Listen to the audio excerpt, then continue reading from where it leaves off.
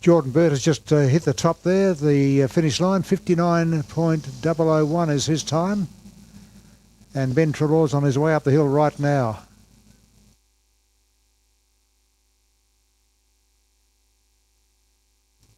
Ben's driving a Subaru STI.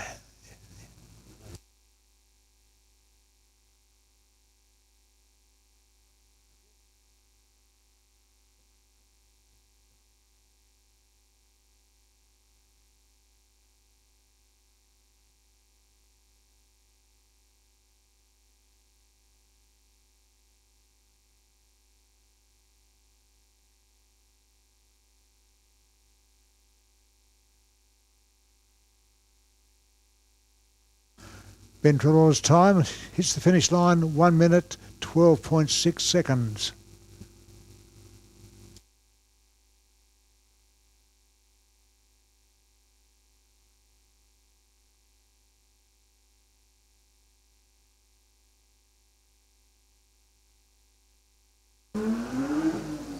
Brendan Fleming's heading up the hill now.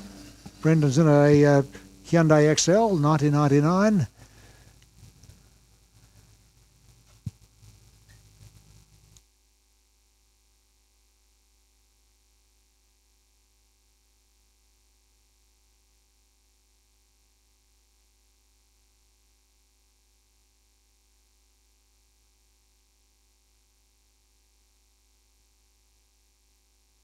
Brendan Fleming's clocked 1 minute 18.435.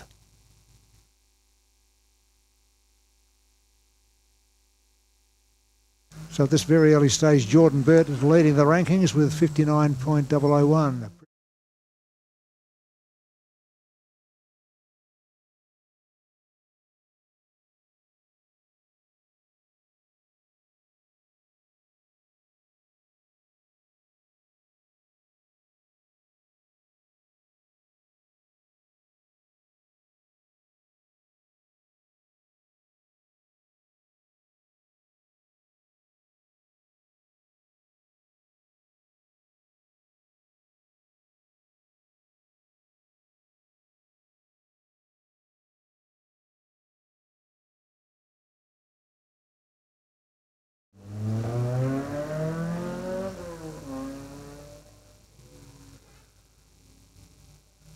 Andy Burt in his Nissan Skyline R31, quite an older vehicle, this one, 1990, so he's doing well to keep this old girl going.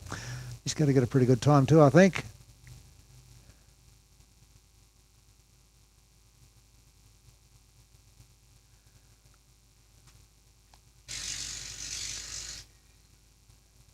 Andy's time in the Nissan Skyline is 1 minute 17.13.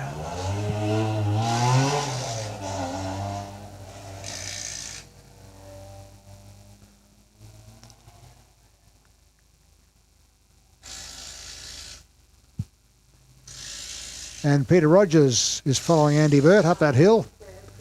Peter's in his Datsun 16. An even older machine, 1969.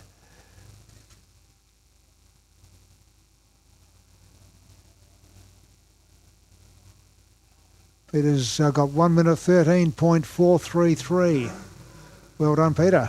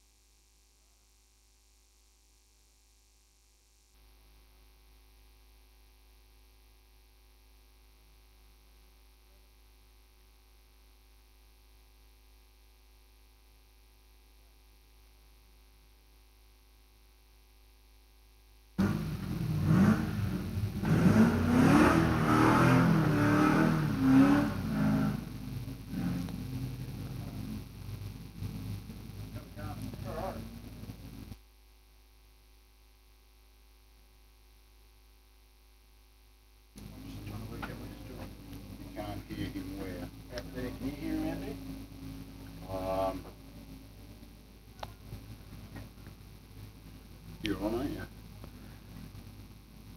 Yeah. You might have to move the microphone a little bit in front of his mouth a bit more. Oh, I was hearing it. Anthony Day's time is 1 minute 23.817. Richard Diprose will be following him in the ute. And behind Richard Diprose we have in car 26 Steve Goss in the Puma Clubman.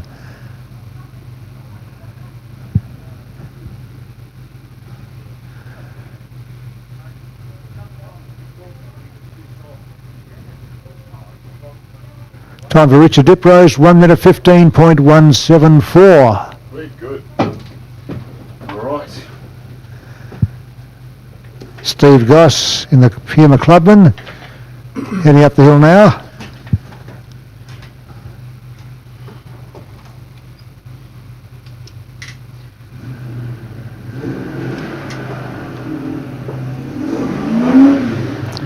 And following up Steve is James Crinson in the Ford Futura XY.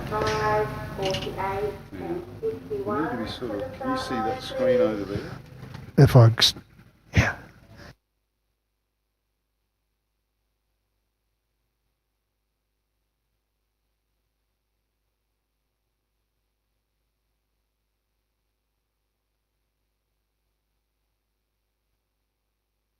Steve Goss, 1 minute 21.353. Good one, Steve. James Crinson following him in the Ford Futura.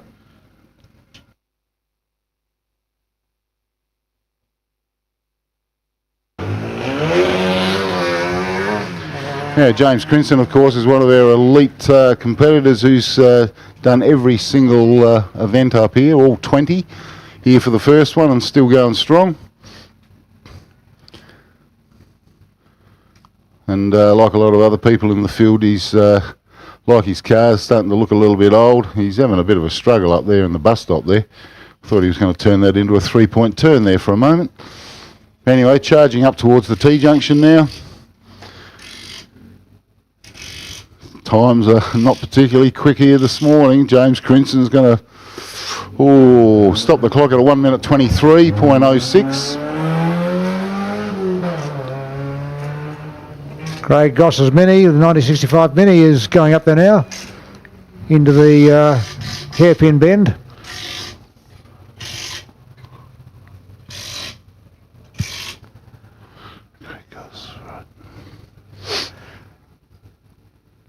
Got a big right-hand turn to the finish line now. Push it hard. 1 minute 10.739 for Craig and his Mini.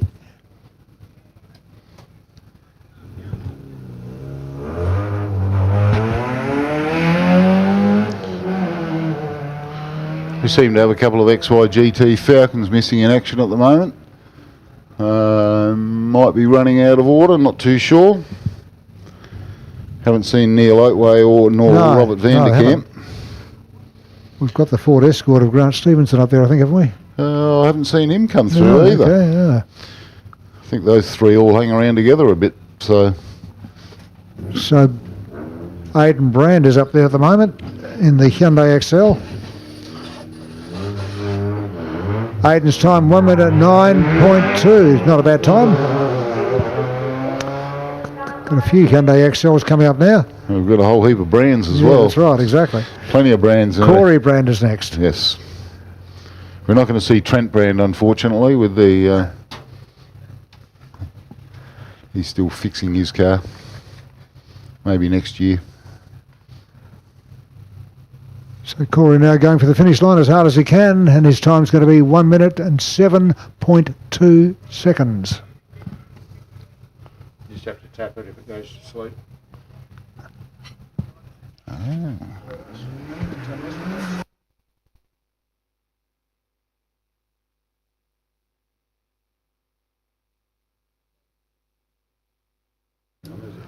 Roger Vogelstein's Hyundai XL is the third in that trio of Hyundais. And these guys will be competing pretty hard against each other, I think.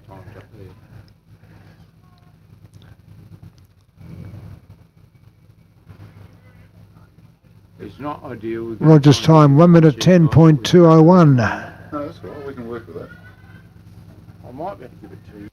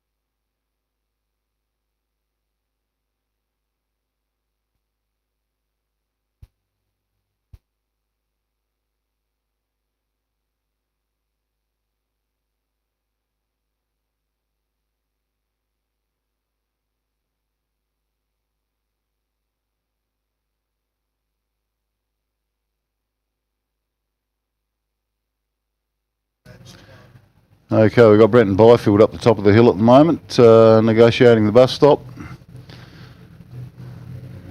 Now, he'd normally be pretty well over the finish line by now, but here we are, a minute's gone by.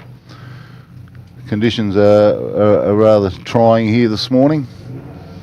The rain woke me up at a couple of times, about 4 or 5 o'clock this morning. I'm thinking, oh, this is not shaping up to be a beautiful day, and it's still quite wet underfoot. Yeah, Brenton's time certainly reflects that. 1 minute 14.478. Everyone's driving to the conditions. Yep. A couple of years ago we had a wet Saturday afternoon, and it was a bit optional and a lot of people did go for a run, but we didn't have a single incident considering the sloppy conditions. David Harris is up there now in the Subaru WRX. Mr. Hannaford Seeds himself. Well, we're certainly not going to see any records tumble this morning. No, 109.486 for him. Yep. Everyone's going for their record slowest time, I think.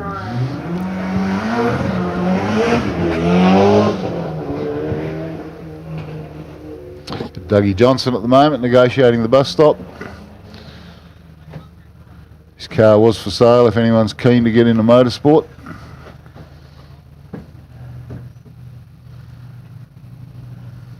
Definitely a podium placing car. This one, he stopped the clock at a 1 minute 2.1. Yes, anyone who gets under a minute today is doing pretty well, I think. Oh, I think so. Martin Radford's on the track now in the Evo 7 Mitsubishi.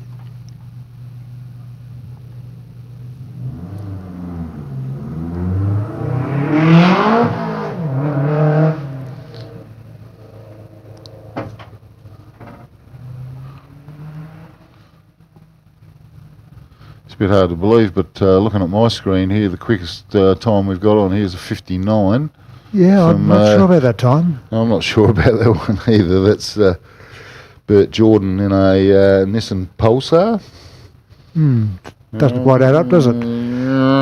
Martin Radford's time, 1 minute and 8.007. Sorry, that was Jordan Bert. I read that one out the wrong way, sorry.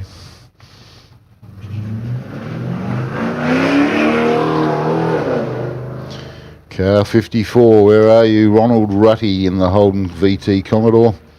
He's just left the line. And Nathan Robbins is on the track at the moment. Coming around the hairpin bend here.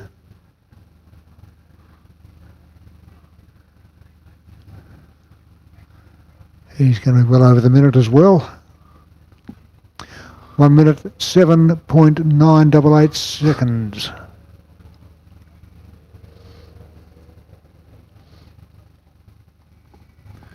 We'll try and be optimistic, Alan, and hopefully we'll get a few dry runs over the course of the weekend. Be nice, won't it? Wouldn't it? Yeah, let's hope so. I think there's some thunderstorms forecast for this afternoon, so forecast doesn't looking good. I think the forecast for Mount Gambier was about 20 degrees and up to 15 mil of rain, so I don't think we've seen any near part of that yet. So we'll see how the day pans out. Ronald Rutty going to be over that minute again. 1 minute 11.6 seconds.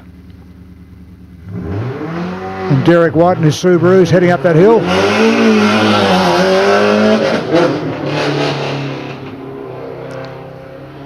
Yeah, we've got a few quick pedallers coming up the road very shortly. We've got Kurt Wilson's just left the start line in his WRX Subaru. He's generally a top 10 sort of finisher. We're starting to run out of order here a bit again. I'm not too sure. We're trying our best to keep up with who's running where. Derek White's time 1 minute and 3.799.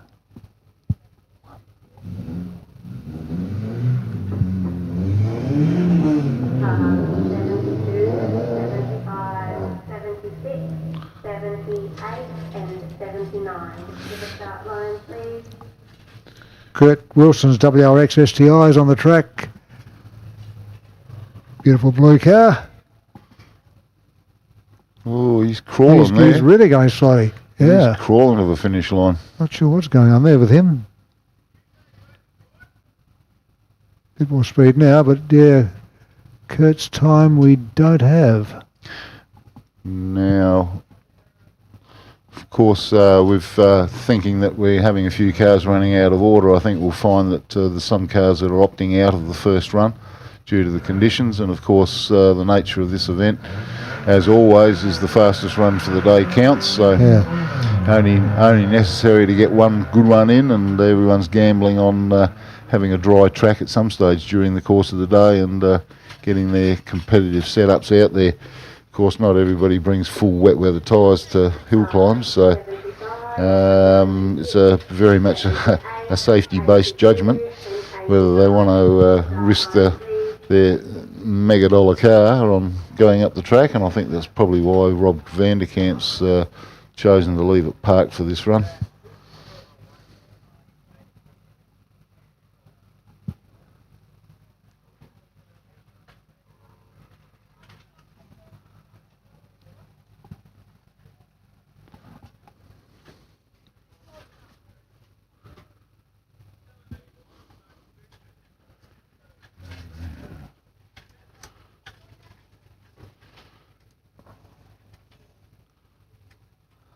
On the track now, Oliver Polner heading for the finish line. Now we've only got about 7 cars listed before we take a break and bring all the cars back down to the bottom. Oliver's time 1 minute 11.374 in his Subaru Liberty.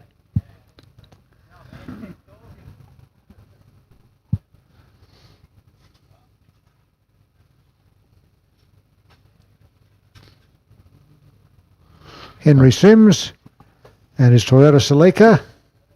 Henry's a junior, and good to see some of these young people having a go. Oh, he comes with pedigree. Okay. Jason Sims is quite the accomplished Oh, rally there you driver. go. Okay, so that's his father. He's got a pretty good coach. Oh yeah, there's a lot of kids here that have, and it's great to see so many Good to see juniors them, out. absolutely. Now here we've got a car with no number. This is the mystery car. The mystery car, the Mercedes. No idea who's driving it. Can't see Mercedes listed here at all. No. Henry's time is respectable, 1 minute 12.154.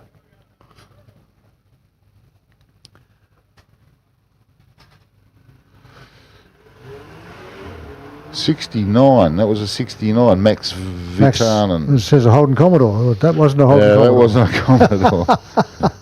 Bliss Harrison's out there now too. Bliss is another junior, I think. No. That Mercedes looks more Harrison like... Bliss, I should say. Yes, is a junior. Yeah, Harrison Bliss, well done. Oh, we've got Kylie Howard driving the supercar. Had a lot of work done on it in recent times. A lot of money poured under the bonnet and under the suspension and and so forth. And I think Kylie's still coming to grips with controlling the beast here. Harrison Bliss's time 1 minute 11.784.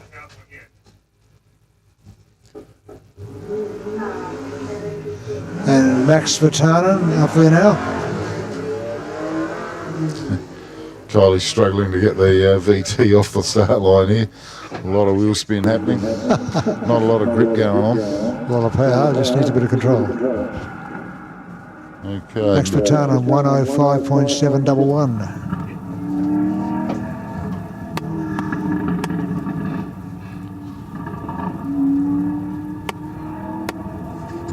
Kylie's Commodore is getting close to that top area now.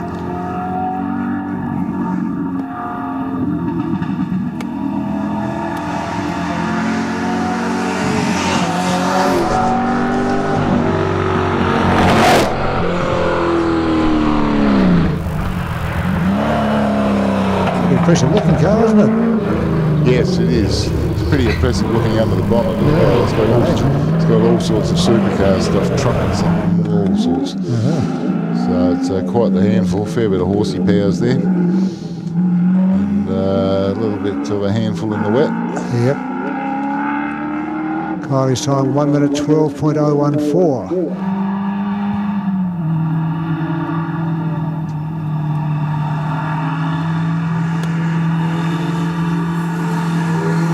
Sandra Branham in the Subaru WRX should be heading up here now.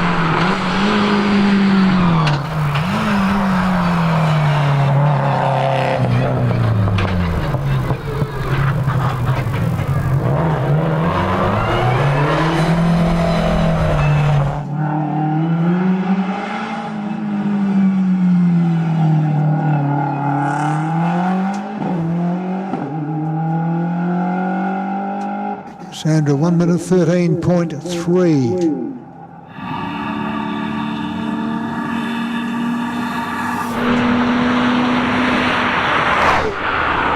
Now, Graham, this next vehicle is Bruce Hamilton, a Ford Fat Coon. What's a Ford Fat Coon? Oh, it's whatever you want it to be. It started off as a Falcon, of course. The Hamiltons are a pretty keen racing family. A lot of father and son rivalry going on in that household, I can tell you. Okay, Bruce's time 1 minute. Good time, 1 minute 0.3 of a second. Okay, now Almost under that minute. now we've got a bit of an an unofficial one here. We've got Anthony Bear sitting on the start line. He came out and had a bit of a few demo runs last year, and I believe that's what he's up to today. We'll probably see some times from him as well. So he'll be the last one before the break, we think? No, we've still got there's an FX Holden down there. Probably be in the hands of our chief timekeeper, Chris Haywood.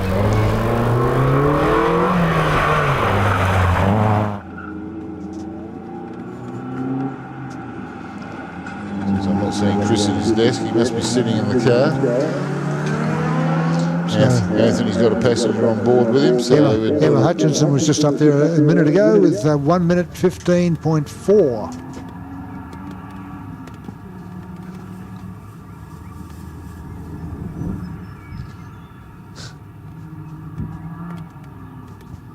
Chris Harwood sitting on the line, and I'm not seeing a passenger in the left side of the car. Thought he might have had someone on board.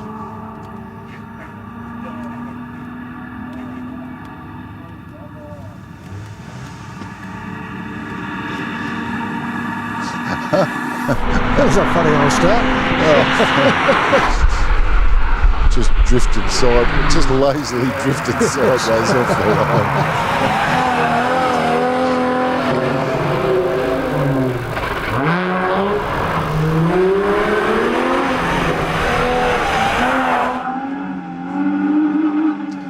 Well, we've just sailed right on past the break, and I'm wondering what's going on here. Maybe we're going to run the whole field through without a break in the middle. But we've got car 78 Stuart Bates sitting on the line at the moment.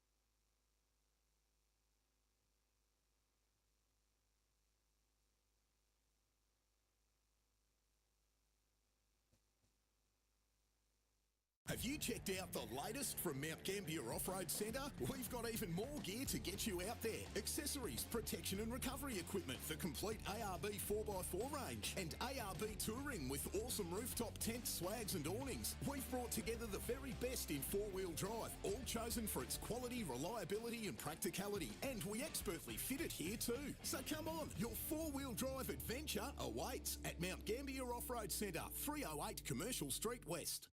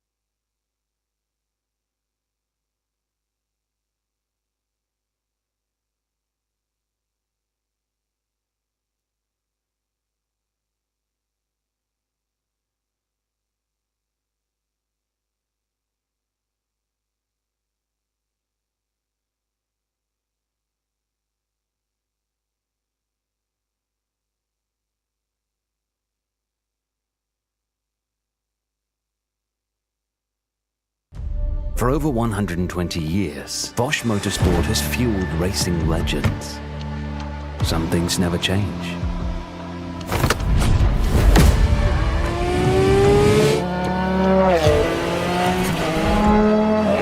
Every detail, at every moment, optimized. When quality and performance is demanded, choose Bosch Motorsport fuel pumps.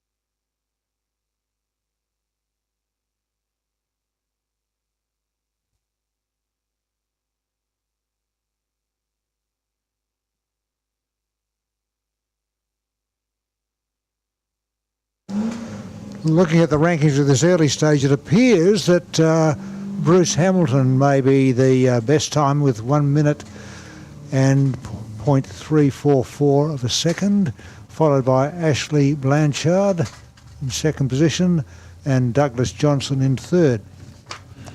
Oh, I think that running order's not going to last too long, Alan. No, we've got a fairly few quick cars in the second half of this package. I tell you what, some seriously quick cars. Yeah, this will test them though, because the conditions aren't exactly ideal for a hill climb, are they? No, and that's why we're seeing a few cars pulling out. Yes. playing safe and leaving it parked for the time being.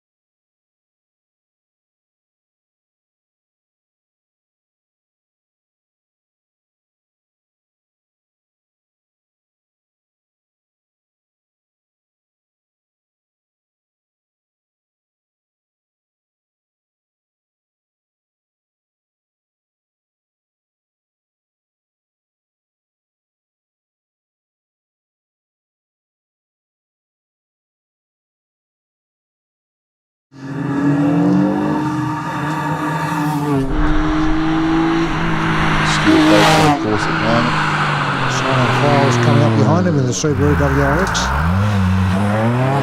Simon has been hanging around these parts for many years. Read the name, yes. He's not always here, but he's always somewhere near the pointy end when he is. Stuart Bates' time will get very shortly. It's going to be over the minute. 1 minute 12.704 for Stuart.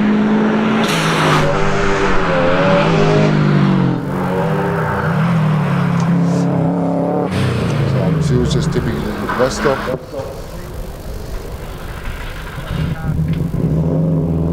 Oh, what is he doing there?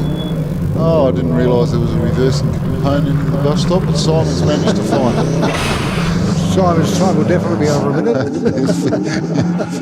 Oh, he's back on course again. He's negotiated the T-junction, and he's going to stop the clock at a rather pedestrian 109. Well, it's not bad considering you had reversing there. Yes, exactly. Yeah. That's correct. Kurt Owers with the Ford Focus RS is heading up the hill. Just going around the tight bit now.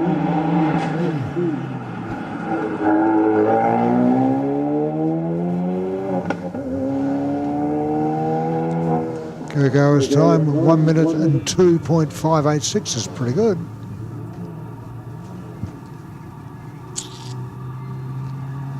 And Joshua Swain on the track with the Subaru Impreza.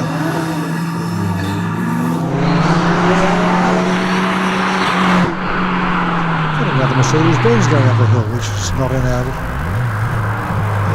program here. Yeah, I don't know what's going on here, Alan. They've been doing a few switcherooskies at the last minute, I think.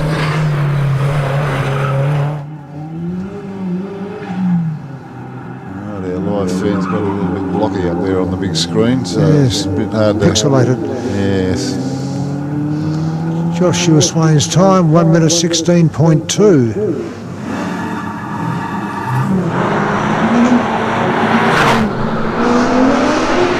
Lindsay Bear's Holden Commodore VY is heading up the hill now too, just come off the start line.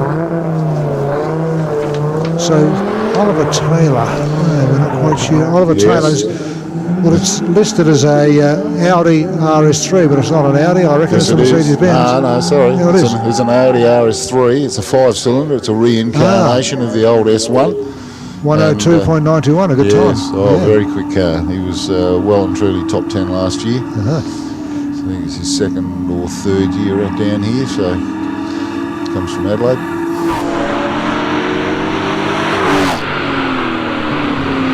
I've had a good look under the bonnet of that thing. There's 5 glorious looking cylinders underneath there, and it's out of the whole Audi range would be the favourite motor for a lot of people. There's a few good 5-cylinder motors around, aren't there? Well, the original S1, of course, the the rally car that brought Group A rallying undone for being just too quick, and that was the old 5-cylinder turbocharged rocket ship with about 600 odd horsepower. So, and this is basically the same vehicle in newer livery, but it's very similar running. Very impressive engine by the sounds of it. Ah, very impressive motor.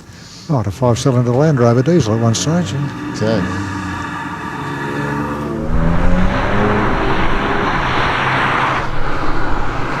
Wade Simpson should be up the hill there now, getting close to the top, and he'll be followed by Craig Day in his Nissan Skyline. Wade's time 1 minute and 1.628. That's a very good time.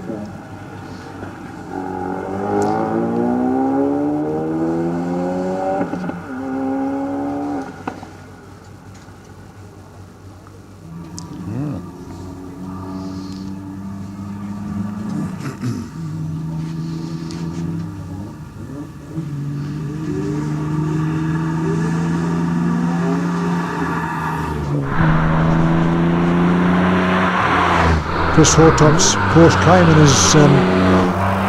No, excuse me, that's not Chris Hortop's Cayman, it's the wife's Cayman. Oh, sorry, all right. He's stolen it for the weekend. Well, I'm sure he'll look after it well. Yes. See, he had the little wing up on the back when he took off, a bit of extra traction. But no, he belts that around the tracks on a fairly regular basis. Craig Day's time is coming up very shortly. It's going to be a fairly pedestrian 1 minute 20.258.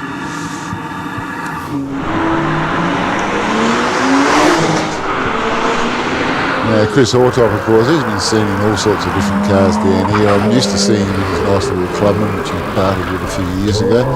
Gone to a good home, and he's been in a Binny for a couple of years as well, and now he's hooked up with a lovely lady who supplies him with a Porsche Cayenne to drive. Well, that's a pretty good relationship. It's really absolutely good. He's done well there.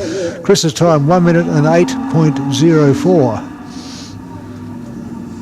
I think we should try. I'd like to see his wife drive it now. Yes. Jared McRobbie is in the Nissan Skyline, getting close to the curly bits there. Jared's been hanging around these parts for many years as well, as most people are in the field. In fact, at driver's briefing this morning, though, I think they asked for people that had never done this road before, and only 2 hands went up. Oh, really? Thought, well, 1 minute and 7.785 for Jared. and for those that have been here for many years and keep coming back every year because they wouldn't want to be anywhere else, realise what a great motorsport community we have down here in Mount Gambier. And we wind up with a big percentage of the same people every year. It's a rather difficult event to get an entry in for.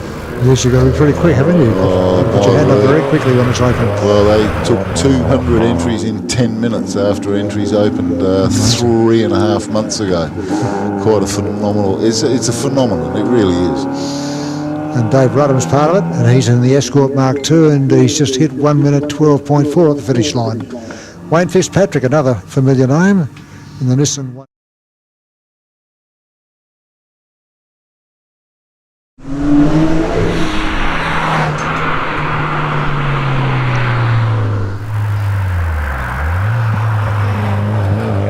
Followed by Wayne, we have Mike Holland in the Porsche. No, Nick Galliford in the Nissan Skyline.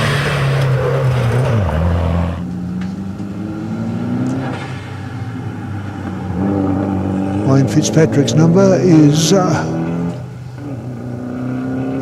1 minute 10.493.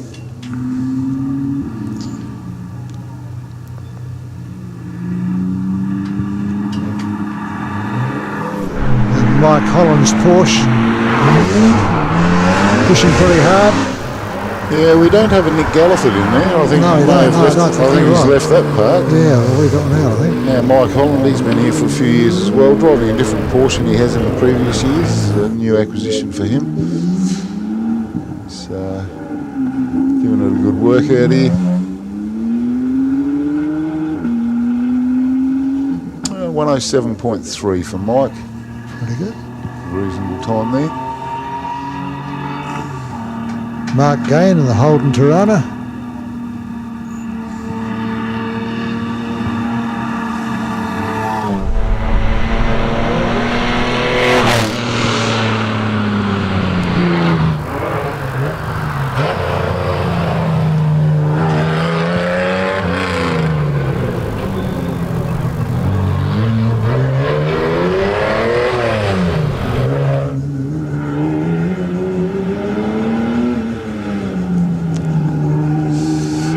Getting close to the finish line now. Mark's time will be 1 minute 12.4, and Murray Height in a Toyota Corona behind him.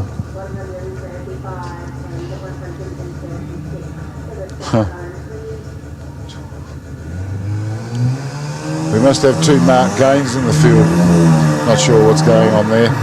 We'll believe the slower time, the 1 minute 12. Okay. Sounds a little more credible than. Oh no, it's just flicked off the screen. So Yeah, Murray Height's time has come up as 52.9, but I don't believe that one. Sorry. no, we're still waiting. Not in a Toyota Corona. It's not what it's not certainly not what it seems to be. Like a lot of cars that are here, they not all what they seem to be. No, but I still don't believe the time. No, definitely not. Glenn Lattis Mazda is on the track. The RX-7. Just waiting for my screen to update. We'll give you a time on Murray Height as soon as we get one that looks a little credible. Minute 23.2 for Murray. Yep. We've got Damien Malazani on the line, my favourite crazy Croatian. I'd like to say I've had a little bit of a part in making some bits and pieces for young Damo. Now this is a car to watch in the two-wheel drive section for the weekend. I'd be tipping him for quickest two-wheel drive here this weekend. Glenn Lattis. No, Damien Malazani. Malazani. Yep. Yeah, he's determined he's going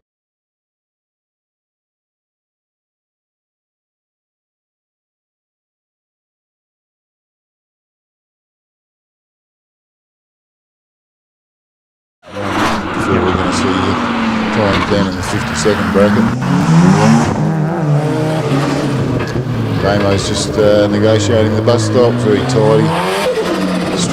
He's struggling for a bit of grip up here, but doing the best he can. Solid little rotary this one. You can always Good time, as you said. Yep. you can always smell it when he's in the motor. Just over the minute. 1 minute point 2 for Damo. Reece Molden's coming up behind him in the.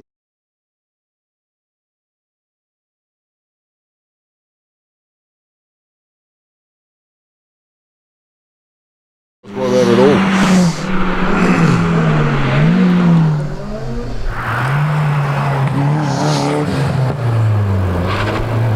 Damo's been here for the last 10 or more years as well, so He knows the track. He knows the track. Reece Molden's Stetson is about to hit the finish line. Reece's time 1 minute and 7.3.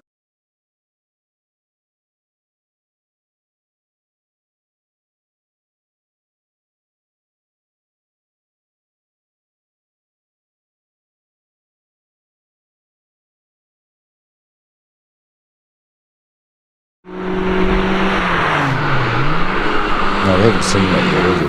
No, we haven't. Bert Jordan's Very time. close, very close. Bert Jordan's time wasn't there. No. No. So we're looking at Damien Malazani's time at the moment of 1 minute point 2. If things manage to dry out a little bit, we're going to see some low 50 seconds out of him, that's for sure. James Pauly's White Mini is just about to cross the finish line, and he's going to get 1 minute 12.208.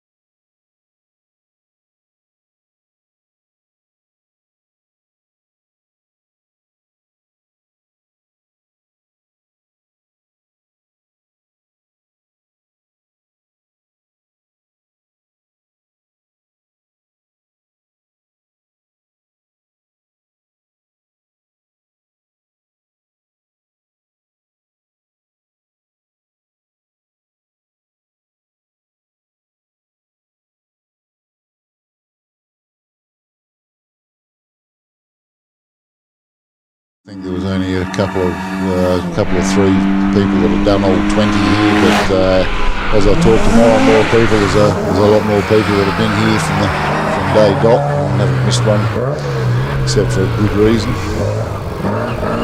Crashing cars or something like that. Yeah, probably counts. Well, Neil Oatway's one of those. He missed one event because he crashed his car out at Noah, but he's been here for everyone. The big Falcon. Yeah, 109.621 for Steve.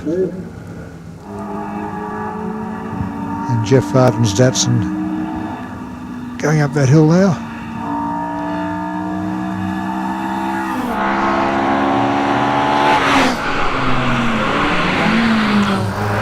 Following Jeff Varden is Sean Stingers in the Ford Escort.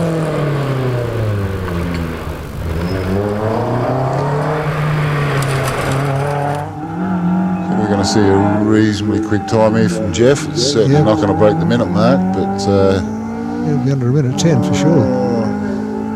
Minute 4.5. I think everyone's being a little overcautious here.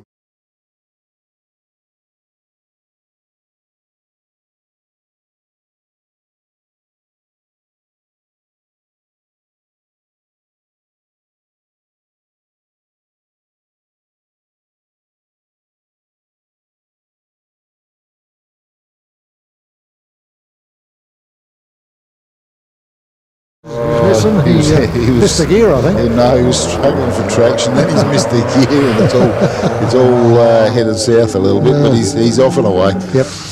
Now Sean Stingers is close to the finish line now in his Escort.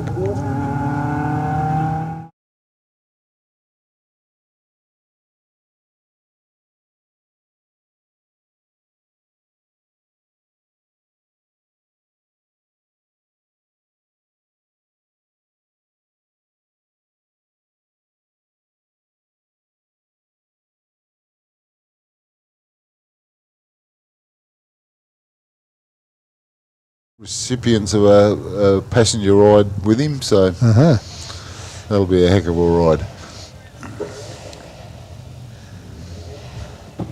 We might even get him into the commentary box at some stage for a little chit chat. We can have a chat. I've had a chat with him already.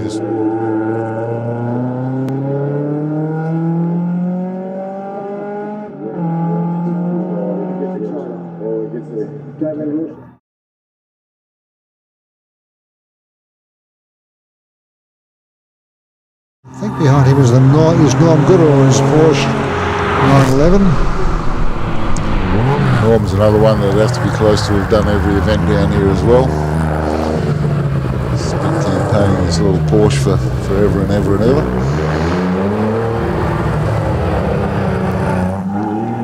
Good time too. 1 minute and 0.4 of a second, so he's getting very close to the top there. No, I'm not believing it. He's not across the finish line yet. Oh, okay. The clock has stopped for some reason. Yeah, there's some reason,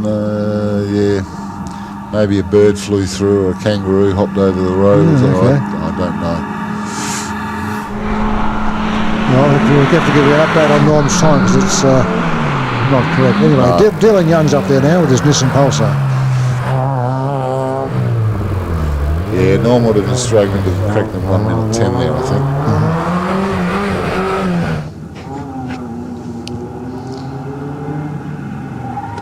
Martin Farkas on the start line at the moment. Meanwhile, we've got Mick O'Goon driving the mighty Commodore up the road. Dylan Young's time, 1 minute 10.2.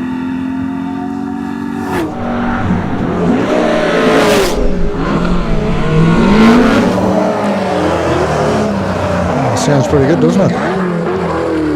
Mick's Commodore. Oh, that's a piece of work. Mick O'Goon's coming out. Oh, a little bit of sideways here and there coming out of the bus stop. Giving it a good charge. Opting for this car ahead of his mighty Black Beast, but he stopped the clock at a pretty impressive 103. Very impressive. 103.891.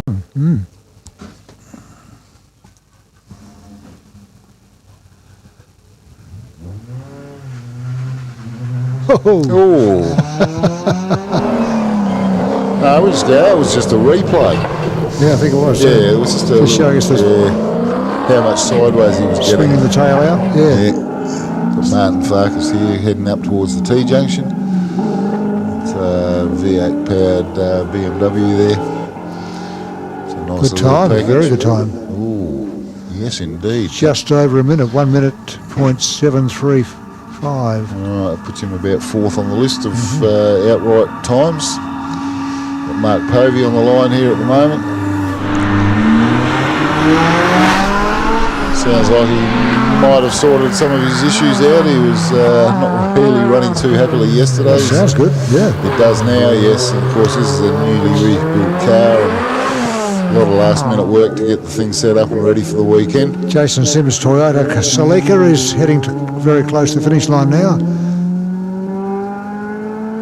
Good time for a Celica too, 103.3, that's not bad. I'm pretty happy with that. Maybe it is drying out a little bit up Yeah, there. yeah, could be.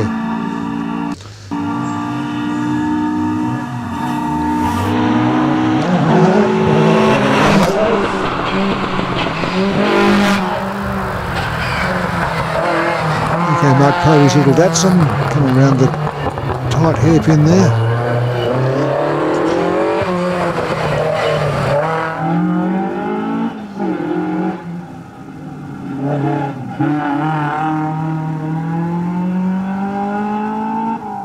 And he hits the line of 106.8.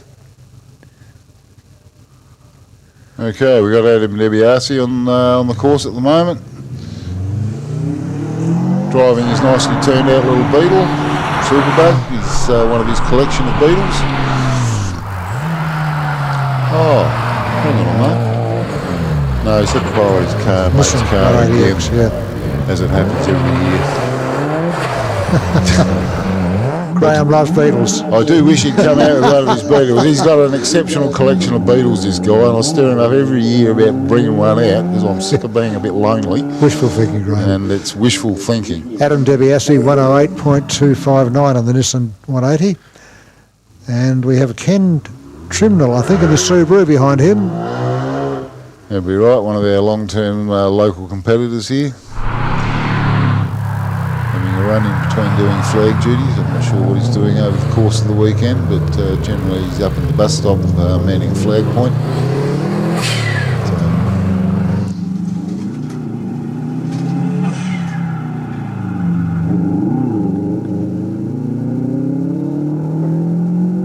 Ken's time is 109 well, close enough to 109. Yep.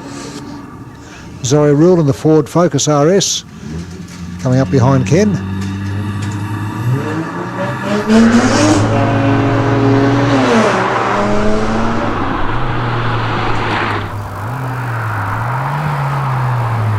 Well, that was Callan Hamilton just taking off the line, so obviously he's running out of water.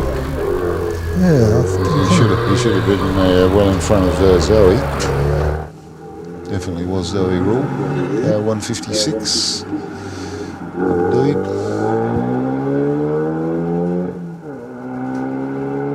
Zoe Rule's time, 1 minute 11.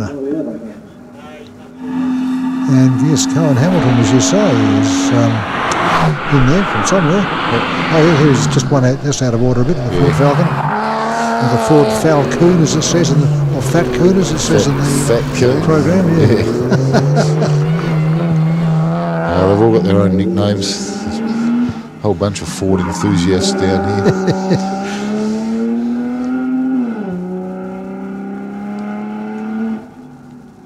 Cohen Hamilton, 102.3. It's a pretty good time too.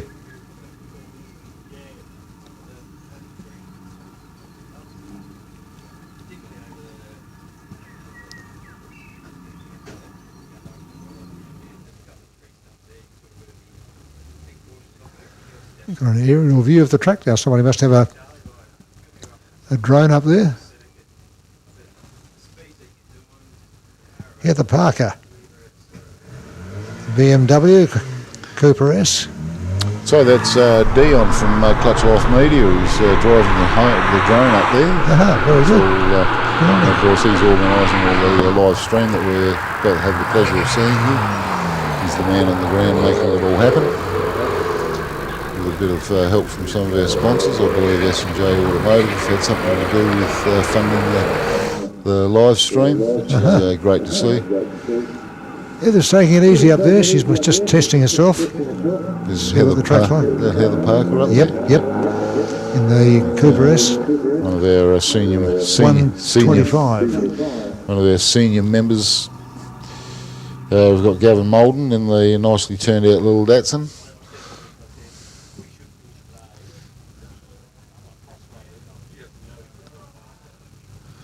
Now we've just about reached the end of the bracket here. We've got Anthony Bear on the start line. I'm not sure whether he's doing a passenger run or a timed run. Probably more than likely a passenger run.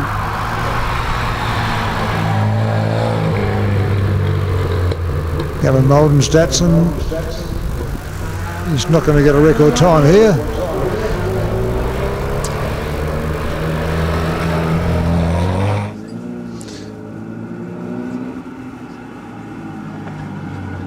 No, Gavin's not been known for setting new records, so No. but he has a great time. He's been He's out having here. fun, that's what it's all about. He's one of the senior statesmen of this event. He's been- 132.9 for Gavin.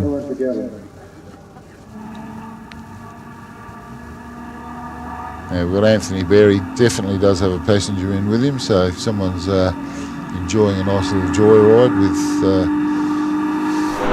bloke that's probably more known for Speedway, He's street stock champion.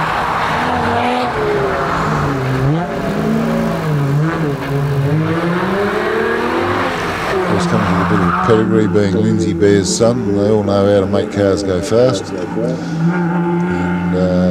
Anthony's going to stop the clock in a half respectable 103.9. Not too bad.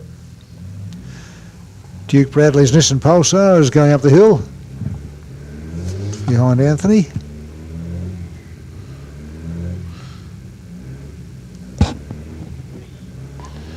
Yeah, we've got a bloke on the start line here that doesn't seem to appear in the program, and that's John Parker in his home-built. He's 115, 115. John Parker, 115. Yeah. Okay. Built this car himself years and years ago. Can you tell? No. It sounds good. It does look a little hand-built. Okay. I can't see it yet. Yep. It's got a Datsun motor mid-engined in there. I think it might even have a few Mid-engine, okay. I think it might even have a few Volksy suspension parts in there as well. So Very different. It's a very interesting vehicle, this one. Oh, yeah, it does look different, doesn't it? Yeah. Does a little bit. Obviously got an open diff. Top riveted panels on it. I think he built it back in his university days. As long as he's still having fun. Yep. Duke Bradley's going to get a fairly modest time here, I think. In the Nissan Pulsar, 1 minute 37.6. Well, they weren't joking when they said they were going to take a few extra people in at the end of the field. I'm still waiting to see Chris Hayward pull up to the line in the yellow FX Holden.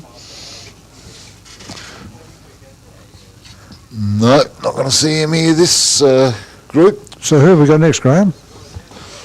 It's a good question. He's not on my list. Car 164. 164. It's a little Fiat. Oh, X. Greg Schultz. That's Greg Schultz. Yep.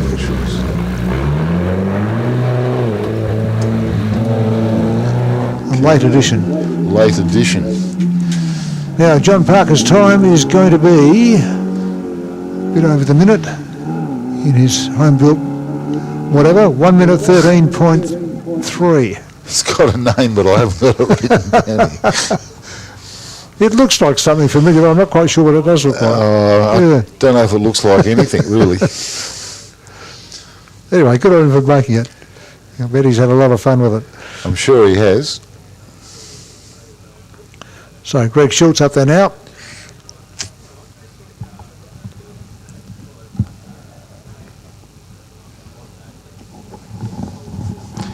Looks like we've got another one of these Speedway boys. One of Anthony Bear's lot. And I don't know this bloke's name, so Anthony Bear, yeah, okay. unless you can tell me, Alan. I don't know. No.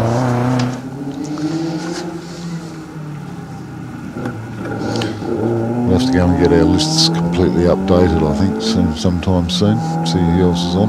Greg Schultz's time, 1 minute 21.3. Now, we will get a printout from our timing crew very shortly, I imagine. Which will be accurate, yep. Which will be quite accurate, and it'll give us all the cars in order from fastest to slowest. Now, the fastest we've got on our current list here for today is Damien Malazani with a 1 minute 0.24. Bruce Hamilton I'm going to take that with a pinch of salt. He's down for 1 minute. Find that a little hard to believe. Norm Goodall at a minute, and we know that's not right. So Martin Farkas is at a minute, and that seems half credible. So we'll get a confirmation of times from our timekeepers very shortly, and we'll keep you up to date. In the meantime, we're going to chuck a bit of music back on. We're going to step out and have a very short break, and we'll see you back here at Valley Lake for the 20th anniversary 2025 Trident Tyres Legends of the Lakes Hillclimb.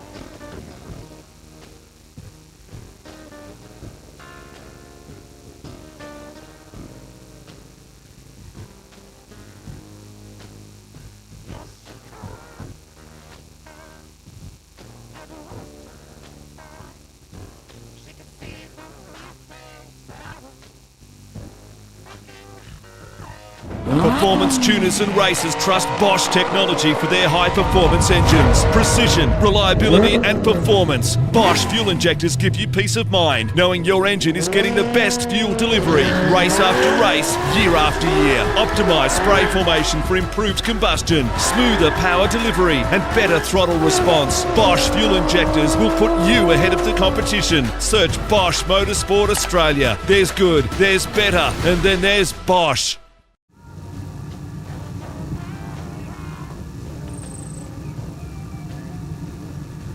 Just like your car, tyres need regular maintenance too. Tyres that aren't maintained will wear more rapidly, cause your vehicle to use more fuel and may compromise your braking and handling ability. For all your tyre and mechanical needs, call Trident Tyre Centres.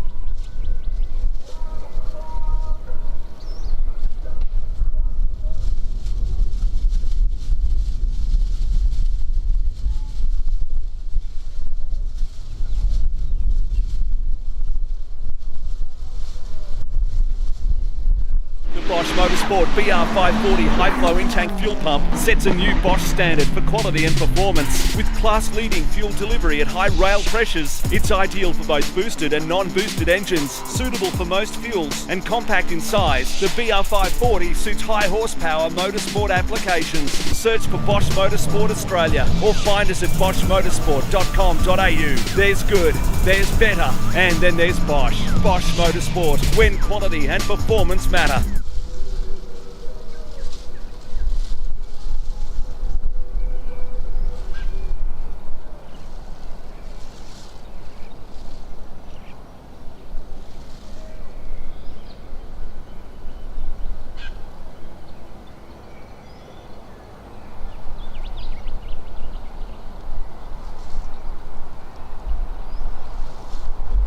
It's true, tyres can affect your vehicle's safety and performance. And you're pretty much throwing away money with the wrong tyre choice. Generally, you'll need a new set of tyres about every 40,000 kilometres. But which ones are the right fit for your truck, passenger vehicle or motorbike? The answer is Trident. Their experts will assess your vehicle and driving style, pairing you with the best tyres for safety, efficiency and ride comfort from reputable brands you can trust. Trident Tyre Centres, keeping you safe on the road.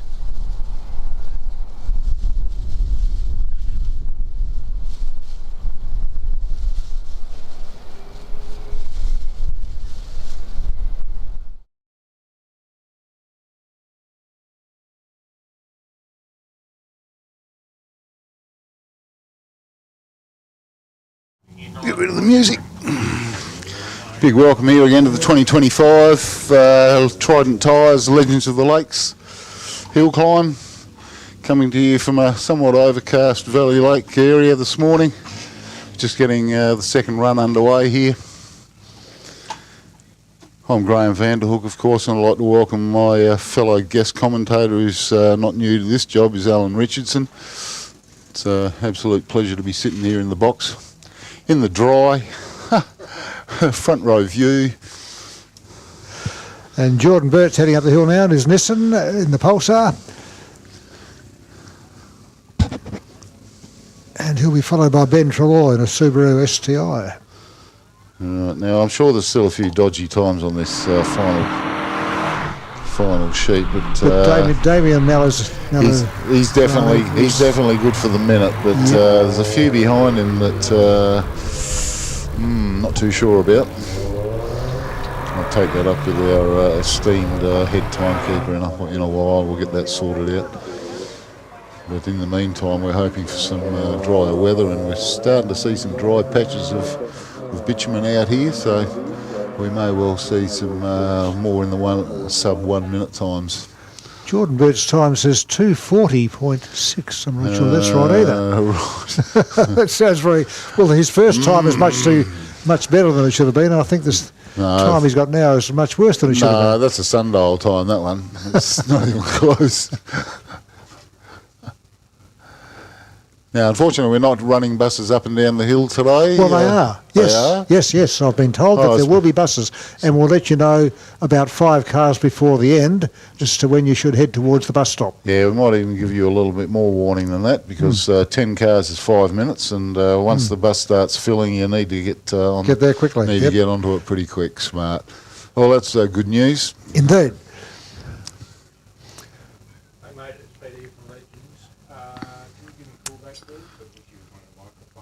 Got some great aerial shots now of the Blue Lake. It's a piece of work. It's a real piece of paradise down here. I don't think there's anywhere else in the world, let alone, well, certainly not in Australia, where you actually get to race out of a volcanic crater. It's quite stunning. The acoustics up the top is pretty well magnificent, and the whole view and the atmosphere here is just breathtaking. I'm lucky I get to live here. And you get to live here? Yeah. Well, I get to come down here once a year. Oh. And it's the highlight of my year coming down here. My whole year rotates around coming down here. And of course, for you, those that know, I drive the little multicoloured Beetle, and I've had a few runs yesterday. I had the extreme pleasure of doing that, but that'll be my runs done for the weekend. Ben Trelaw's Subaru STI is going up the hill now. And we think we'll get a genuine time on this one too. No. Timing's gone funny again. Yeah, It's 19 and a half seconds. Excellent. And he's not even up at the top of the hill yet. Oh, no, there we go. That's a bit more credible. 1 minute 12.68 on that one for Ben Trelaw. Not too sure what's going on over here on the timing screen. I think this time we'll be right because he's just up the top of the hill now doing that hairpin bend. So, yeah, we're going to get a correct time now, I think.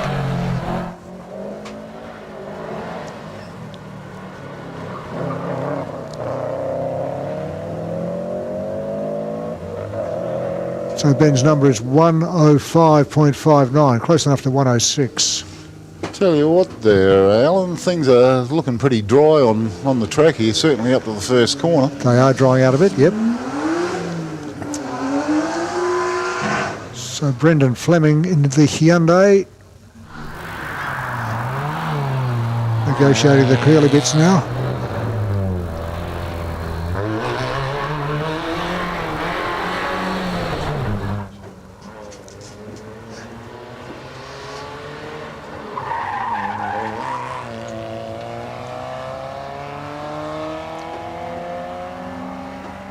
Brendan's time 1 minute 11.2.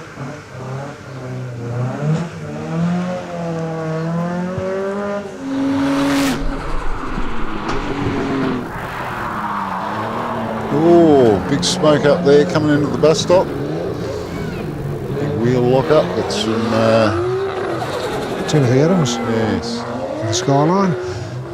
It's a new name to me for down here. I think this might have been one of the few that haven't done this course before.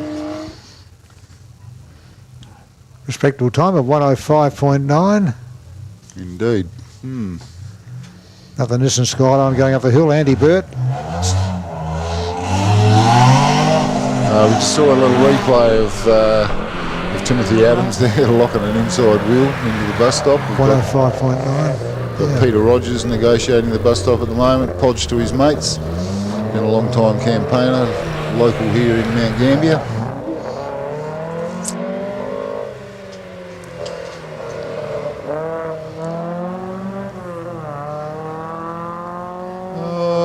Fairly tidy time for Peter with a 108.3.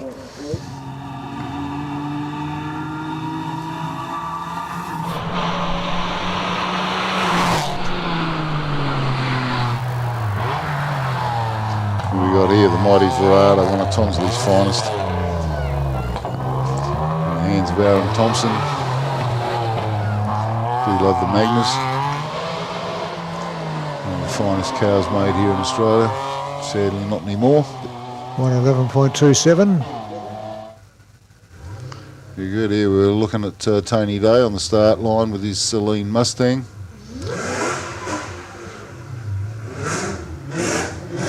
Tony's the patriarch of the Day family, Sean's father and Dan's granddad, and he's been campaigning this green Celine here for many, many years. Takes it out and does a bit of roll racing with a shot of nitrous, and generally has a great time.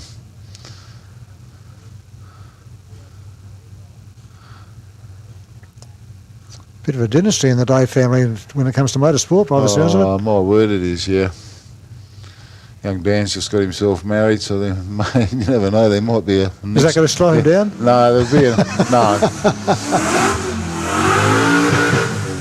No, we're not seeing him here today. He's taken over the S&J business now, so he's got a business to run and money to make, so... Yep. I imagine he'll be leaving later this evening, and he'll be here for fresh and ready in the morning. It's a dip races Holden Ute, just charging up the hill. Very nicely presented too. Oh, Tony Day's heading up towards the T-junction at the top. Give him a wave, folks. Cars 33, 34, 35, 36, 37 and 39. Line please. 21.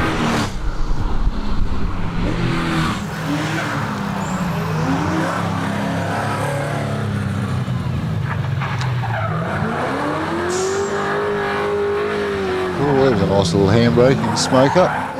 in the black ute. He's having a bit of fun up there, I tell you. Yeah, the utes wouldn't like the wet conditions, I wouldn't think. They haven't got a lot of weight in the back, have they? No, need a couple of cylinder blocks strapped in the back, I think. But he stopped the clock at a 107.3. That's Richard Diprose. That was car 22, by the way.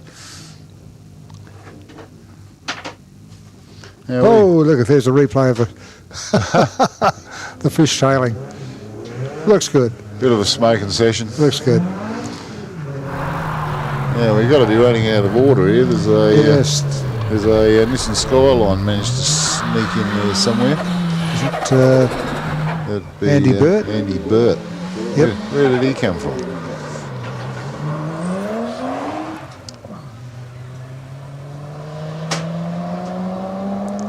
Steve Goss's Puma Clubman is going up the hill too now. Andy Burt's number 109.07.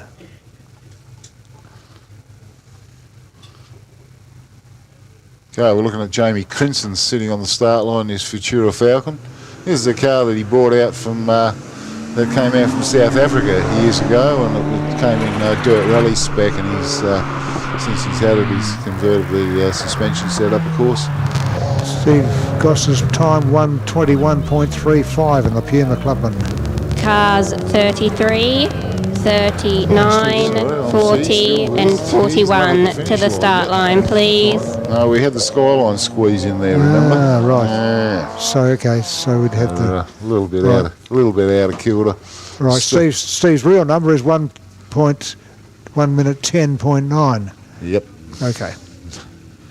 They're keeping us on our toes here, They Alan. certainly That's are, what it yes. is.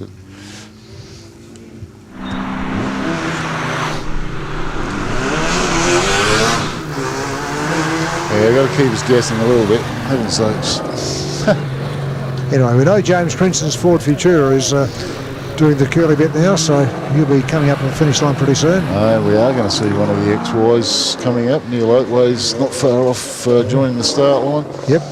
And Craig Goss's Mini Minor is in between the two Ford Falcons. Well, we've got Grant Stevenson sitting on the start line at the moment. James Crinson 111.63 in the Futura. We're looking at Grant Stevenson at the moment on the start line. The Escort. Another fellow that's been coming here for quite a few years. Another one of our senior members of the field. Cars 40, 41, 45, 48 and 51 to the start line, please. Craig Goss's time is good, 102.5.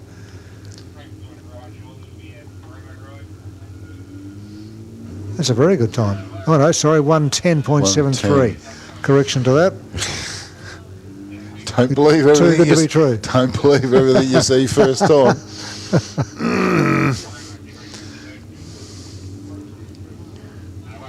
Yeah, we've got Neil Oatway on the start line at the moment in the XY. He's got a backside window there, absolute chock-a-block full of legend stickers, and of course these are badges of honour that we all display quite proudly. And he's got one for every year that the event's been held. I think there was one year he didn't drive because he crashed his car at Malala, but he's been here for every one. And he was our senior statesman last year for the event, so good on you, Neil. He's still kicking on strong. Grant Stevenson's Ford Escort did it in 118.4. So Rob Vanderkamp had problems with his clutch in his Falcon last year, and ended up driving both Jamie's and Neil's car. And then at the end of the weekend, he gave them both a homework list and told them how bad their cars were. So it was probably a good thing to put a seasoned driver into it. Yep. So Neil's off and away. I'm not seeing Rob Vanderkamp, and I was talking to him just a short time ago, and I think he's still Cars erring on the side of 41, caution. 45, 48, 53 and 55 to the start line, please. Slimy conditions. Although the start straight to turn one is looking exceptionally dry at the moment. Still a bit damp off the start line. Yeah, it's looking all right here, actually.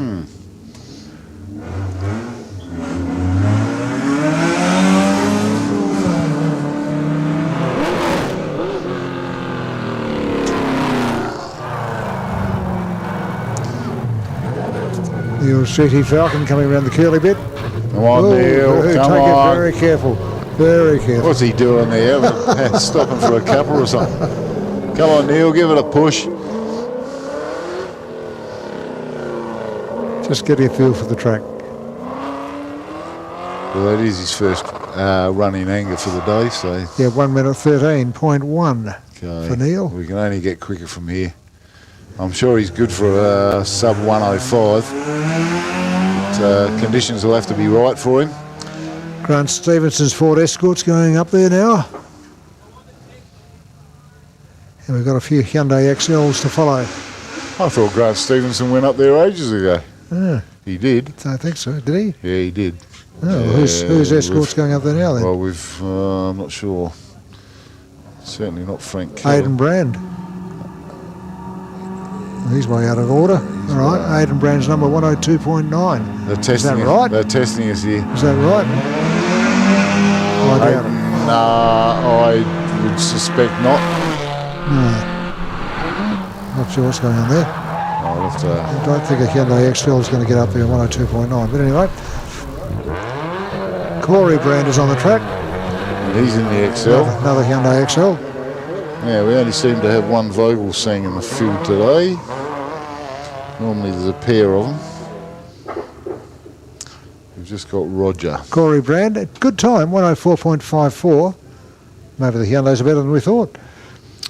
They're deceptively quick little cars. Now,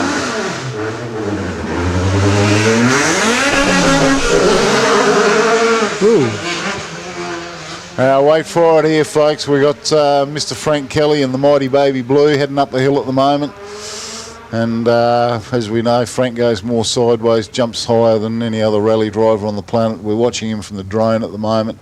He's got a passenger on board with him. He's got a Millington 2.5 litre in there with about 330 odd brake horsepower at the rear wheels, 360 at the flywheel. It's a little bit spicier than the setup that he had when he was here last, about 5 years ago. So Frank was in fine form. He's here on his own. I'm afraid the wife and Rosemary and Lauren are home looking after the chooks. As those that follow him know, he's got a couple of pet chooks that run around in the house. And here he goes. He's going to stop the clock at they're not going to give us a time for him. Roger Vogelsang's time, by the way, is 1 minute 10.2. We're going to have to, they're just giving us a replay here of Frank into the bus stop. Nice little bit of handbrake work there. Nice little Very bit of nice. smoke. He's pushing it. He's pushing it. He's a beautifully flamboyant guy. Yeah. He's loves to put on a good A show. lot of fun. And he's always busy out there somewhere. He was in Europe at the Portugal Legends a couple or 3 weeks ago, and he'll be back here in what are we talking, 3-4 weeks for the Adelaide Rally, but he'll be here with Rosemary and his regular navigator Lauren Kelly, of course, who's a rather brave girl to be sitting in with him. Ashley Blanchard's on the track in the Mitsubishi Evo. Now we've got a right rocket ship sitting here on the start line. First one for the Bags, none other than Damien Brand. And what a beautifully turned out car this is. Okay, he's having a solo run. He might be doing the odd passenger ride over the course of the weekend. Did a few yesterday, I know. But he's out to put a decent time on the board, and we might see a fastest time on the board here yet. We've got Ashley Blanchard charging up towards the finish line. Just lost our picture for the moment. It's going to be over 1 minute 10 for Ashley. Not going to stop at all there, Alan. It's just going to keep on going and going and going. Oh, you've got to stop the clock here sometime. For heaven's sakes, what's going on? Maybe we've had a little incident up there that we don't know about. And that's why the screen's turned. That's why they've turned the screen off over there. Yeah, we've got a couple of service vehicles going up there now. So. We've got our doctor heading up the hill, Yep. so that's never a good sign. We'll keep you in touch on what's going on. Sorry? Okay, sounds like we've just had a little minor incident up there, slight hold up, nothing too serious, but we'll make sure everything gets checked out okay, and we'll get things underway as soon as we can.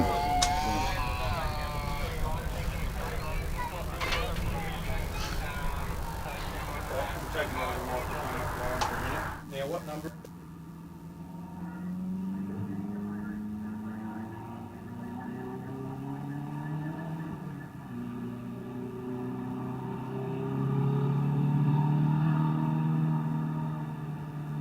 They've got the tilt tray truck going up the hill, so obviously something's happened up there with one of the vehicles, so hopefully nothing serious.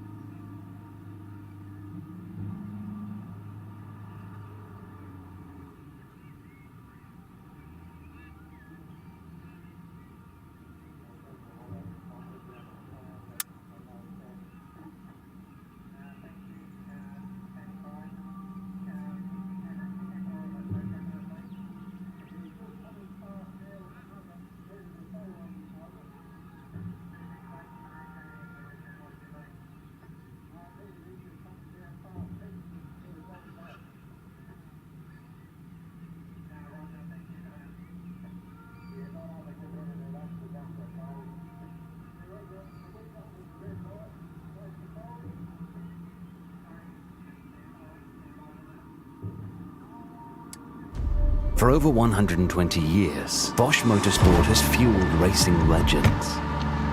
Some things never change.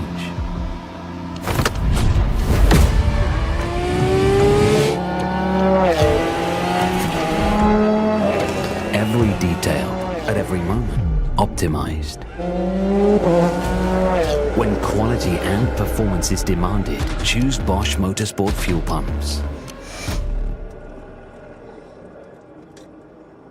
Have you checked out the latest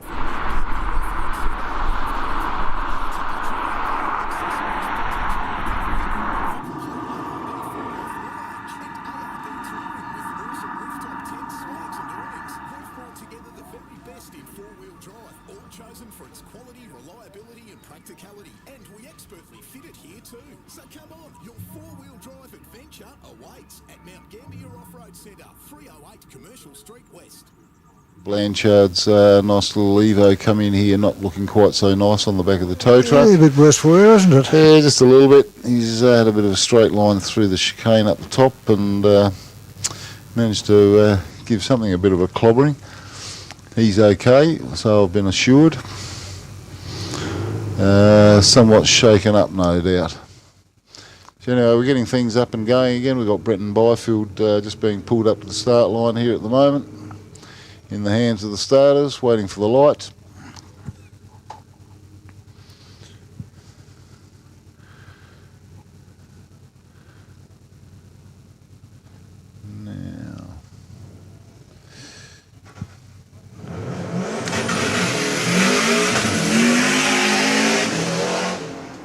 Impressive looking machine, isn't it? Oh, that's a real, it's a rapid little weapon, this thing. Yes. So Brenton's underway. He's been campaigning with this car for quite a few years too.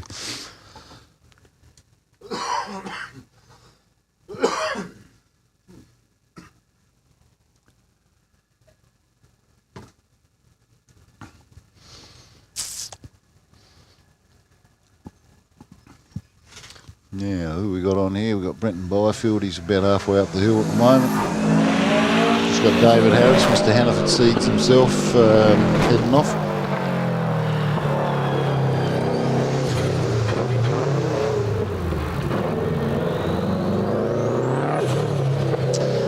Oh, now we've got another right rocket ship coming up the line in the hands of Doug Johnson. A little rocket ship WRX.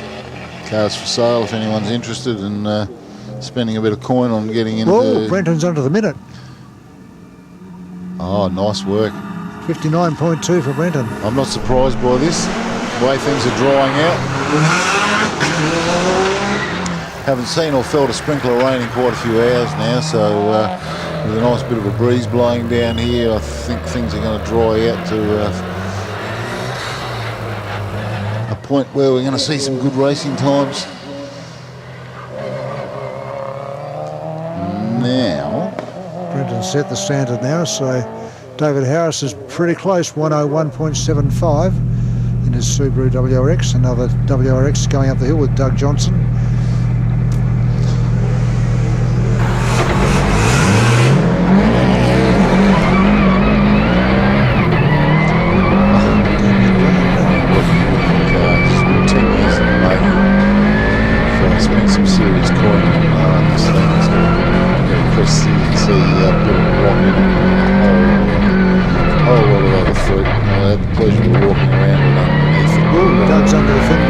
Doug Johnson, 53, that doesn't sound right. It's a bit too good. No, if the things are really dry up there, that wouldn't surprise me. 53.82 for Doug Johnson, okay. Okay. Would not surprise me. It's a very good time. Jury verified, but Damien Brown absolutely rocketing up here at the moment. Beautiful work as always. Damien, he's always been an expert on the handbrake and the bus stop up there, and didn't fail to impress there. Let me tell you, He's the other minute too, eh? 59.3. Yeah. Well, that makes me wonder a little bit about Dougie Johnson's time, actually.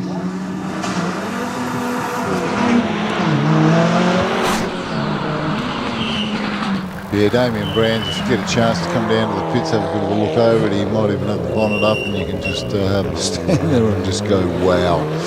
Wow. Beautifully turned out thing. So Martin Radford's Evo 7 is going up the hill now. See how it compares with the Subarus. We'll have to find out a bit later what sort of horsepower. Good time, 59.5 for Martin. It is.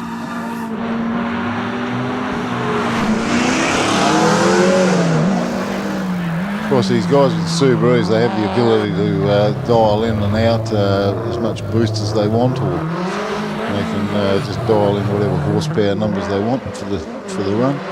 Nathan Robbins is testing out his Subaru at the moment. Right up the top there, 57.91. Wow. That's a very good time, yeah. He certainly looked quick to turn one. That's generally a good indicator. If they're quick to turn one, it's been like this in the past where... Got a couple of, got a two-wheel drive now up there with the Holden Commodore of Ronald Rutter. Well, that was fairly wide into the bus stop. Pushed in deep. Had to reel that back in, but he's got it back under control.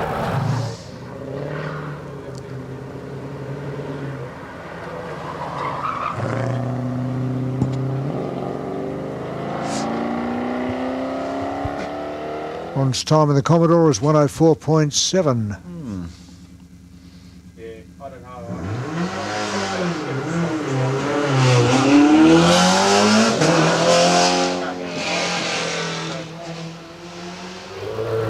Yeah, we were just seeing a little bit of drone footage there of Kurt Wilson taking off the start line. Interesting view. We don't normally see that one down this end of town. He's generally hangs around at the top of the hill. Derek White in the Subaru Liberty, it's 59.25, pretty good.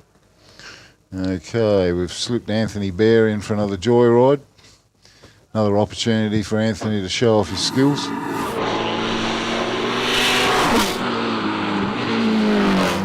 Speedway man by trade. Former Australian street stock champion. I don't need to count, I'm not too sure where he's at the moment, but he's still playing a lot of Speedway. He's always very competitive. Kurt Wilson Subaru again under the minute, it's 57.59 at the top of the hill there.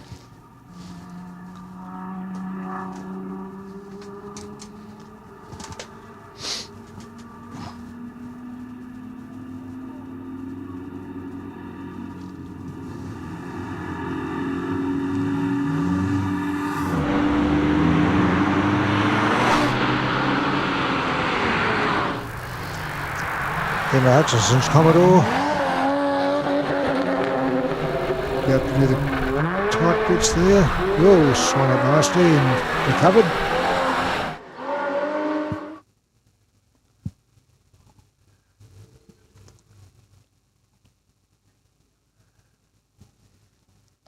So who are we seeing on screen here at the moment, Alan? I'm not sure. I'll just give Emma's time for a start. 107.8 for Emma. Good question.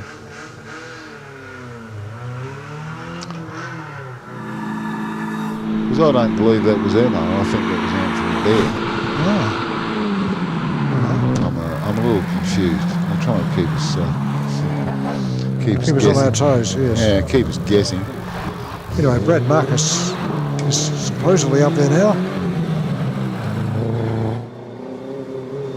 And he's in car 61. No, Marcus Brand, I should say. 114.48 for Marcus Brand. And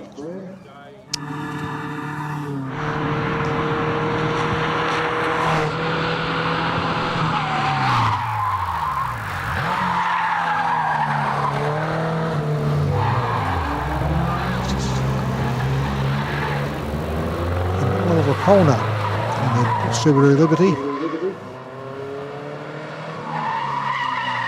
Another one of our junior drivers here at SEAC with a good pedigree.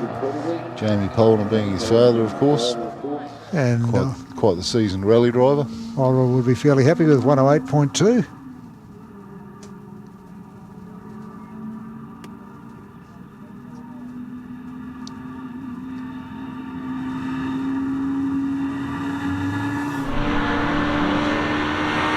Henry Sims in the Celica.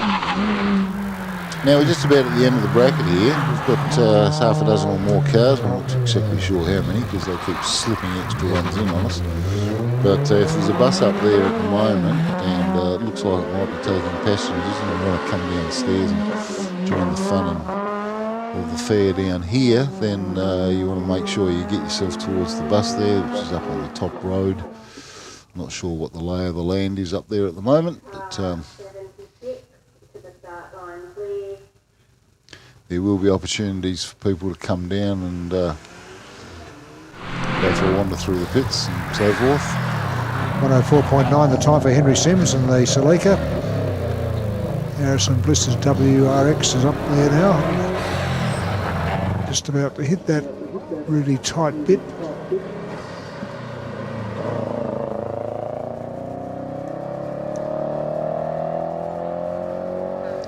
.106.45 for Harrison. Now we've got Kylie Howard sitting on the start line.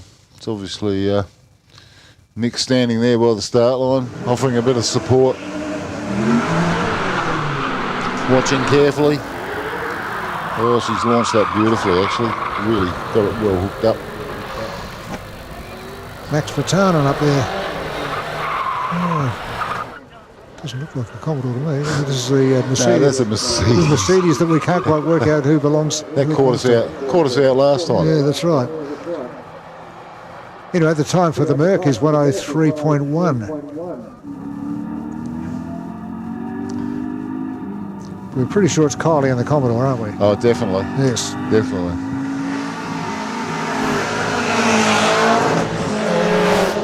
Very nicely presented Commodore. Well, yes. Mick's been doing a lot of work on that Commodore recently.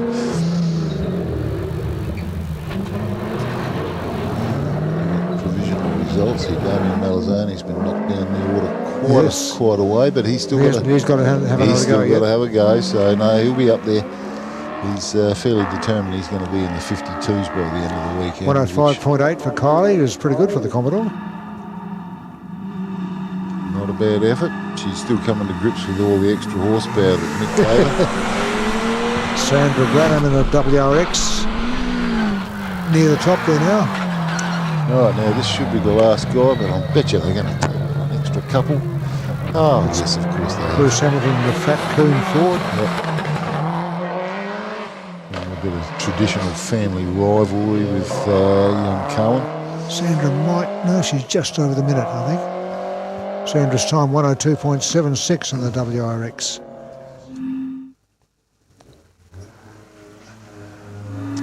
Okay, this must be definitely the last one, because they're just bringing the tow truck back out from the Scott Bradley from the parking area.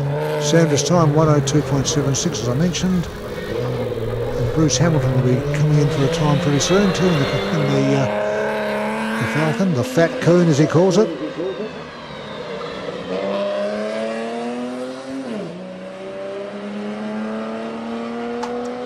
Well, that's a good time, 101.45 for Bruce.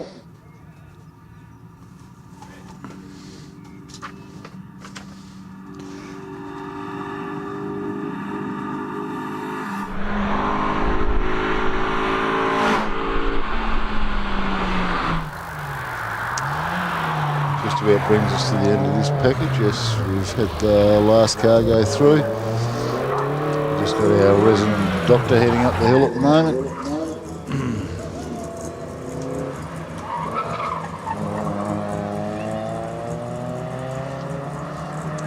Mr. Booker himself, he's always sat at the back of the start line, so he's the first responder if something turns a little pear-shaped.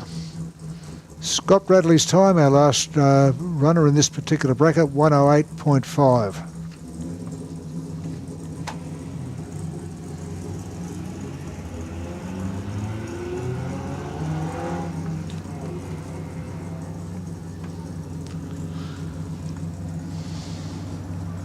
Okay, and that's the first half of the package. We've got some got the second half coming through in probably 5 or 10 minutes. We're going to take a short break and then we're going to see some red hot fiery action. And we're going to see a few changes in the top 10. I think we might.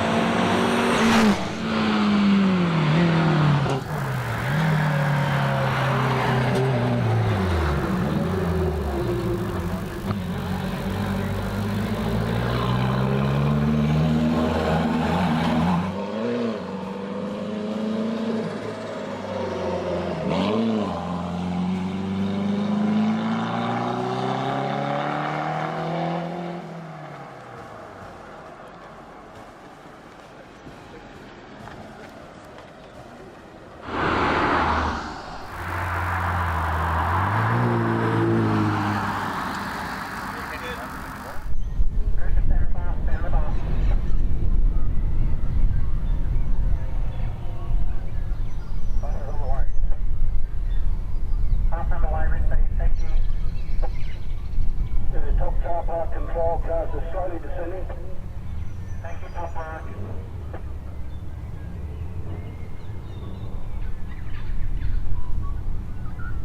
Bottom bump, control to ramp, bottom up. Do you have anyone there that's wanting to go back up? Are you good?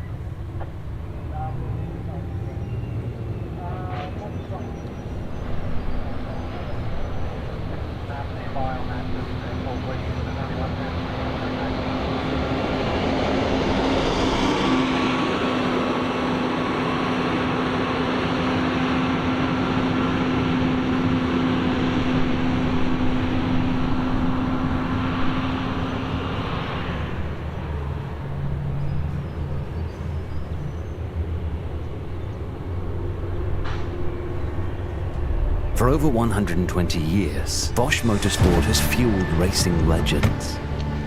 Some things never change.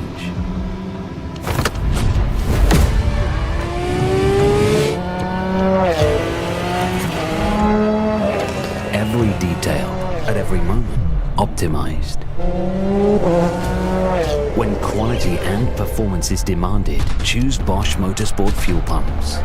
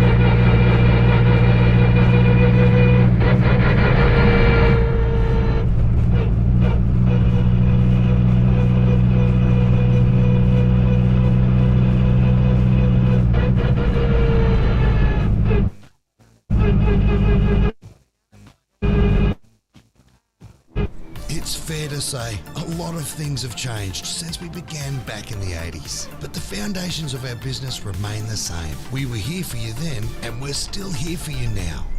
Providing quality products, professional service and guaranteed workmanship by qualified technicians. As we continue to grow into the future, you know you can always rely on us. Trident Tire Center keeps me safe on the road.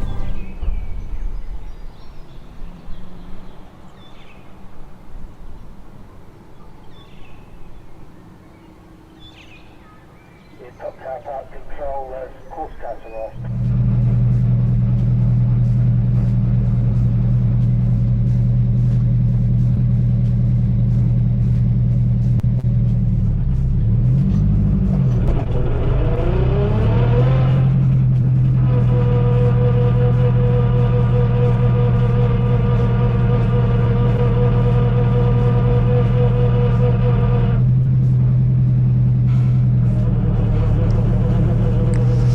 Righto, we're back on track now with Stuart Bates heading up the hill.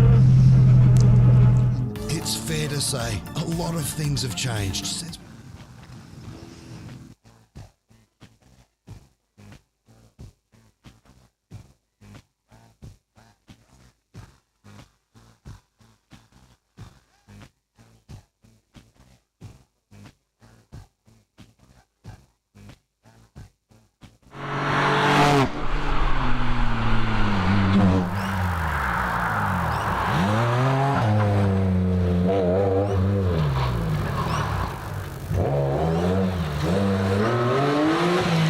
And following Stuart is Simon File on his Subaru WRX.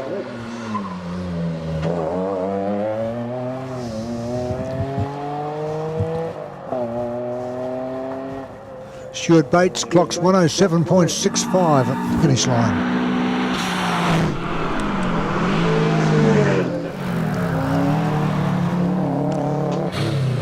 Kirk Owens' Ford Focus is just come off the start line. Stuart Bates 107.65. Simon File's time I'll get for you in a minute. He's heading hard for the finish line now. Simon File 55.8. Very good time.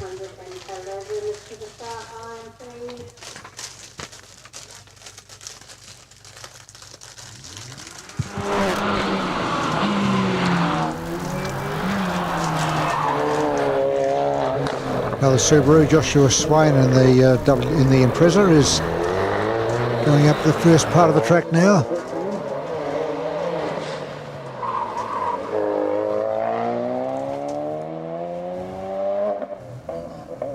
Kirk Owens' time 57.1, very good on the Ford Focus. Yes, certainly getting better in the times now with the track drying out.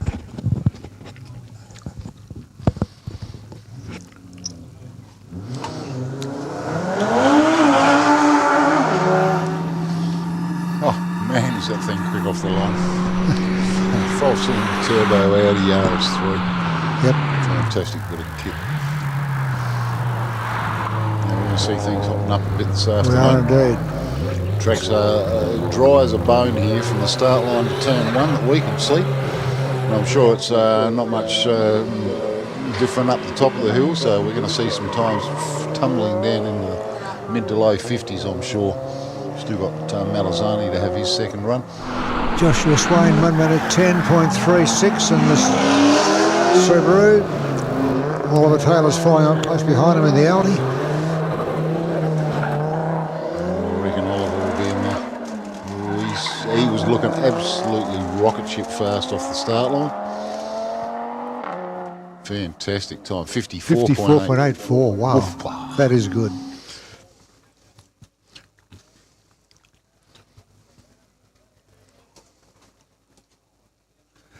Lindsay Bears Holden is up there now.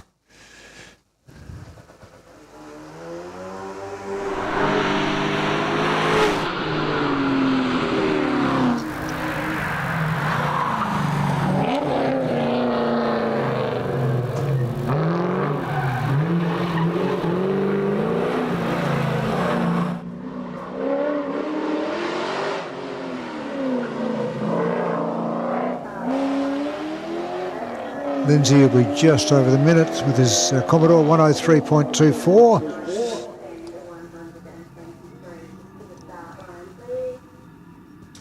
No, it's a pretty decent time for young Lindsay. As I said, times are going to start tumbling in the next hour or so. As long as the precipitation stays away. Wade Simpson's Mustang. No, it's not. It's a Focus. Focus, yep. A smaller version of the Mustang. No. It's all the wrong way around.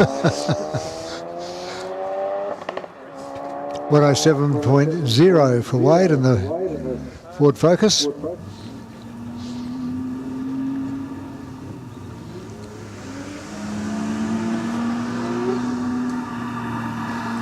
Craig Day's up there in the Nissan Skyline.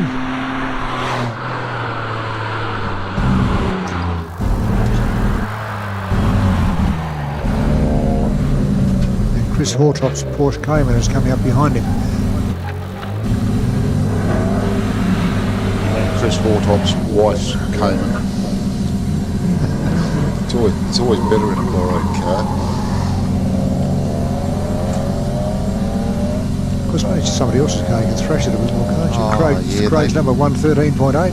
Oh, they always go faster. It's like having a rent a car. They will go fast, carry twice as much as any normal car.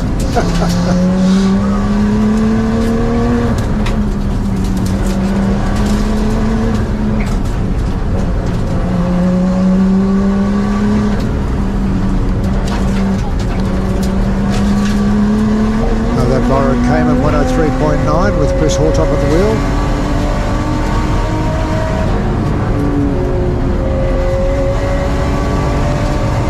And Jeremy Robbie's Nissan about to hit the hard bits.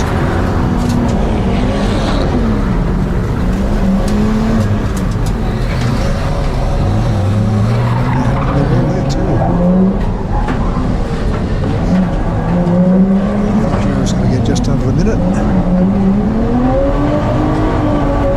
No, just over the minute. 1 minute and 0.31 for Jared in the Nissan Skyline.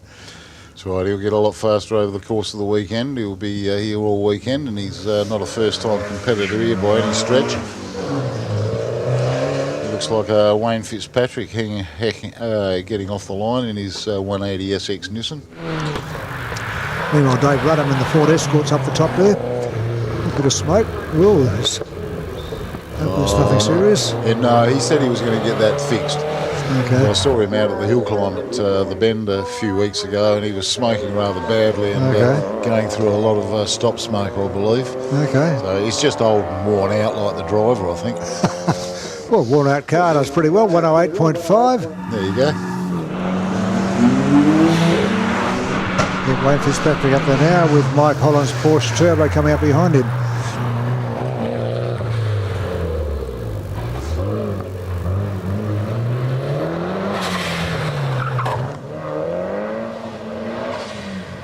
What do we have there from Wayne Fitzpatrick? Just trying to see. He's just coming up now. 102.35 for Wayne. Okay. It's a nice time. Still, I think we could expect a sub 1 minute out of him. Mike Holland's 911 Turbo.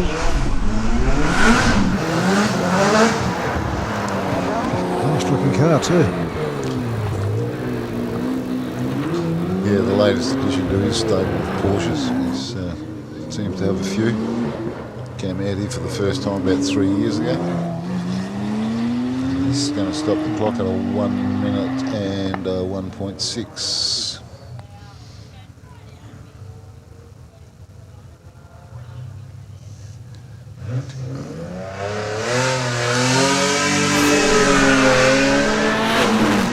For those who like Tiranas, you'll be seeing one up the top of the hill fairly short with Mark Gain having just pulled off the finish line, the start line at least.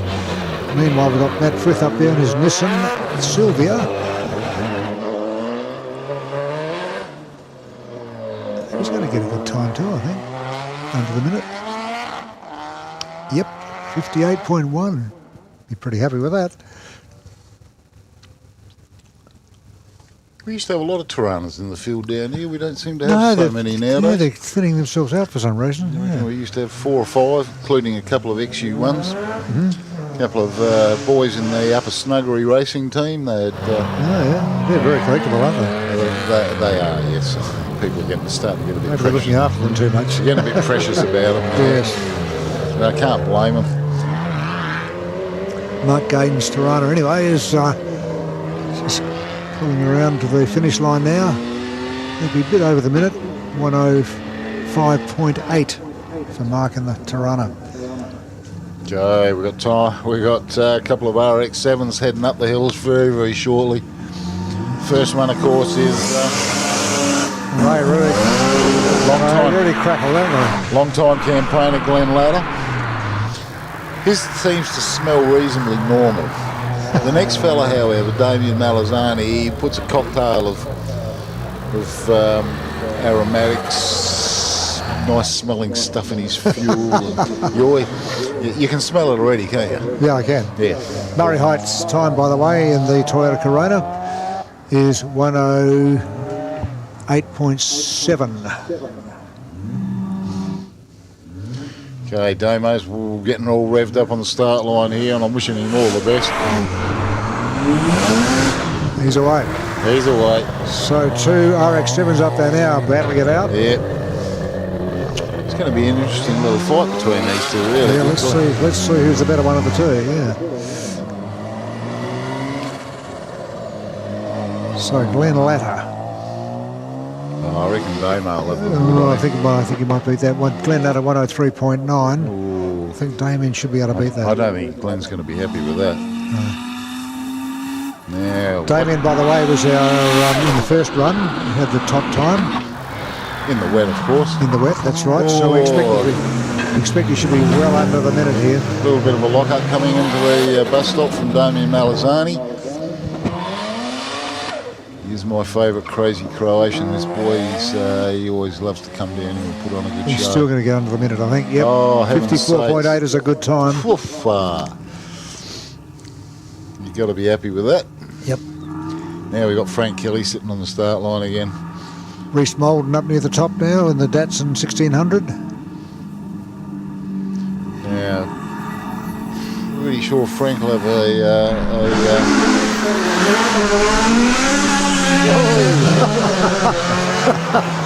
He's really pushing it hard. It's a beautiful sight. Good sound too. Isn't it beautiful? He's got a passenger in there that's doing his best to hold a mobile phone, taking film of the Doing trip. his best to hold a dinner in too, I suspect. I don't find doing that sort of thing in the passenger seat. It has terribly good results. Reece Molden 1 minute 0.4, so almost cracked the minute, but not quite. Well, I hope they're going to give us a time for Frank this time. They didn't display it last time. But it'll be interesting to see what his time up there is. He hasn't got a usual navigator on board with him, his daughter Lauren. We're really smoking it now. Oh, that's a beautiful bit of work there, Frank. Come on. Give him a big cheer up the top there, folks. Yeah, he's really putting on a great show. Isn't he? Always. 1 minute and 2, yeah. Was it? I'm not sure. I'm not sure about the time there. We're seeing a 102 up on the board, but I could be right. Yeah, quite spectacular. He was a real crowd pleaser. He was a bit loosey-goosey in spots here. So it all looks might have lost a bit, yeah. Yeah, it looks pretty fast. He really smoked it out of the last corner. James Pauly's Austin Mini. There's a couple of minis coming up now, by the way. James is the first one. Little white bus. And he's going to get a reasonably good time too, 105.52. Steve Pauling in the Cooper S. See if Steve can beat that. I presume James and Steve are brothers.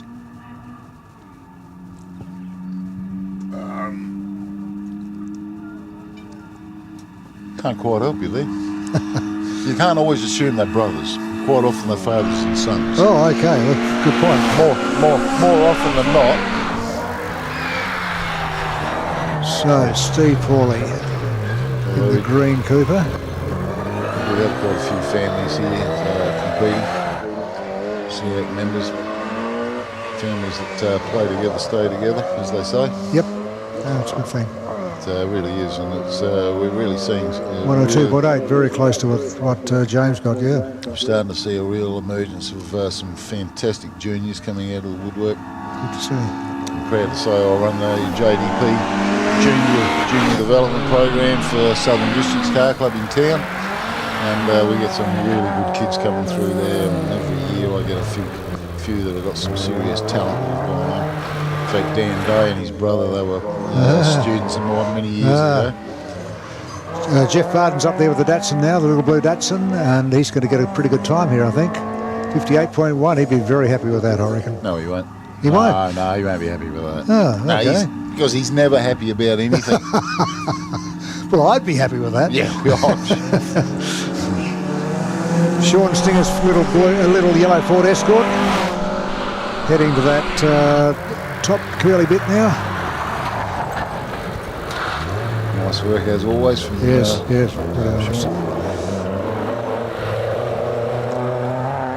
Nothing flashed, but just doing it well. Sean's time is just over the minute. 104.2.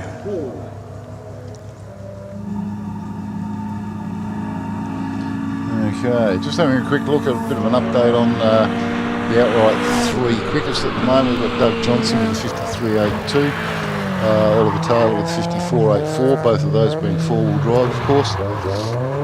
Damien Malazani's leading out the two-wheel drive at the moment with a best time of 54.9. Damien Wilson's Nissan Silvia is heading for the finish line now, and is going to get a time of 104.6. No, he won't be happy with that. He's done under a minute up here. And the Porsche of Norm Goodall is charging up there now.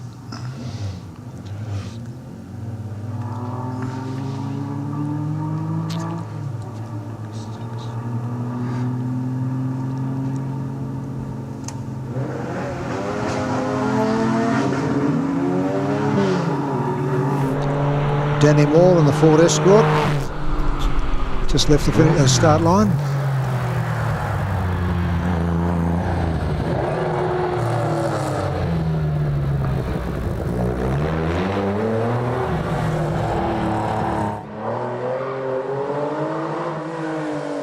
And Goodall's Porsche is just going to go over the minute here. 105.6 for Norm. Sounds about right for Norm. I'm sure he can go a little bit quicker, but doesn't bother. He just has fun. He's happy with that. Yeah. Reese Malden's Datsun. Take it easy, not pushing it too hard. Oh, he pushed it a bit there.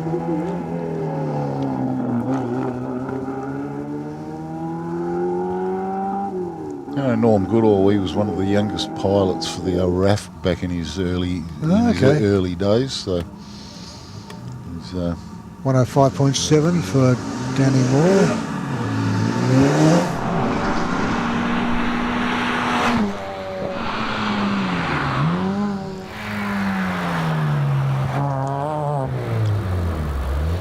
Dylan Young now is the person you're watching.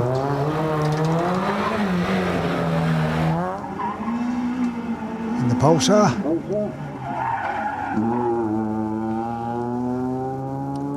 Dylan's time 105.59. We'll say 106, close enough. Okay, we've got Mr. Grand Auto Wreckers, Anthony Norris, one of our big sponsors for the event,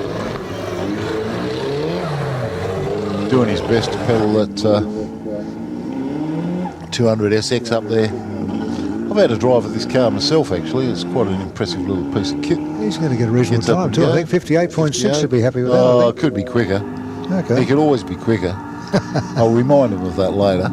Still, 58.6 is not bad. Yeah. Here comes Mick Argoon in the Commodore. Most definitely Mick Argoon in the Commodore. You can hear it. What's he going to pull here? Nice and tidy, Mick. Not too much sideways. Yeah, he's kept it pretty tidy out of the bus stop there. Up around the T-junction. He'll be under the minute. Sad to say, I'm seeing a few little specks of rain here at the moment. 59 seconds for Mick, yeah. So just under the minute. And, no, he won't be happy with that.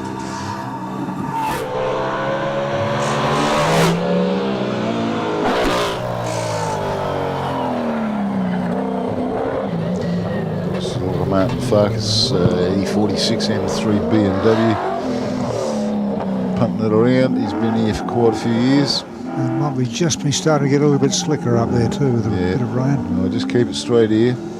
It's going to get under the minute though, I think. I think he had it parked halfway down into the golf course a few years ago. They had to drag him out.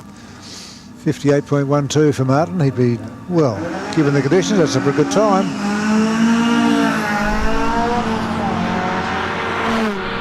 That sounds a lot better. Mark Povey has to start now.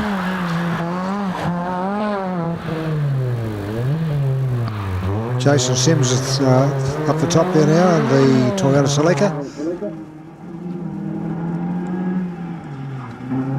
We've got a couple of drivers in that. Another father and son combination from down south. Just over the minute, 102.02.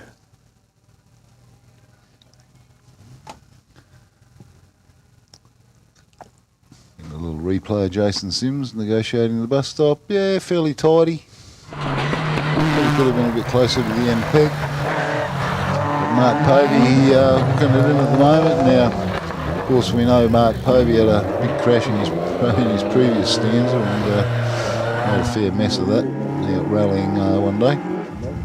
So this is an all-new shell and a completely rebuilt car and all the same sort of fruit plus a little bit more. He was having all sorts of tuning issues yesterday. They've taken the exhaust off, welded an air sensor plug into it, and now we've got some happy tuning going on, and it's certainly sounding nice and crisp. And 105.5 finish. Yep. Yeah, no, he was pulled over yesterday for a few times, just with misfiring. It just wasn't working. Nothing missing up there now with Adam DeBiase at the wheel. Whoa. He is supposed to be driving a Beetle, however, due to lack of motivation. 102.37 for Adam. He would have got better in the Beetle, wouldn't he? Absolutely, yeah. And he's got some seriously quick Beetles. He's even got Kim Rawlack's old Hillclimb special from Collinggrove. So. Oh, super up there is Kim Tremble, pushing it pretty hard. And of course, this, Cohen Hamilton. And of course, this track doesn't cater for open wheel cars, so I'm afraid we're not going to see Kim Rawlack's old car down 1 minute and 6.63 of a second for Cohen in the Ford. No, that wasn't a Ford Falcon. That was the Escort. Focus. Oh, sliding nicely there in the Commodore.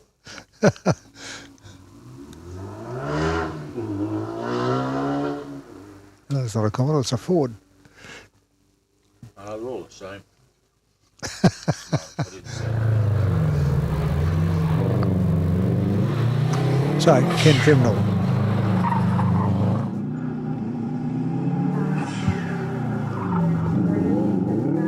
In the WRX, Ken is coming close to the finish line now and is going to clock 104.45.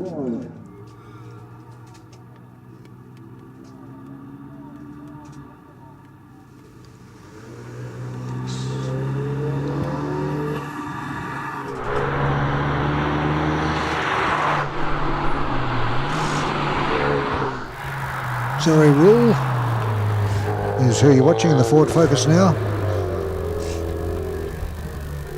She'll be followed by Heather Parker in the Cooper S.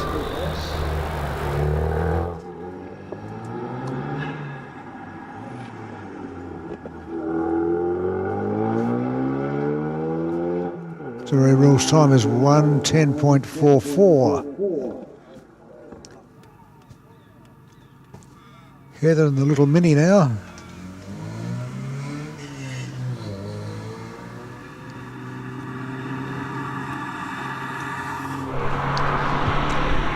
we're just about at the end of another bracket. We've got Anthony Baird looking up to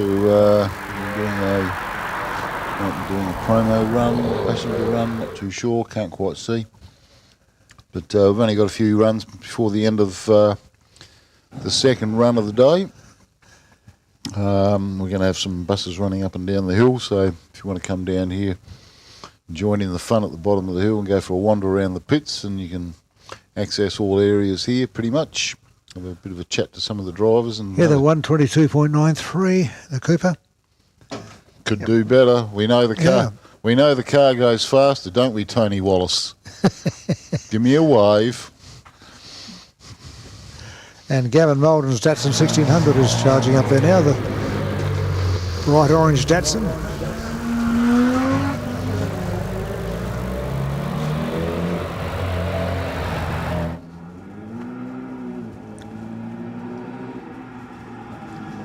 Yeah, the time's getting a bit slower there, Graham.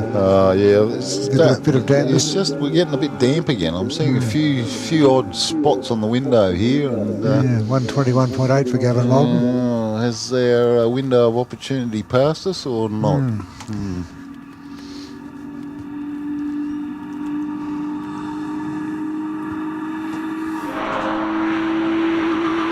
Anthony Bear's Commodore pushing hard. Anyway, if you want him to come down to the bottom of the hill, you better have made sure you're on the bus already, because it'll be heading off pretty quickly. Not too sure what the lay of the land is up there at the moment, but I see out there somewhere that my wife's managed to make it down here, so happy days. Give me Anthony's time is good, 101.3. Give me a wave, Joan, if you can hear me. There she is. Yes, they can hear me over there. Very good. Of course, Leah's over there, the local lady from Shannon's, and should be quite happy to give you a quote if you go over and see her. She's always here, and she's always having a bit of a car display. And we've got a few cars down there today. There'll be a whole heap more tomorrow and Sunday, of course. Friday's generally a bit of a quiet day down here, and we should have a whole lot more catering here tomorrow. Hopefully, if someone can organise them Kransky boys, they'd be a great sight to see down here. Popular kids, those two. Tell you what. Duke Bradley's up the top, close to the finish line. Yeah. Duke's driving a Nissan Pulsar, and we have on the track now John Parker in his home-built wedge thing. It has got a name. They just haven't got it listed in the program. No. Duke Bradley 124.14. I'll make it a mission to find out. Yeah, can we christen it, give it a name? We'll come up with something appropriate. No, you wouldn't want me to do that. Might be inappropriate. It might be totally inappropriate. We should run a competition. No, it already has a title, so we won't go there. Okay. Anyway, John Parker's got it up there now. You'll be able to have a look at this unique machine as it comes around those corners. I see Chris Harwood's still sitting in the timing box here, so he's obviously foregoing his second run here today.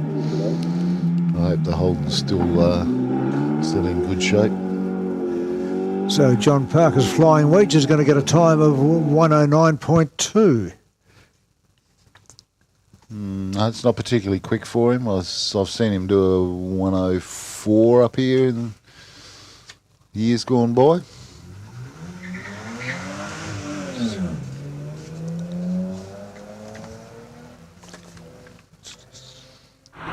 So we've had some good improvements this morning. Things are still, as I said before, we've got Doug Johnson, Oliver Taylor, Damien Malazzani, Simon Field and Kirk Owers. That's our top five. And Kurt Wilson in sixth, Nathan Robbins, Martin Farkas, Jeff Varden and Matt Frith rounding out the top 10. Some quite good times there too. When we had a bit of dry track, it certainly helped. Well, Anthony Norris gave us the clear understanding that he was going to organise a bit of sunshine for the weekend, and I don't have any influence there, I'm afraid. I don't think he's capable of pulling that little number off. But anyway, we'll keep hoping and praying that we do get a bit of sunshine and warm conditions here over the course of the weekend at some point in time. Now we've got a whole bunch of security and officials' cars ripping up the hill at the moment. Make sure everything's all clear to go. Make sure our middle intersection's all blocked off, and when people come down they're diverted into Browns Lake Road and circumnavigate that and back into the pits, and we'll all be ready to get up and rock and roll again. So that's the end of our run 2 for Friday at the 2025 Trident Tyres Legends of the Lakes Hillclimb, coming to you from a not quite so sunny Valley Lake down here in Mount Gambier. The 20th running of this fine event. It's now kind of becoming a bit of a phenomenon. So we're going to take a short break. We'll throw over to a bit of music, and we'll see you back online here in about 5 minutes.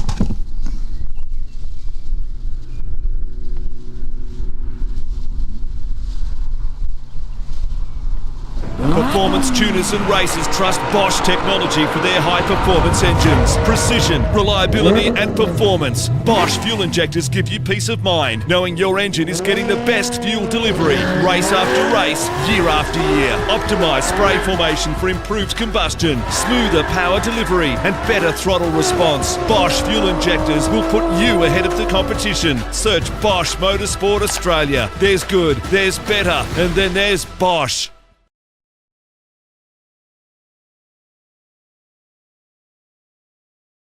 Just like your car, tyres need regular maintenance too. Tyres that aren't maintained will wear more rapidly, cause your vehicle to use more fuel and may compromise your braking and handling ability. For all your tyre and mechanical needs, call Trident Tyre Centres.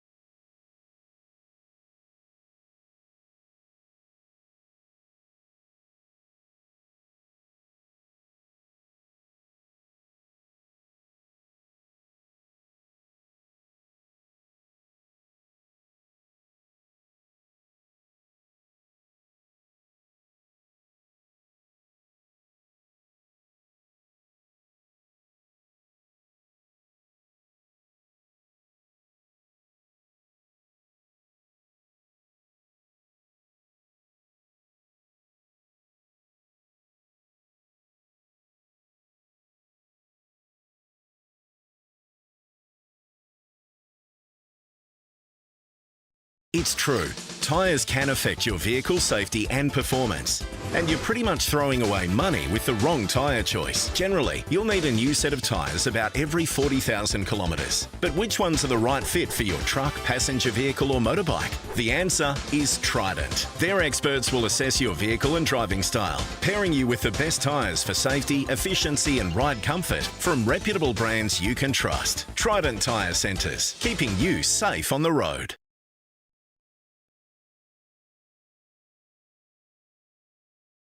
Performance tuners and racers trust Bosch technology for their high-performance engines. Precision, reliability and performance. Bosch fuel injectors give you peace of mind, knowing your engine is getting the best fuel delivery. Race after race, year after year. Optimised spray formation for improved combustion, smoother power delivery and better throttle response. Bosch fuel injectors will put you ahead of the competition. Search Bosch Motorsport Australia. There's good, there's better, and then there's Bosch.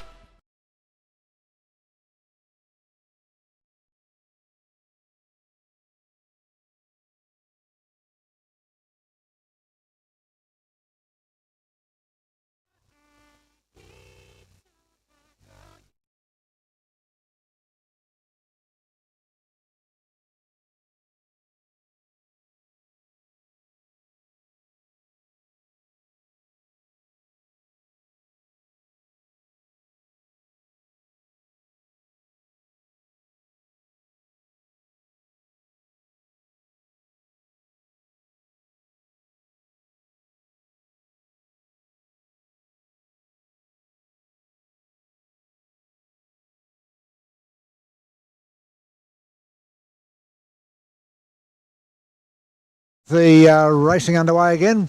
Bert Jordan's heading up the hill in the Trident 2025 Trident Tyres Legend of the Lakes.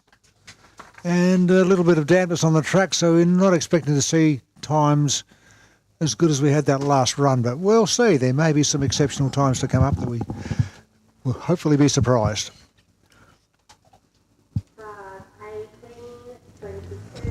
Well, we'll try and keep our fingers crossed on that one, Alan. I think we might have seen the driest conditions for the day, so... I think you could be right too. I was having a talk to Sean Day just a minute ago, and he's not overly keen on running. It's not quite the conditions to suit his little rocket ship Porsche, so he might be leaving it parked for most of the today. Okay, Jordan Burt's Nissan Pulsar is just about to cross the finish line. The time will be 1:12.9. Okay, yep. Those two are still pretty fresh there. I've changed them out, but I wasn't sure. So you're going to unplug the rehab, you're back on the pits now. Ben Trelaw's Subaru STI. No, sorry, Brendan Fleming is up there in the Hyundai XL. Right, that's back in. Yep, definitely a Hyundai.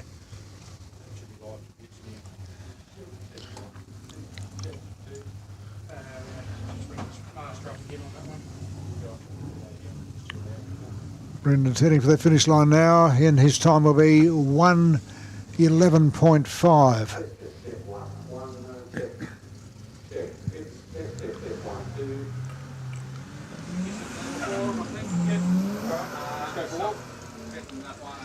Oh, things are starting to look a little greasy down here on the start line again. Yes, it is a bit. Unfortunately, we're struggling with grip again. Tim Adams is Nissan. Heading to that final turn to the finish line now. Doesn't look any better up the top there, condition-wise. No, looks a bit damp. And the time's reflecting that 1:09.1 for Tim.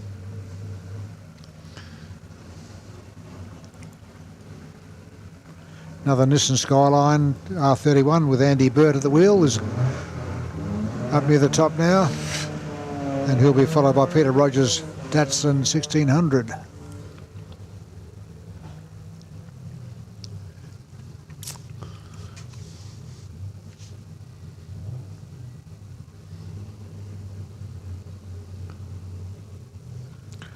Yeah, the two-wheel drive cars are going to find it difficult, I think, in these conditions.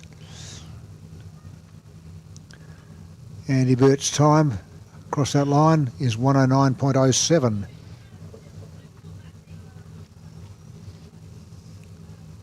Yeah, we've only had about 16 cars that have cracked the 1 minute mark up here today, and I really don't quite believe we're going to increase that number at all today. No, not unless it dries out again. No. Peter Rogers in the St Kilda Colours Datsun, coming around those hairy bits now.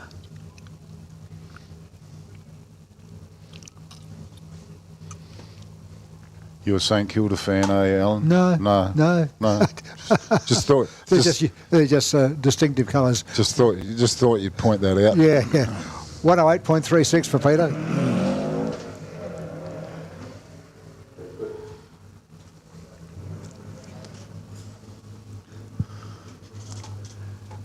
Aaron Thompson's Mitsubishi near the top now.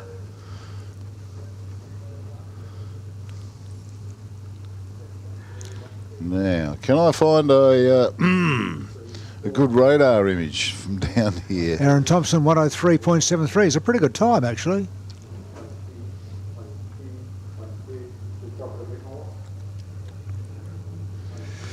Right. Anthony Day's Mustang should be getting in close to the top now.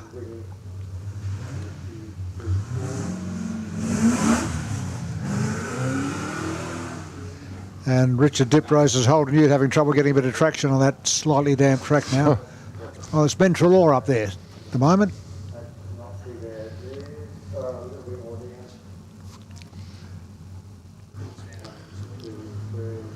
No, times are heading south here. Yeah, they are, as we'd expect, I guess. For Ben Trelaw, 110.2. Yeah, I'm just trying to make some sense out of this Bureau of Meteorology site. I think a lot of people have been having problems with that, but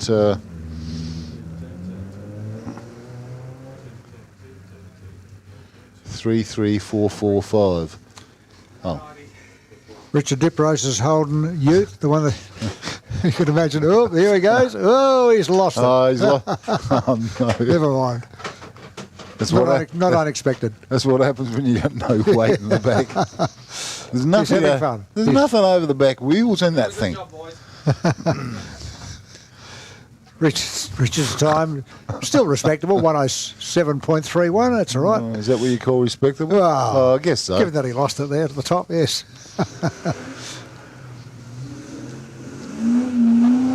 Yeah, James Crinston's off for another run. Steve Goss's Puma Clubman is up there now.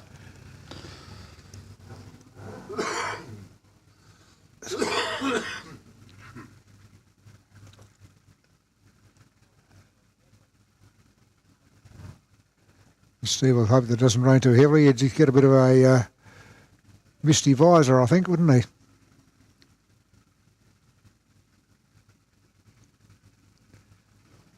Steve Goss, 110.92. I'm just having a bit of a look at the radar at the moment, and yes, we've got a bit of rain heading a over. bit dry after that, though. But it's not a lot in it. No, there could be a bit of a dry spell after that, so maybe later this afternoon we'll get a good rain. I think in another half hour we might see things drying out again. Well, that's promising. Yes.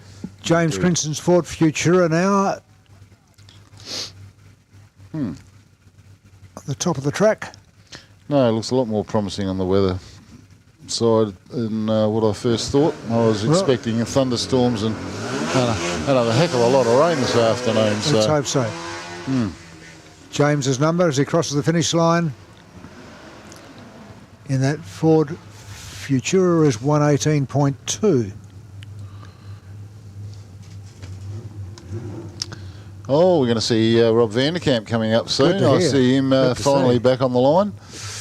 We've got, in the meantime, Neil Oatway sitting there poised in his red GT, ready to rip it up the hill. Let's see how the Mini handles this weather. We've got Craig Gosh and the Mini up there now. Oh, he's having a bit of trouble. Neil's having a little bit of trouble with traction there as he takes off. But up the top, Craig Goss. So let's see how he goes around the tight corner here. Pretty good. Front wheel drive helps. Oh, here we go, folks. We've got Rob Vanderkamp on the line in the mighty yellow GT Falcon. Yeah, for the beautifully for the turned Ford out. lovers, you've got a bit of a treat coming your way now. We haven't seen him have a run today, but he's finally got the nerve, and the weather's not so friendly for him, but he's here and he's going to give it a red hot dip. 105.1 for Craig Goss on the Mini. Neil Oatway's up near the top now in the XY GT Falcon. And, yeah. Ooh. Plenty of power, not quite enough traction, but he's underway. Struggling to keep it in a straight line there, but he got there. He got to turn one and... Yep. Now, how's Neil going to handle? Neil Oatway's going to handle this tight bend. Very carefully. Not very well by the look of it. Very carefully. Oh, stop and have a cuppa there, Neil. Come on, pedals on the right, mate. Come on. Show Neil. Not enough right pedal there, I think. That's half the problem. He's going to have a fairly poor time, I'd say. Yes, 125.6. Oh, that's shameful. Now, Robert van der Kamp, it's up to you to try and... he'll do. I don't show him know. up. I'm not predicting anything here. Rob's a careful peddler. He's a good peddler and a really hard charging peddler. But he's not really that keen on fixing wrecked cars. So he'd be driving it to the Well, conditions. it is quite a historic car. Worth a lot of money, I suspect. It certainly is, yes. Yeah. Very collectible.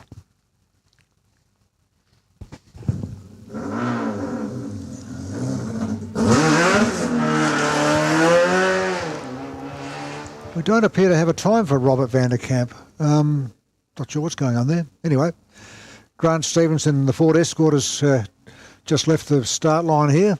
So he's headed up the hill.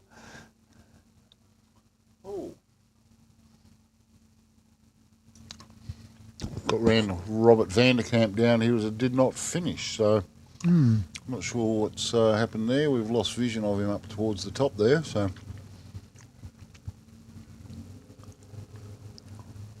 Very strange. So James Crinston's still holding the honours amongst the GT Falcon boys.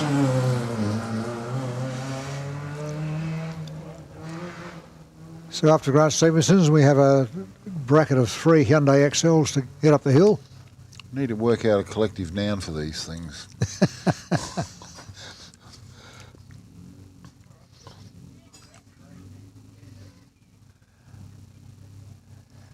And Grant's number in the Ford Escort we'll get very shortly. He's taking it fairly easy too, he's not pushing it too hard. Must be pretty slippery up there, I think. Well, this is time to, sundial stuff. I'm in at 27.8. See if the little Hyundais can beat that. Aidan Brand is the first of them. Don't tempt them.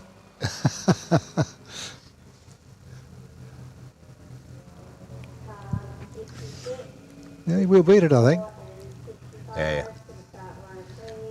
Aidan Brand's time at the finish line, 103.01.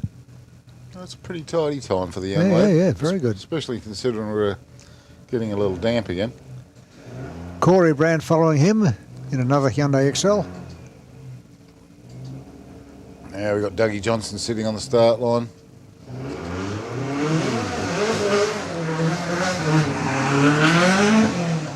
And he got a very good time last time when it was dry. And Dougie's holding the fastest time outright for today with a 53.82. Not expecting in these conditions that he will see any improvement or even matching of that time. Roger Vogelsang in the last of the trio of Hyundai XLs is going to get a time of we've lost it, 110 something.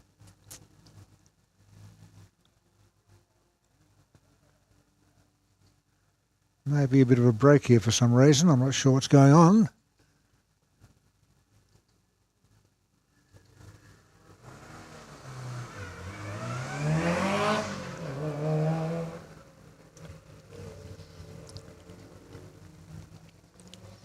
No, can't have been too much. We're up and away again. Yeah, Doug Johnson's WRX. Beautifully turned out machine. What was he doing up there? Did he have a bit of a lose up in the... Don't know. It's going to be a very slow time. Yeah, it is, isn't it? Stopped off for a cuppa, maybe? Don't know. 114.5 for Doug. It's no, that's not even close. fairly well adrift of where he'd like to be, I think.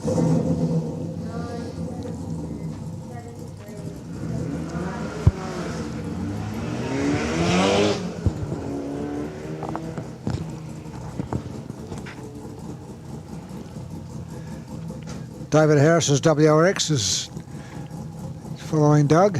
See if he can do better.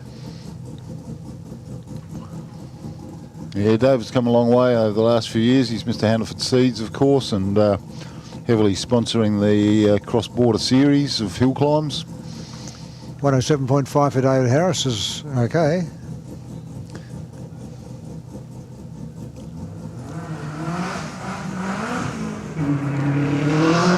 Martin Radford's Mitsubishi Evo is up there now. God, everyone's having trouble getting grip off the start line here. Even the four-wheel drives are really struggling. Yeah. So quite a greasy little patch down here. I suspect it's similar up the top as well, the way they're taking it fairly carefully. So Martin Radford's time across that line. It doesn't sound right to me, 59.58, but maybe. The time is doing some funny things. It's showing us conflicting times.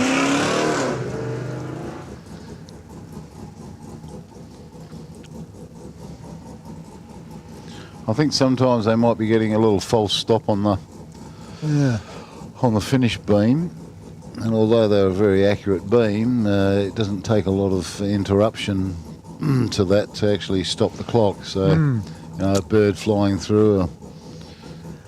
Nathan Robbins in the Subaru Impreza up the top, 57.91 it says, and again that confirms that maybe the times aren't as accurate as we'd expect.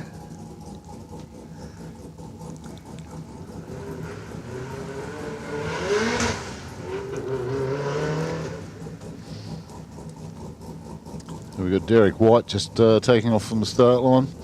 This would be interesting to see what time he gets. He looked pretty quick, and I would imagine he's going to be pulling something like a 58 by the look of that. We'll see how realistic all of this turns out to be.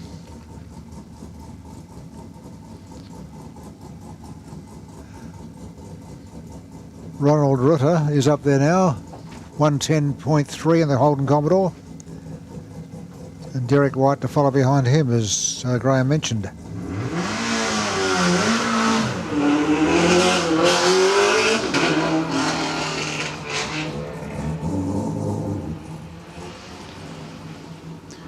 Kurt Wilson in his 2015 WRX SDI just taken off up the first straight. In the meantime, we are looking at Derek White negotiating the bus stop, heading up towards the finish line, stopping the clock at a 108.9. Thought he might have been a little quicker. But it really is the land of the brave here, and there's some fairly challenging sections of road here. Made even more challenging when you add a little bit of water, or a whole lot of water for that matter, and things get really quite interesting.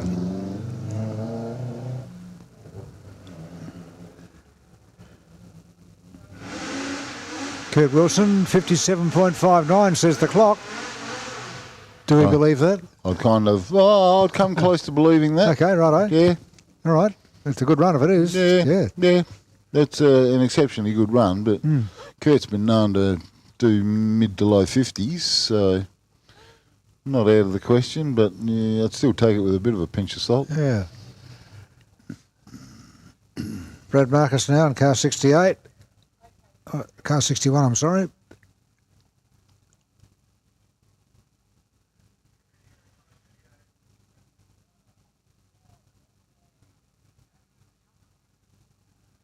Another Subaru.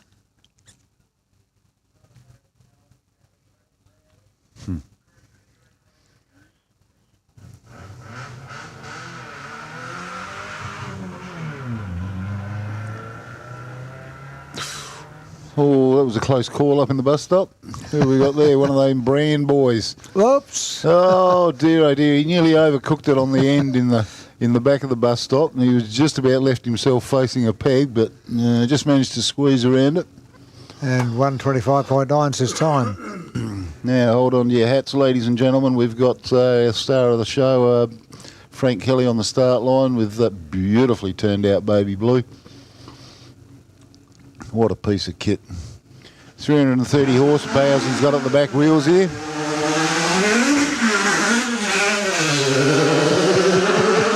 He's the traction's a problem. Not quite getting them all to the ground at the moment, but doing his best.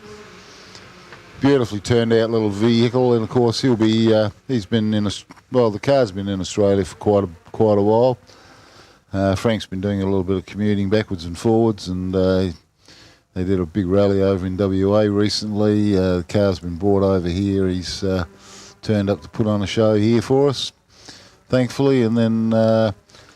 Rosemary and Lauren and Frank will be coming back out in a couple of 3 weeks to do the Adelaide Rally, which is based around Adelaide, of course, and takes in some pretty classic bits of road. And I'm sure Frank will be there putting on his best show. He's another nice bit of handbrake work there in that bus stop. He's sideways a bit.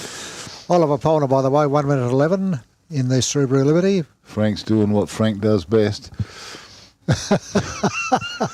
He's having fun. He's 109.54. They're not putting names up here, but it's 10. Yes, exactly.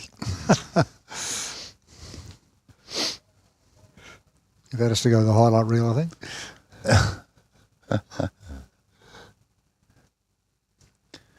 Oh, Frank, he's the ultimate showman. It's not just here. He does it all around the world. Does it all across Europe. He goes and attends quite a few rallies and things over there, and the crowds in Europe at rallying is insane. It would be 15 to 20 people deep, Good heavens. and it's just chock-a-block with people, and you can't blame a bloke like that for wanting to go along to these things and putting on a show. Henry Sims, by the way, in the Toyota Celica, is just about to cross the line and is going to get a time of 1 minute 04.8. Now, here's a bit of useless information, but I find really quite relevant, because when Frank started rallying, and I don't know how many years ago that was, but it was a heck of a long time ago, he started off in a Beetle. Beetle, there you go. With a 1300 motor in it. Then he moved up to a 1500, then he moved up to a 1600, then he put 2 twin barrel carbies on it. So I've had quite a good little chit chat about how well Beetles go, and I'm a bit disappointed I don't have mine out here today, although it is on display over with Leah from the Shannons. By the way, Max Vatanen up the top with just got a number of 103.19 in his Holden Commodore.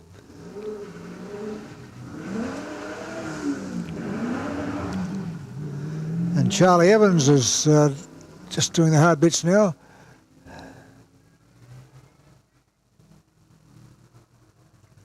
He's again in a Commodore. And he's going to get a pretty good time, I think, too. 106.86 for Charlie. Kylie Howard and another Commodore. Getting close to the top now.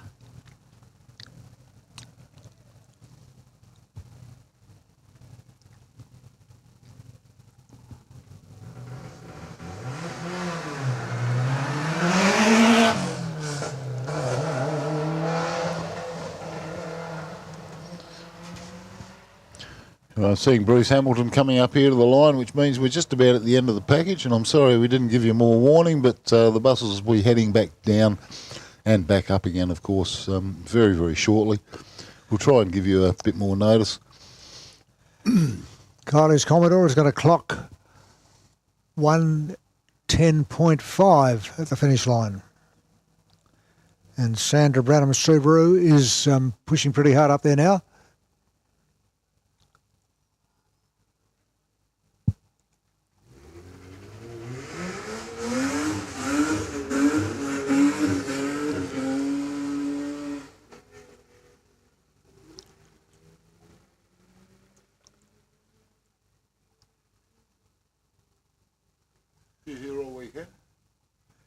No, just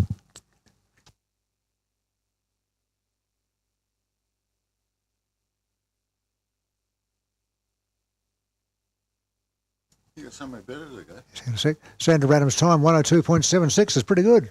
Yep.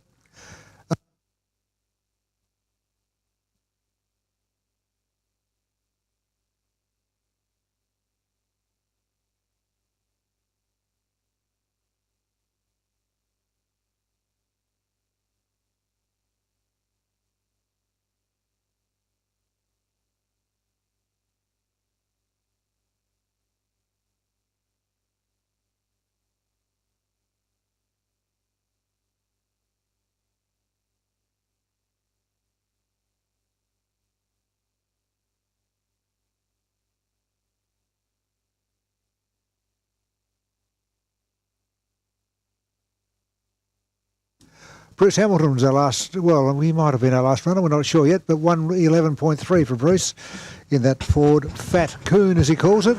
Well, we've got Anthony Bear having a quick joyride up the hill. He's got a passenger on board. We don't quite know who, but he's just going to rip a few skids up there. Speaking of ripping a few skids up there, we've got Damien Brand in his brand new little hot rod. This is a sensational piece of work. I see he's got a passenger in the dry in the left-hand side here. So he's going to be taking it a little bit easy, considering things are a bit greasy, and he's definitely not wanting to bin this car. It's a fantastic piece of work. If you just get up close to it, you just keep going, wow. Wow, the whole wow factor is brilliant. Yeah, he's taking it easy off the line, just to make sure he's got some traction and got some grip, and it's all too easy on a greasy track like this to come unstuck in a bad way, and then things head south after that. It's very expensive, doesn't it? Yes, in that case, very expensive. We've got Mr. Booker heading up there. He's our resident back of the field doctor, medic, first responder. Here every year. And of course, got the right car for it. He's while he's here, he's taken most of his opportunities to go for a spin up this glorious piece of road we have here at Valley Lake. So, without further ado, we're going to take another short break. Oh, Damo's had a big lose up the top there in the... a bit too much handbrake, a little bit much reversing. Oh, Damo, you're not going to live this down, mate. Dear, oh dear. That's not like Damien. He's always so accurate and precise and nimble on his handbrake turns up there. It's just, yeah... brilliant. Anyway, He got there with no damage. he got there, no damage done. So happy days. So we're going to take a short break. We're going to get all the field back down. We're going to welcome you back here in a few minutes to the... oh, there it is. It's just a quick replay. He's actually hit that peg. He's nosed it straight in, overcorrected it. There you go. Ha-ha. So after a break, we're going to be back here down in the Valley Lake and for the 20th running of the Trident Tyre's Legend of the Lakes Hillclimb. For over 120 years, Bosch Motorsport has fueled racing legends. Some things never change.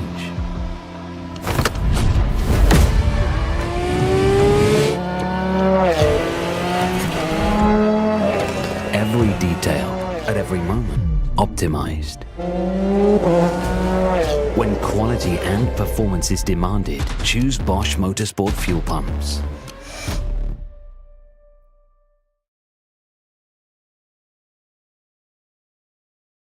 Just like your car, tyres need regular maintenance too. Tyres that aren't maintained will wear more rapidly, cause your vehicle to use more fuel, and may compromise your braking and handling ability. For all your tyre and mechanical needs, call Trident Tyre Centres. Just like your car, tyres need regular maintenance.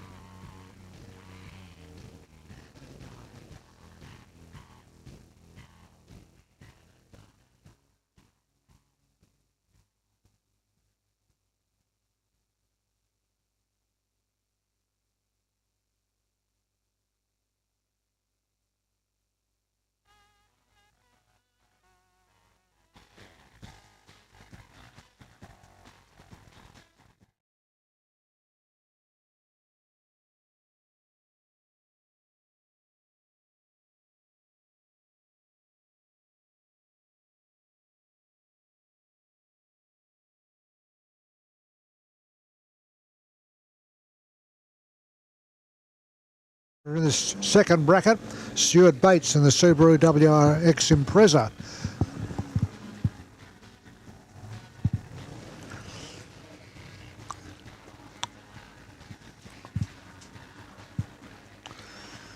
And Stuart's going to be followed by Kirk Owes in the Ford Focus.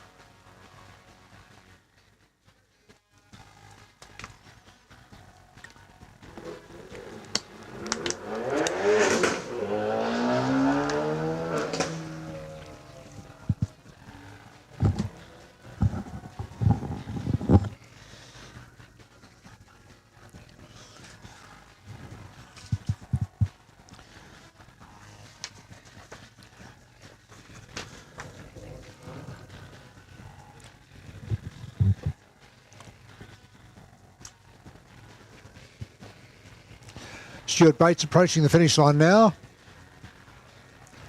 And Stuart's time will be 1 minute 22 exactly.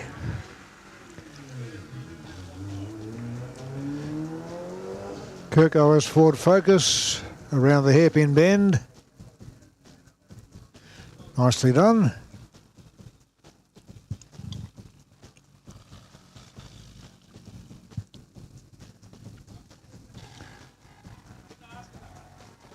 Kirk's number says 43.47. I don't believe that, sorry. I'm 57.18. That's a very good time. Again, I'm not sure if that time is correct, but anyway. Joshua Swan now. Or Joshua Swain, I should say. Subaru Impreza. And again, our times are looking a bit funny here. I'm not quite sure what's going on there.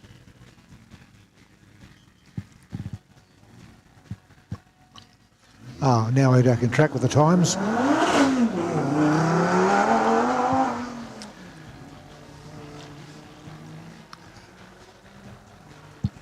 So Joshua Swain Subaru has got a clock, a finishing time of 1 minute 10.36. Oliver Taylor's Audi is charging up the hill behind Joshua. Very nice machine.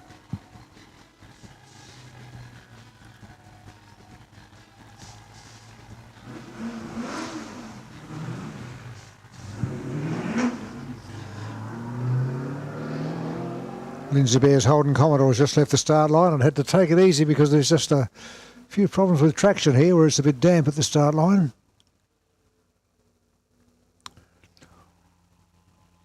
Oliver Taylor's going to get a pretty good time here, I think. He's going to be very happy with this. 58.9 is a very good time. Well done, Oliver, in the Audi.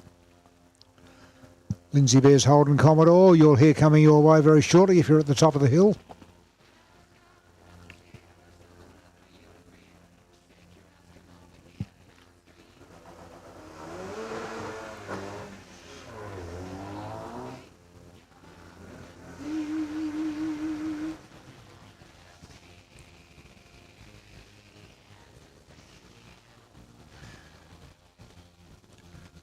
Lindsay Bear's Commodore, a little bit of fishtailing there at the top, but still holding on to it. That's okay.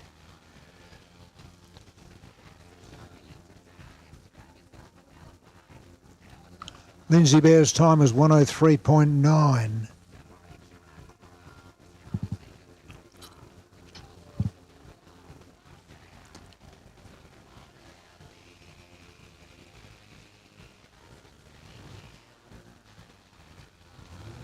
Wade Simpson now. Still got the Commodore up the top there.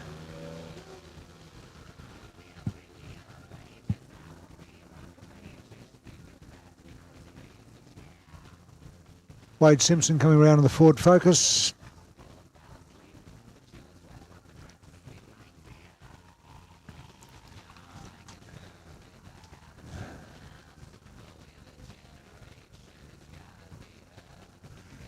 And the time for Wade, 1:01.62.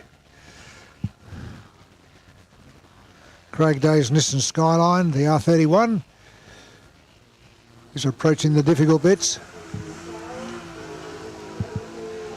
And Craig's going to be followed by Chris Hortop's Porsche Cayman.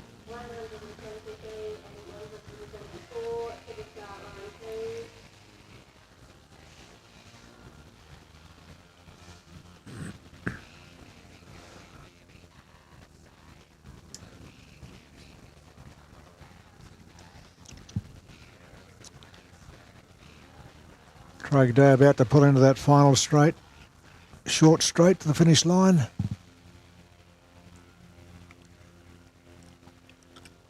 Craig's time 1:21.7.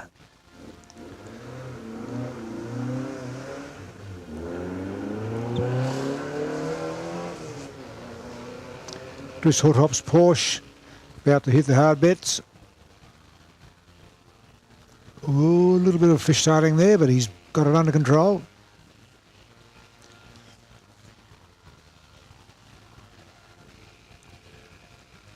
And Chris's number as he crosses the finish line is 1:03.94.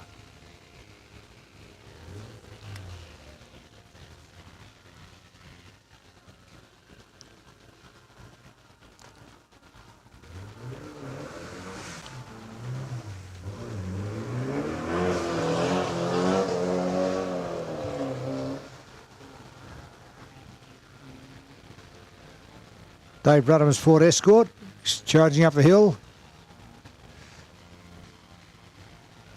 Swinging around those tight bits. Having a bit of fun there.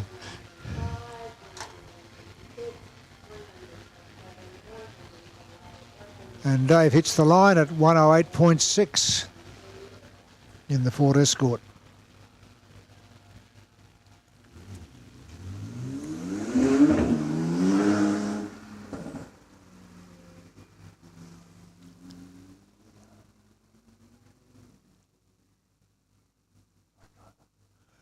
Wayne Fitzpatrick now, the Nissan 180X, is what you're seeing right at the top.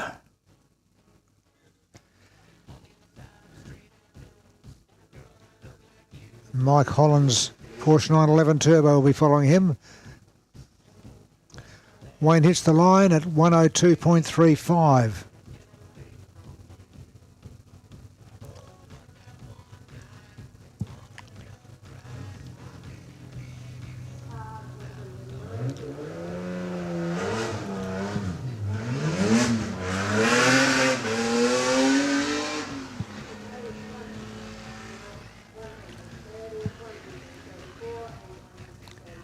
Here goes Mike in that beautifully turned out little Porsche.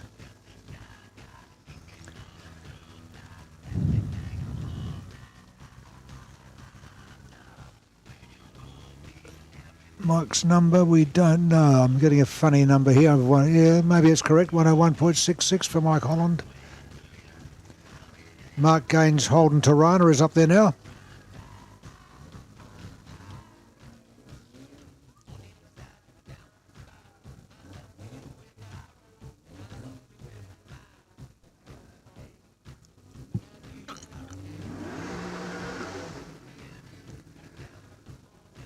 Nicely presented little Holden Tirana.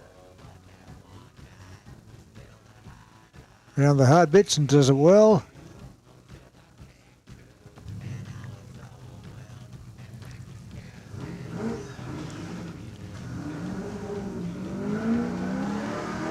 Mark Gain clocks through at 1:14.3.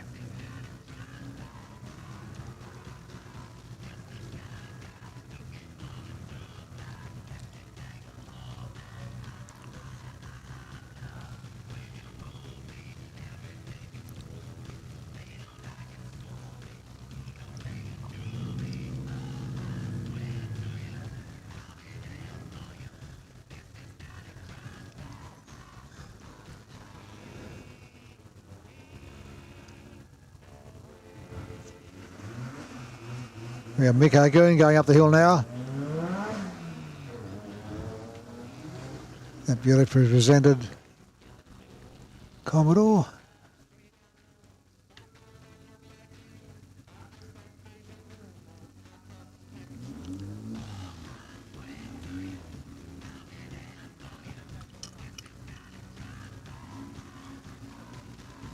And Mick will cross the line at 59.04. Very good time. I'm not sure if that time's correct, but it says 59.04.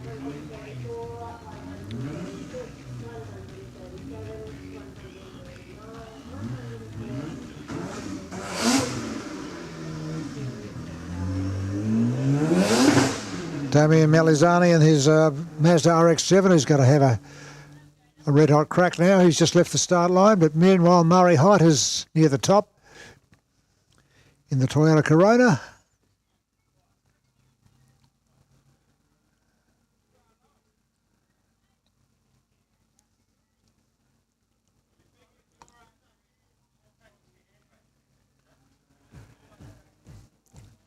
And the time for Murray across that line is 108.69. Damien Malizani's Mazda RX-7 got a very good time the first run. In fact, he topped the times in the first run. See how well he does here when it's a little bit difficult in the damp, which it was for the first run, by the way. So he's pretty good in the wet.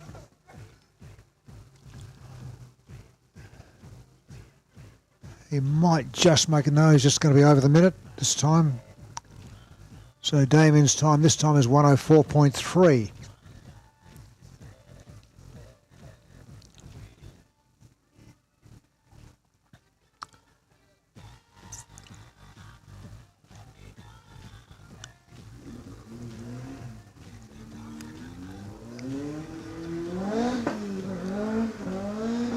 Reese Molden now in the Datsun 1600. Approaching the twisty bits. Pushing it pretty hard. Swings it nicely around that tight bit.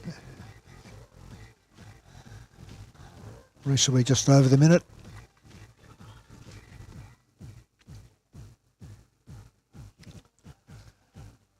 Yep, the number for Reese on that finish line is 1 minute and 42.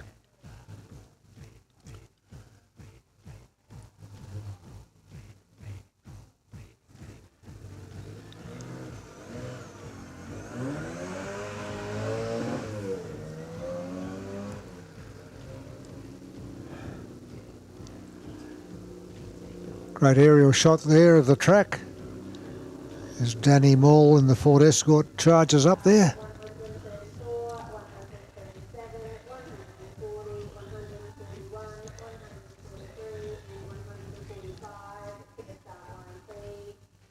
No, it's James Pauly in the Mini.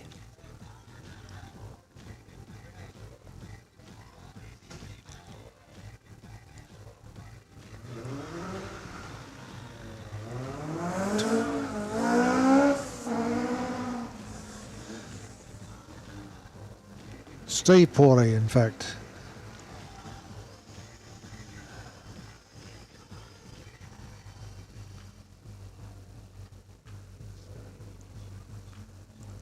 In the Cooper S, it's a time of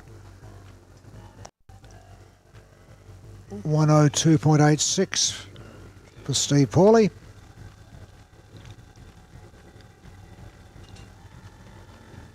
Jeff Varden's Datsun 1200 is pushing hard up there now. The bright blue Datsun.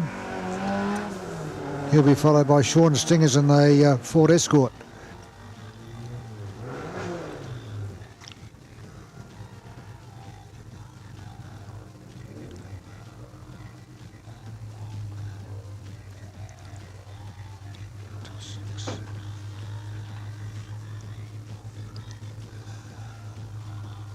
Jeff Varden's hits the line at 58.18. That's a very good time, if correct. Not sure that's correct. But anyway, it says 58.18 for Jeff Varden's Datsun 1200.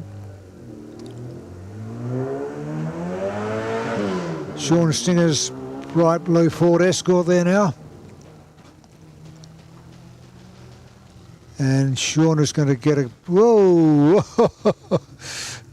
Sean Stinger's time.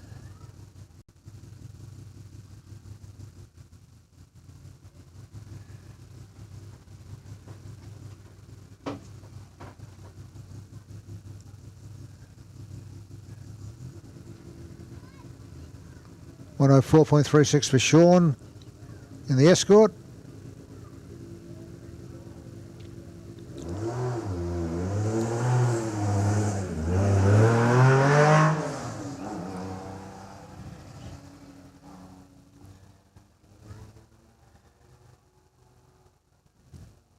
I think it's Danny Moore in his Escort again now with the hard bits just behind him. Just got their finish line to aim for now.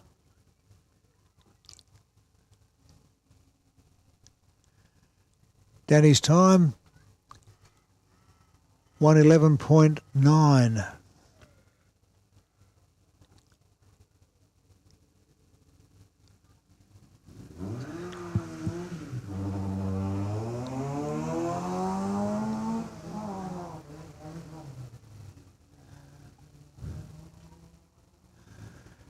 Norm Goodall is up the top there now. This is Porsche 911.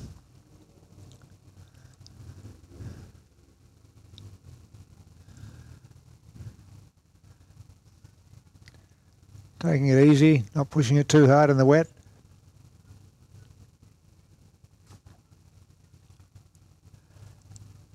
And Norm clocks 105.7. Dylan Young's Nissan Pulsar is charging up the hill.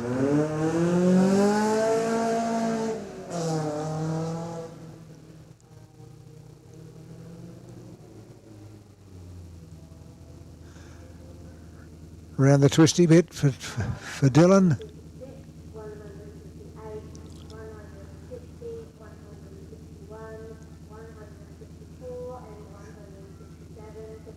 And the time for Dylan across that line is 105.59. I believe it's Damien Wilson's Nissan Silvia up there now.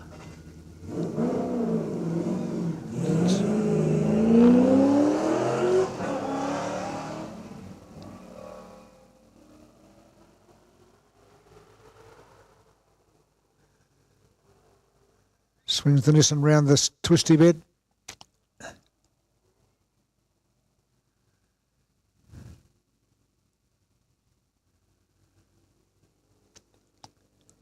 Damien heads towards that last stretch to the finish line, and his time is 104.64.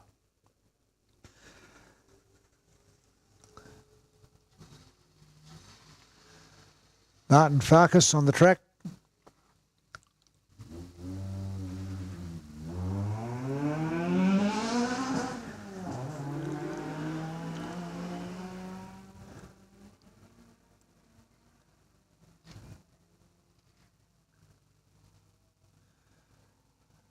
Martin has some trouble getting traction that last bit there, but he's going to get a pretty good time at 101.7, so well done, Martin. And Jason Sims Toyota Celica is now pushing hard up there.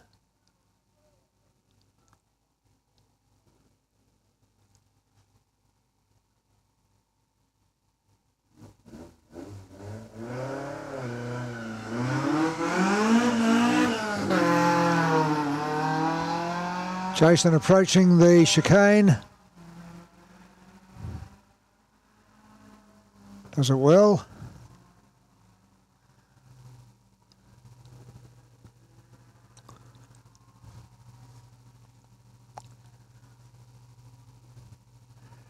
Jason's time for that finish line, 102.02, is pretty good.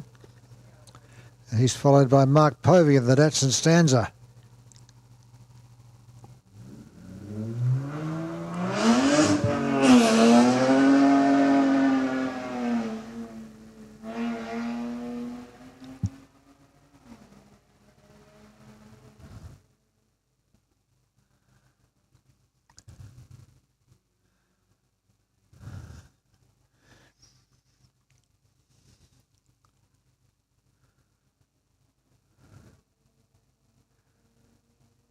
Mark's little Datsun clocks 105.63.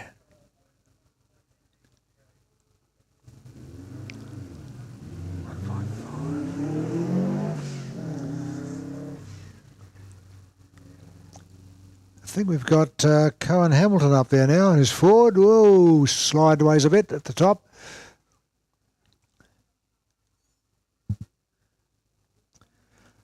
His Fat Coon, as he calls it. And Cohen's time is 103.4.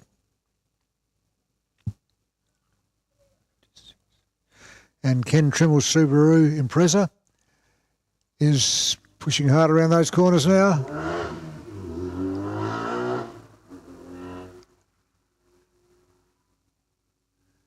Ken's going to get a good number here too.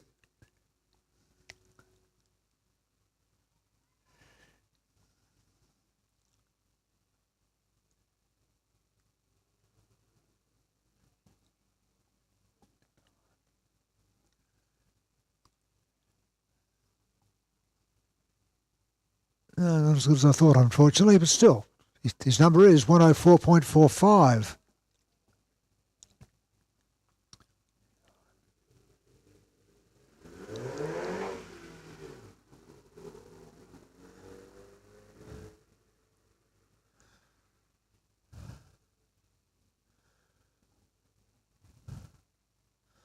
On the track now, we have Zoe Rule and her Ford Focus.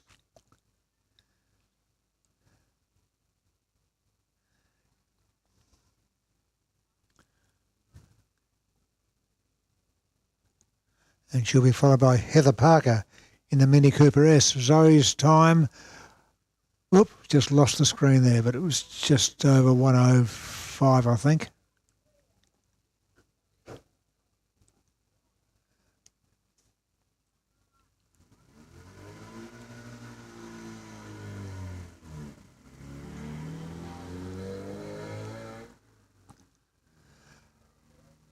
Okay, Heather Parker's Cooper.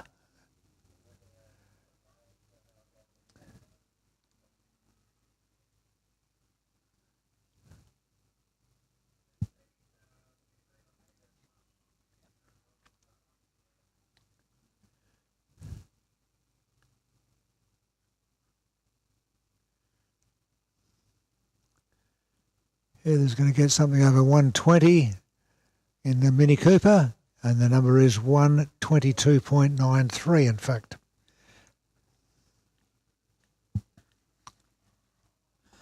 And Gavin Molden's Datsun 1600 is charging up that hill.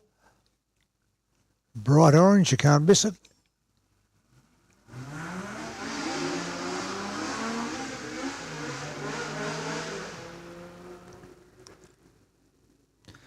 And Gavin's going to be followed by Anthony Bear in the Holden Commodore.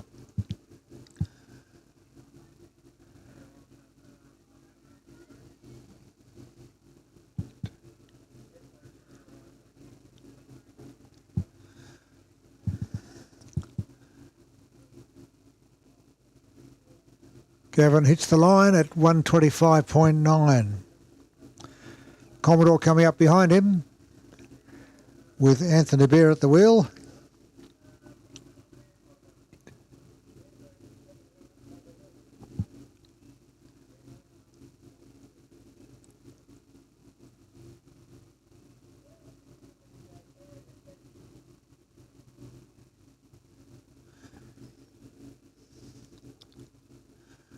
No, it's Emma Hutchison at the wheel. In fact, I got that wrong.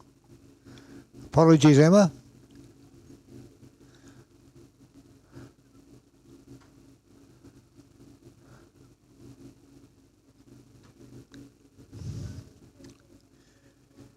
Emma's time, 107.91.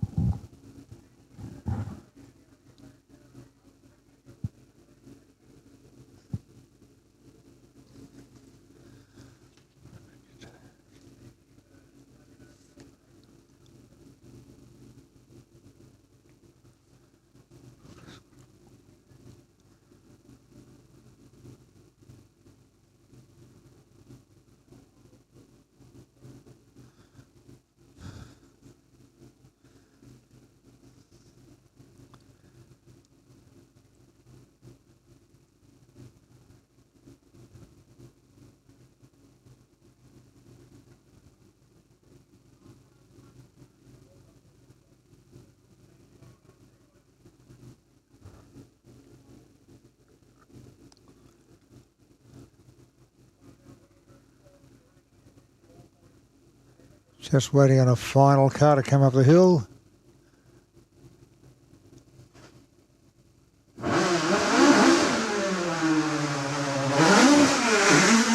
With a passenger. Little Ford Escort making a lot of noise.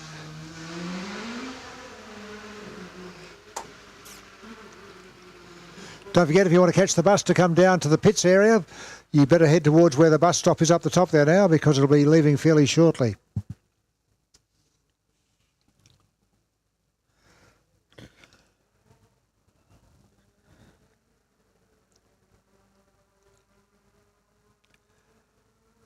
And we got another car with a passenger on board. Do we have? It's a Nissan Pulsar. Duke Bradley, car number 162. No, just Duke by himself in the driver's seat.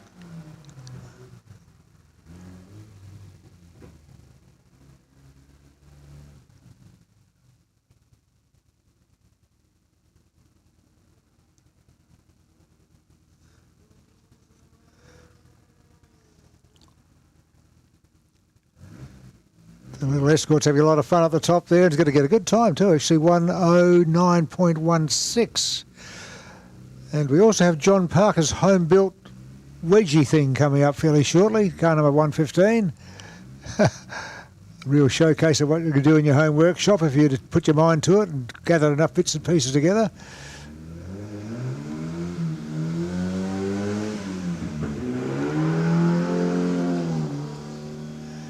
Duke Bradley is on the track now up there in the Nissan Pulsar.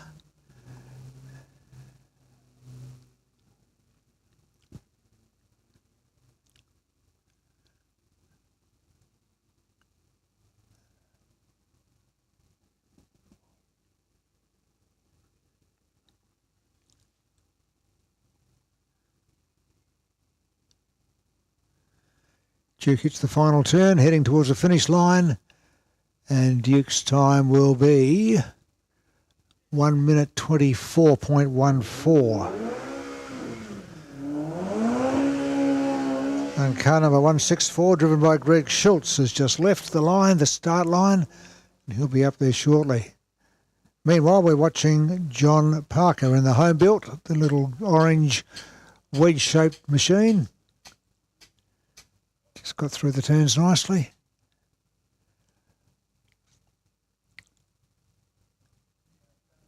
And John will clock at the finish line at 1:14.9.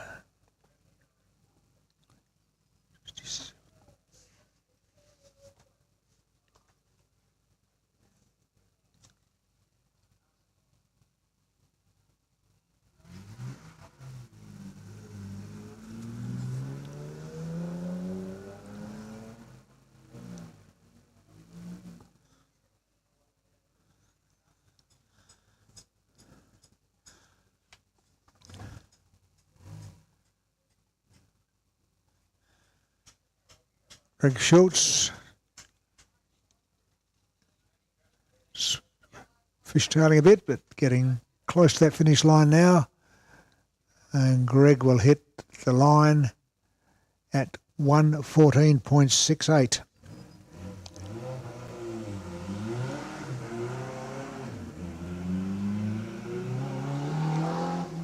Don't forget, if you want to catch the bus down to the pits area, the bus will be leaving very shortly. Head to the bus stop up the top there and grab a seat. Love to see you down here.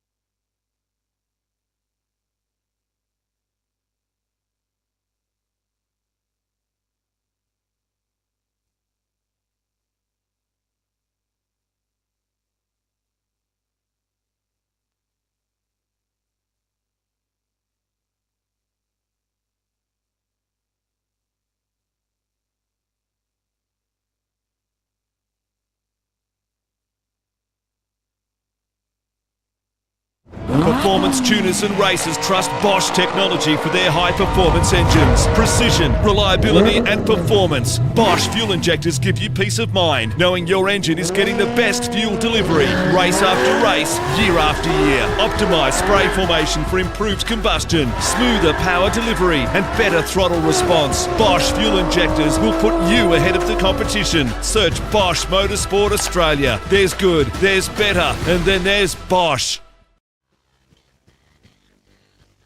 It's fair to say a lot of things have changed since we began back in the 80s, but the foundations of our business remain the same. We were here for you then, and we're still here for you now. Providing quality products, professional service and guaranteed workmanship by qualified technicians. As we continue to grow into the future, you know you can always rely on us. Trident Tyre Centre keeps me safe on the road.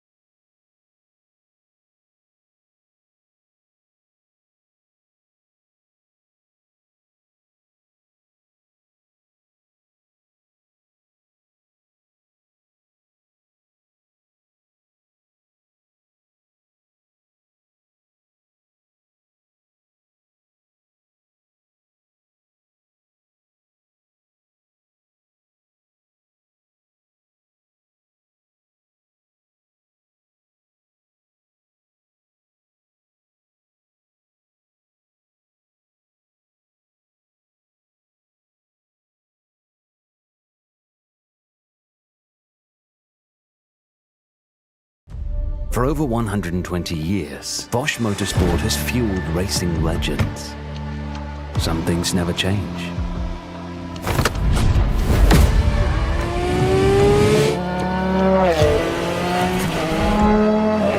Every detail, at every moment, optimized.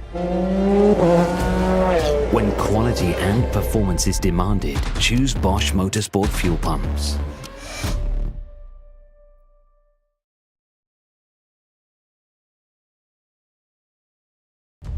For over 120 years, Bosch Motorsport has fueled racing legends. Some things never change.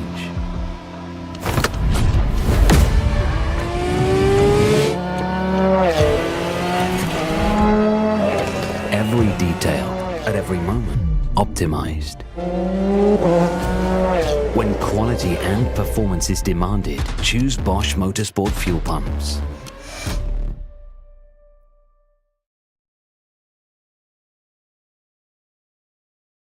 Have you checked out the latest from Mount Gambier Off-Road Centre? We've got even more gear to get you out there. Accessories, protection and recovery equipment, the complete ARB 4x4 range, and ARB touring with awesome rooftop tents, swags and awnings. We've brought together the very best in four-wheel drive, all chosen for its quality, reliability and practicality. And we expertly fit it here too. So come on, your four-wheel drive adventure awaits at Mount Gambier Off-Road Centre, 308 Commercial Street West.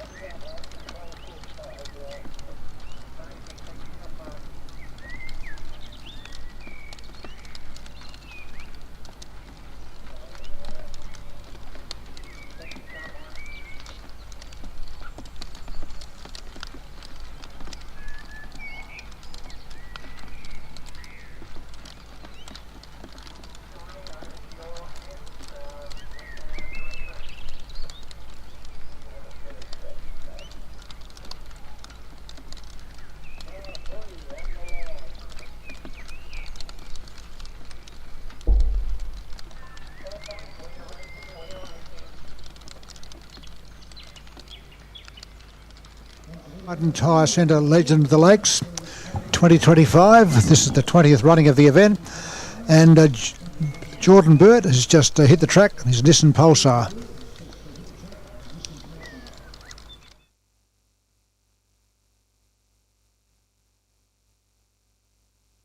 And Jordan's going to be followed by Ben Trelaw in the Subaru STI.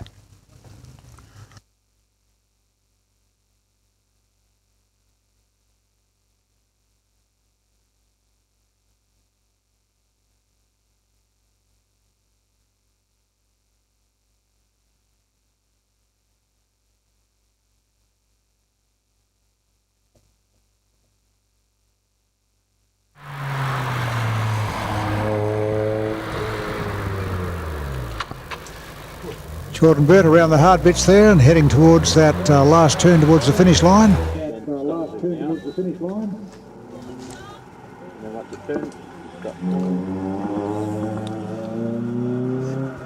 And Jordan's time across the line, 118.13. Ben Trelaw heading up the hill in the Subaru STI will be right up the top very shortly.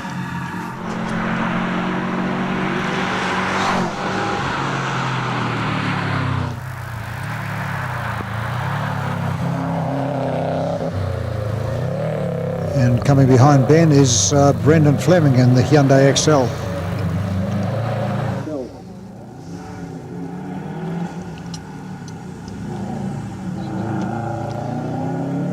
Ben Trelaw hits the line at 112.06.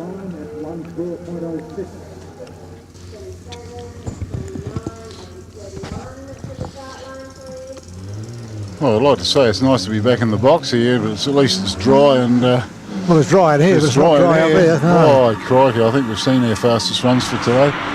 Doesn't look like things are going to turn any sweeter. Well, we might I reckon we might get a dry track for the last run if we're lucky, but yeah, we'll see how it goes. That's your prediction, is it? That's my prediction. Good luck with that.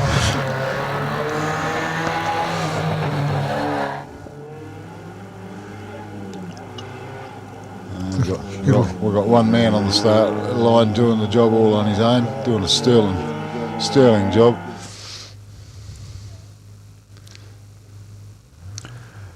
Brendan Fleming, 117.28 for the little Hyundai XL. And Timothy Adams' Nissan Skyline is up there now.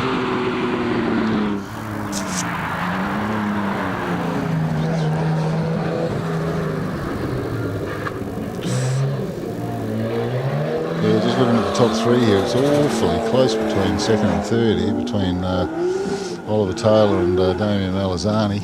Yes. We're talking 7/100ths of a second between the two, and we're talking here a two-wheel drive versus a four-wheel drive. It's a pretty impressive time out of Damo, I'll tell you what. Absolutely. Timothy Adams, by the way, 113.4 with a Nissan Skyline.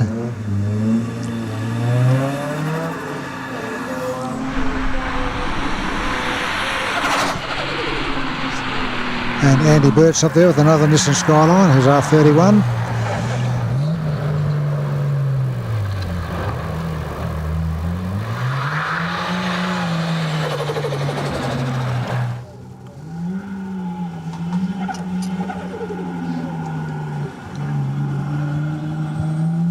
And Andy is over the line with a time of 113.8.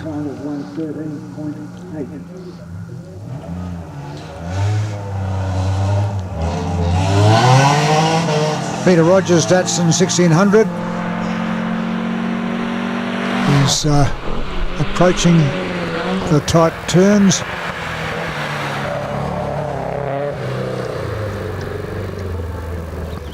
Gets around without any problems. Yeah, Podger's keeping it pretty tidy up there. So, not going to be a flyer, however. No, Peter's time 114.7.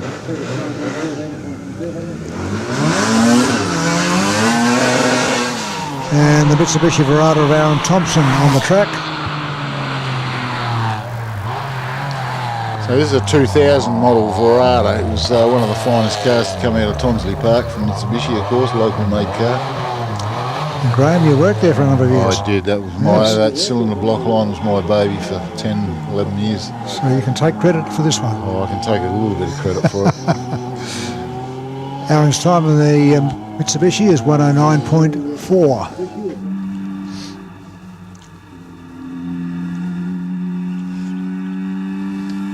I had the pleasure of driving those motor cars in the company car park, and I was still an employee there. And campaigned it for 2 or 3 years, and did really quite well with it. So they were happy days until they weren't. Yes, sadly. Motor manufacturing in Australia is just a past memory now, isn't it, sadly? Sadly, yes, and I was one of the last 15 out of Lonsdale, so it was a sad time. Yeah. Craig Goss's Mini, by the way, 108.0.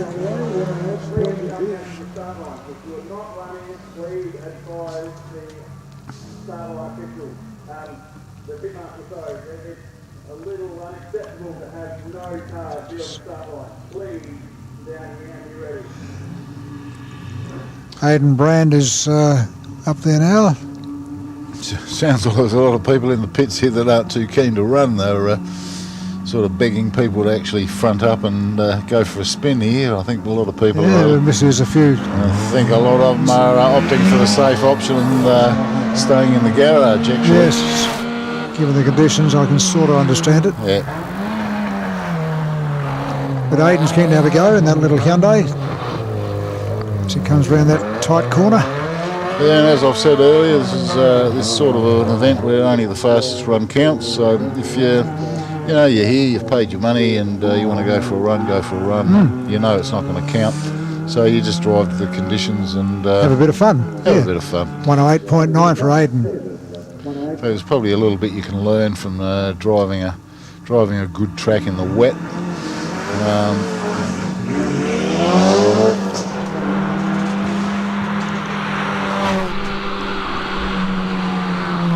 I really don't think we're going to see Sean Day out in his finally turned out Porsche. No, I sort of doubt it, yeah. How's this Roger Vogel saying? Yep. The Hyundai XL. Coming for the finish line now is Roger with a time of 1:12.6. Of course, Ashley Blanchard, the next car due, car 39, returned here on the back of the truck with a bit of substantial front end damage. So I don't think we'll see him out on the track again this weekend. Sadly, sad end of the weekend. Martin Radford's there at the moment though. He's in the Mitsubishi Evo.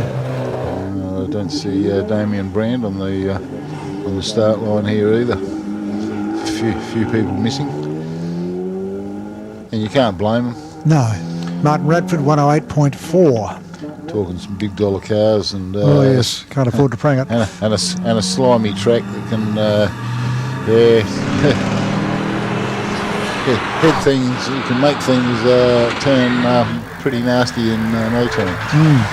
Still, Nathan Robbins is out there with his Impreza WRX. David Harris, sorry. The WRX. Mr. Hannaford Seeds himself, sponsor of the Hannaford Seeds cross-border, Hillclimb series. David, 107.4. Well done, David. Yeah, he's made some headlong improvements over the last 3-4 years.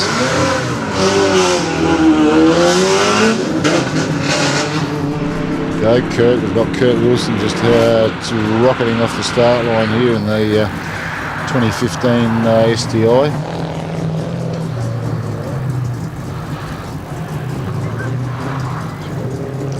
Ronald Rutter's Commodore's out there at the moment, hitting the top section, heading for the finish line, and the Commodore's going to get a number of 109.2.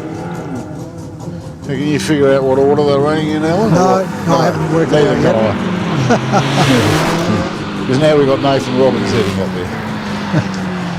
Who was supposed to have been before Rutty. Anyway. Yeah, doesn't matter. Now we've got a Brand on the line. Kurt Wilson. No, Kurt's already gone. See, They're keeping us on our toes here. Yeah. We just got to keep track of who's Well, on the whoever it start is, line. the time they got is 102.17, which is about the best time we've had so far on this run. Yep. Pretty decent time. Yeah, yeah.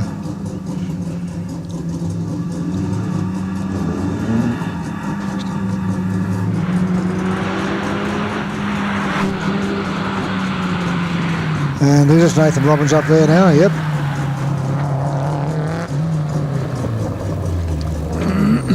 In the WRX Impreza.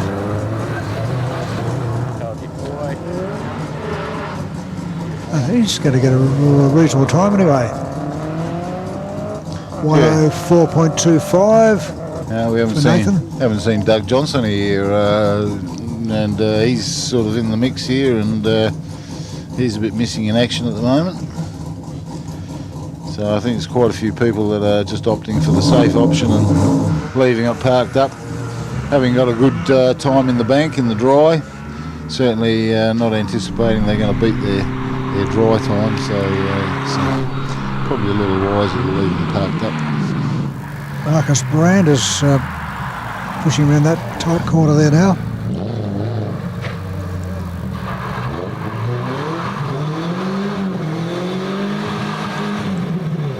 What brand of brand was that? Marcus. Marcus? Yep. Who's he on the list? I'm trying to find him. Anyway. You just added that one in. Well, 125.8 for Marcus. No, he's not on my Not list. Not here. Well, that's what I said on the display. He's not in the book. Okay. Oliver Polner's Subaru Liberty should be up there, though. Certainly is. Car number 65. What have we had? Something's happened up the top here with a Commodore.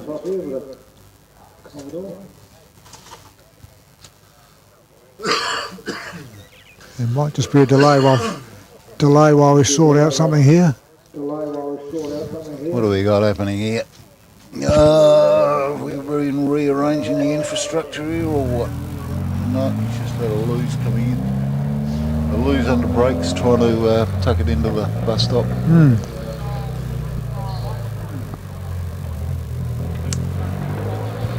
Conditions are rather challenging up here at the moment. Kind of glad I'm sitting here in the warm, being able to tell everybody about it rather than doing the struggle street behind the steering wheel, actually. Right. Whoever that was, they've just gone over the finish line. Now, of course, we're coming up to the end of the package, and of course, we're not exactly sure where the end of the package is, but if you're upstairs and you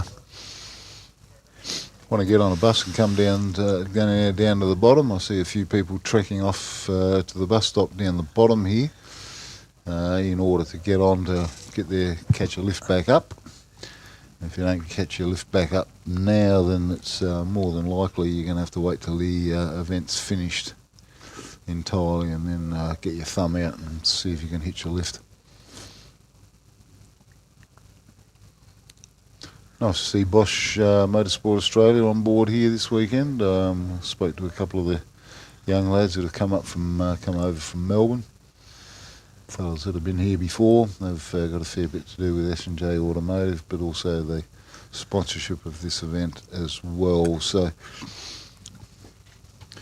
they do some seriously good ABS packages along with quite a bit of other fancy electronics that go into these seriously quick cars that make driving them a whole lot easier. Now we've Just a bit of a delay while things are sorted out up the top there, I think. I didn't think there was too much carnage up the top. No. That was a pretty minor incident, really, in the whole scheme of things.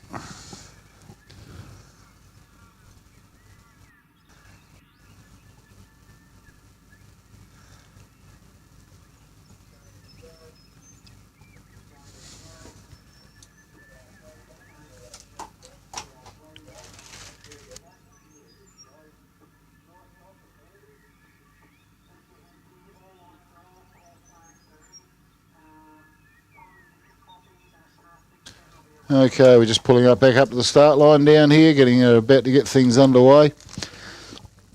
As I've said, we don't have too many cars to come before the break here. We've got Harrison Bliss sitting on the start line. He's one of our SEAC members, junior members, driving a 2009 Rex. Great to see so many juniors coming out and getting involved in these sort of events. Not just behind the steering wheel of the car, but also in various officialing positions. And the next car is a mystery car. The mystery car? No. Yes, it's a 60. It's Max Vitanen. Yeah. In a Holden VT Commodore that looks. But it's what it says on the program, but it ain't. That looks just like a Mercedes. It does, doesn't it? It's well disguised. They've done a great job of that.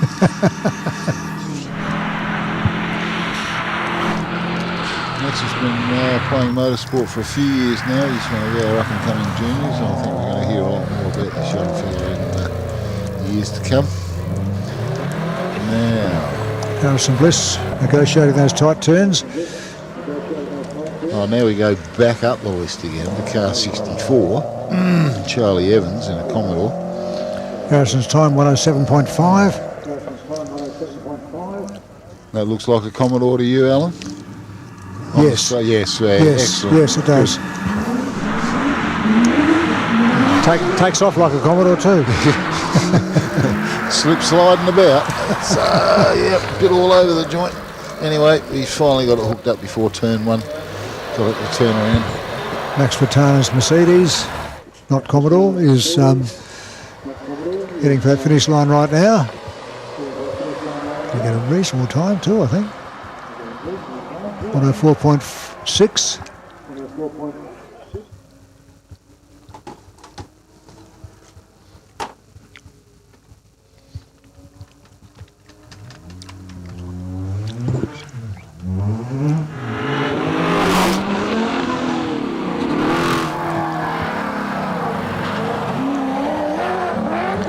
Charlie Evans in what is a Commodore. Slowing it a bit, but having fun.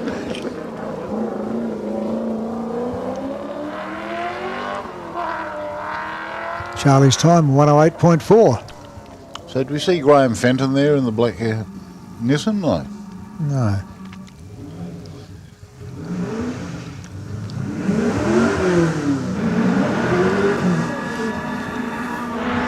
But Henry Sims is out there in the Toyota Celica, one of our juniors.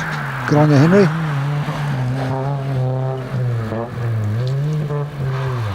Now we're just about at the end of the group.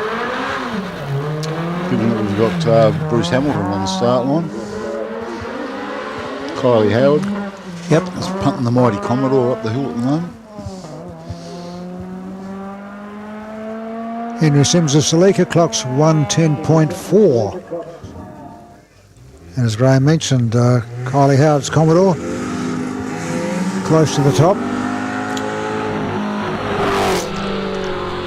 She's still coming to grips with all the extra horsepower and different suspension under the. Well, I'm glad she's going. This car, she's having a real go here, yeah. Oh, she's giving it a red hot crack, don't you, Ray?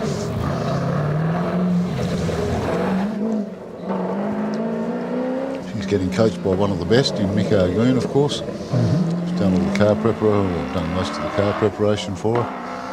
111.4 is Kylie's number. And they got some good horsepower out of this car, but the conditions aren't being the friendliest today, so. No.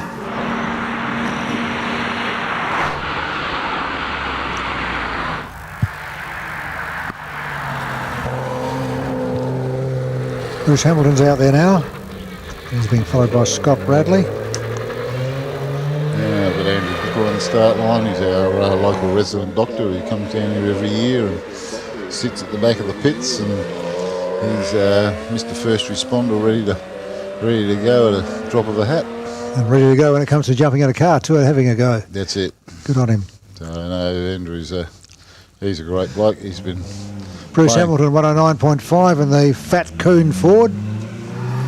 Andrew's one of those kind of guys, if you're running a rally and you've got a bit of a suspect driver that you think might be going to have an accident, he's the kind of driver you put in behind that guy. So to pick him up. So he's first. So pick up the pieces. He's first on the scene. And I know that's happened quite a lot over the years in rallying, as they kind of identify the highest risk driver. And then put the resident doctor behind him. Good idea. Yeah. Scott Bradley, by the way, in the Nissan Pulsar, got 112.21. As we watch the officials' cars cruising on up the hill, seal things off again, get the whole field turned around. We're going to take a very short break once again. Hopefully someone can step up and organise a bit of sunshine for us. We'll be back in a few minutes. Andrew Booker's using a whole heap of the track there. He's getting a bit wild. He's getting a bit wild and woolly up there. Anyway, he's Andrew's time. He's made it there. Yeah, got over the line. 108.7. Yeah, beautiful work. All right, we'll be back shortly with the 20th running of the Trident Tyres, Legends of the Lakes, coming to you right from not so sunny Valley Lake this afternoon. Stay tuned.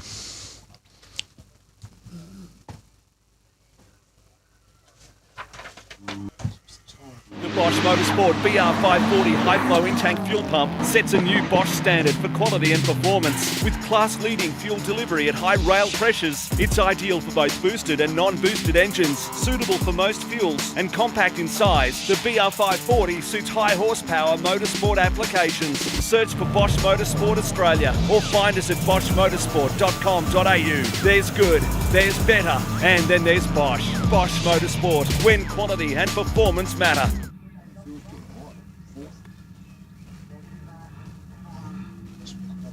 It's true, tyres can affect your vehicle's safety and performance. And you're pretty much throwing away money with the wrong tyre choice. Generally, you'll need a new set of tyres about every 40,000 kilometres. But which ones are the right fit for your truck, passenger vehicle or motorbike? The answer is Trident. Their experts will assess your vehicle and driving style, pairing you with the best tyres for safety, efficiency and ride comfort from reputable brands you can trust. Trident Tyre Centres, keeping you safe on the road.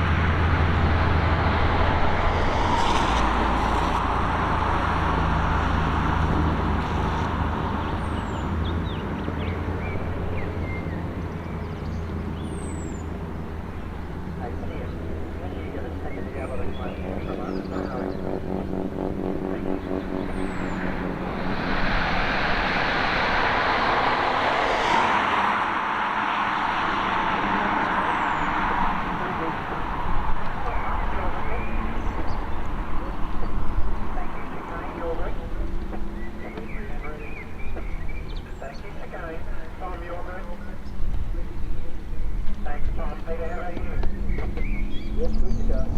Thank you, great and Gabby. Yeah, better than that. Better than that. Jeffrey, you good?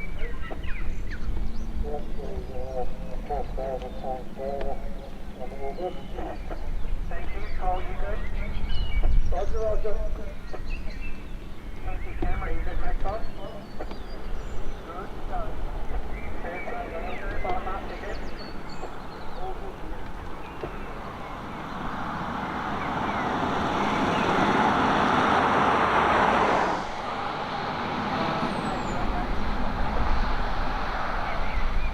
Awesome, are you okay? Waiting when engine to take. Awesome, stand by for that. We'll just check all the first couple of cars from here.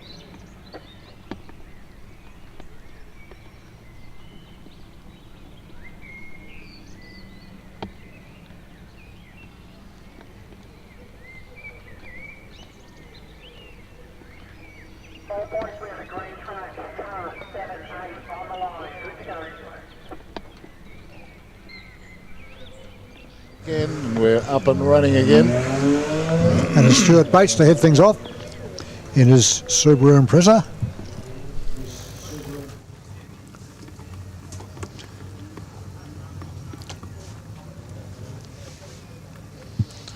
Another one of our sponsor entries, and that what that means, if you're looking through your program there, is they've paid the extra dough to make sure they got on the list by ticking the sponsors box and so forth. So it's been pretty tough to get into this event for the last few years. It's started to become a phenomenon. I mean, when you take when you get 200 entries in 10 minutes and you're limited to 150, it's just gets a little crazy. So being a sponsor gives you a bit of a leg up. Well, putting a sponsor entry in, you can actually put that in a week early, so it gives you quite an advantage, but you're paying an extra few $100 for the privilege. Now we've got Oliver Taylor sitting on the start line. He's currently sitting in second place outright with a pretty impressive time of 54.84. But the rain's coming down, Graham, I'm afraid. It's not going to make things any better. No, it's certainly not. Stuart Bates, 1:15.17 is his time. Yeah, certainly not going to see any records. Kirk Owens in the Ford Focus is just coming around the bends now and whoa, almost lost it there. So he's going to get a pretty good time considering the conditions. 1:01.96 you'd be pretty happy with, you'd think, given it's getting wet.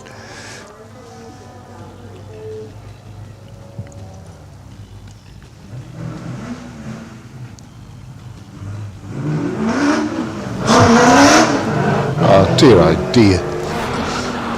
There goes.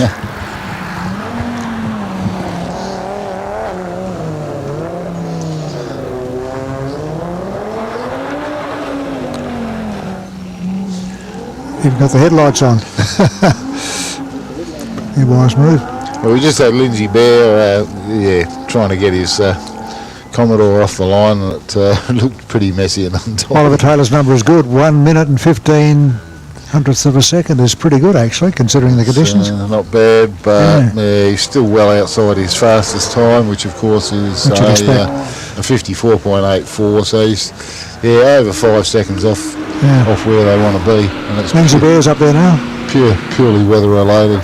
Yep. What's Lindsay going to do? Throw the handbrake out the window. Oops, almost. Had to go for reverse gear, that one.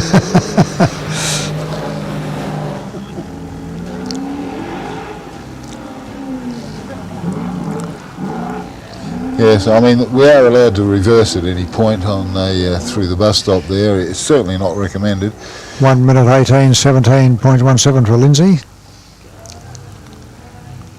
Wade Simpson's Ford Focus is up there now.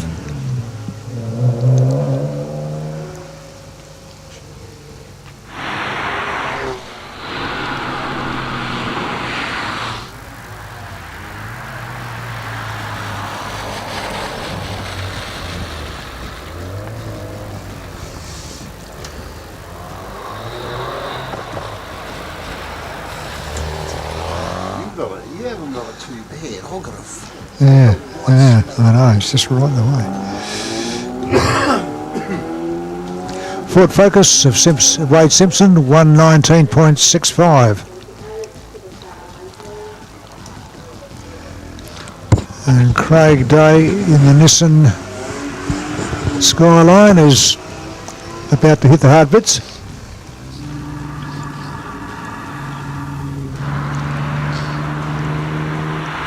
What are the hard bits? Oh, is that the chicane and stuff? At the Yes, top? yes. Oh, no, that's the fun bits. Oh, the fun bits, all right. I'll rephrase that then.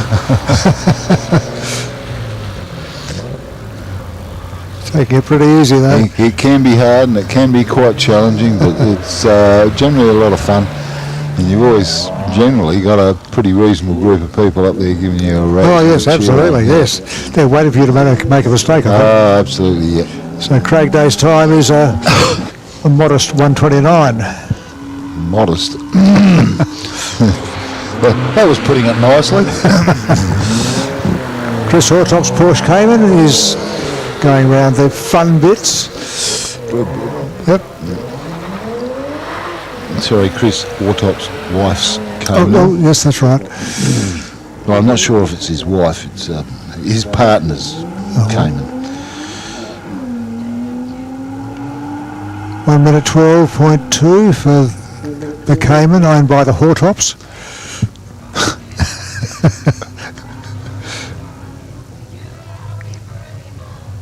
Who did we miss there? Did we miss Jared McRobbie? Surely not. I'm doing a big jump here. Oh my goodness, are we doing a big jump? We're up to Mark Game, car 118. And Anyway, Dave Rudham's up there now with his Ford Escort.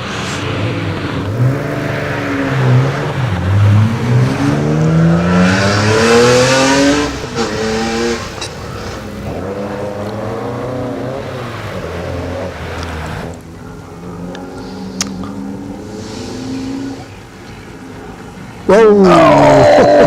Oh, God, I thought he was going to slap it back into the wall. Dave just about lost it in that last corner. We've got 114.2. It's all right, he's the only one driving that this weekend. So he can afford to take a few risks, you reckon? Yeah, no, he's offsider who normally shares the car with him. Dan Prentice. Oh, that was a right little slapper, wasn't it? I think Dan Prentice, he's probably watching this, but g'day Dan. He's gallivanting around Europe somewhere and putting photos all over Facebook, so he's left over with the race car for the weekend. Fair enough, I'd be pretty happy about that. I'm sure he is. Mark Gaines Tirana is taking it easy through that fun bit.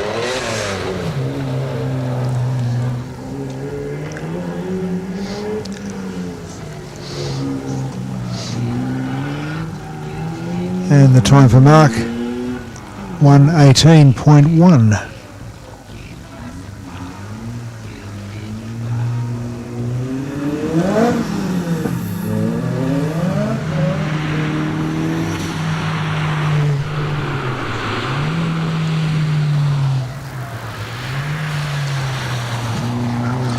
That's Reese Morden, I presume. Datsun 1600. Be a fairly safe assumption. Yep.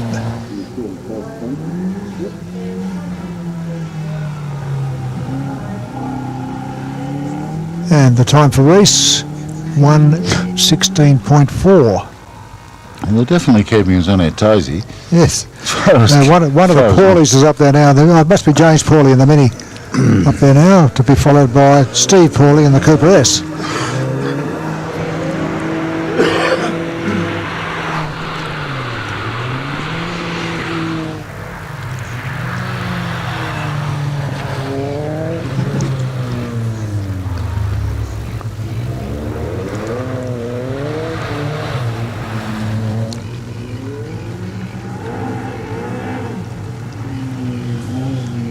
James hard around that last corner, and the time 1:16.73.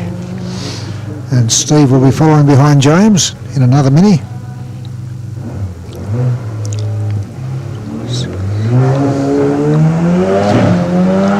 Just saw Danny Morg taking off from the line. Yes. One of our long time competitors here. He was out joining in the activities yesterday as well, so which was quite a pleasure for all those that were involved. At least the weather was nice. And we had Yeah, it was a bit better than today. We had 5 dry runs Yep. in perfect conditions. Steve Pauly around that last corner in the Mini, and a time of 1:18 exact.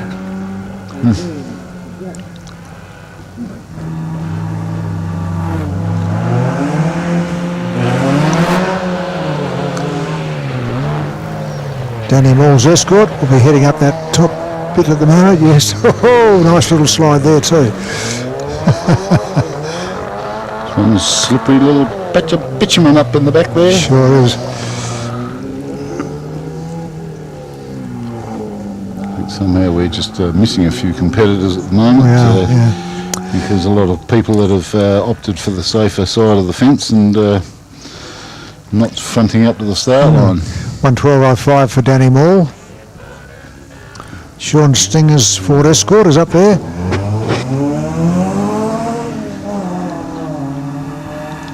So I didn't see Norm Goodall go up there, did you? No.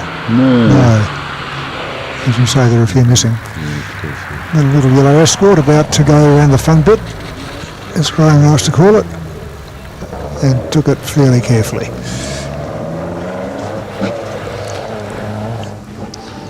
Who have we got in here? We've got Mick Argoon in the Mighty Touring car. Yep. About to head off from the start line. So Sean Stinger's time, 1:16.15. God, we seem to be missing a lot of cars out of the field. Yeah, I think Dylan Young's the next in the Nissan Pulsar.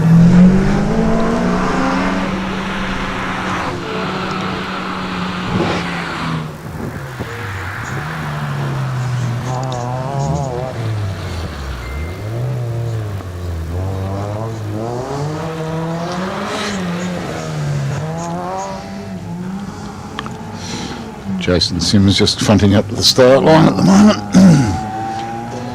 And Dylan Young's time, 1:13.48.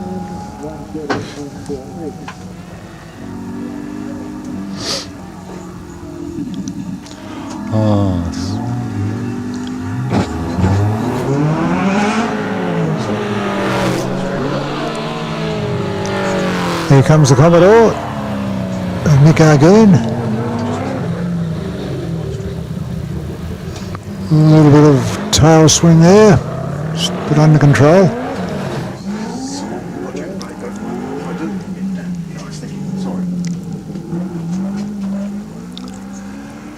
And Mick clocks 1:10.93.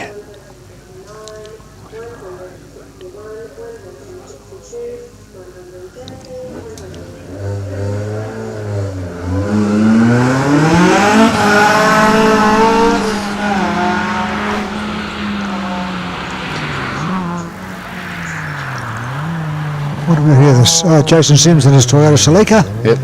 And Mark Povey's chasing him up the hill in his Stanza. Mark, of course, is Mr. Motorsport Tyres here. He's got all your tyre requirements and a tyre fitting machine over by the pits here. Cater for all your needs. Jason Sims 108.83.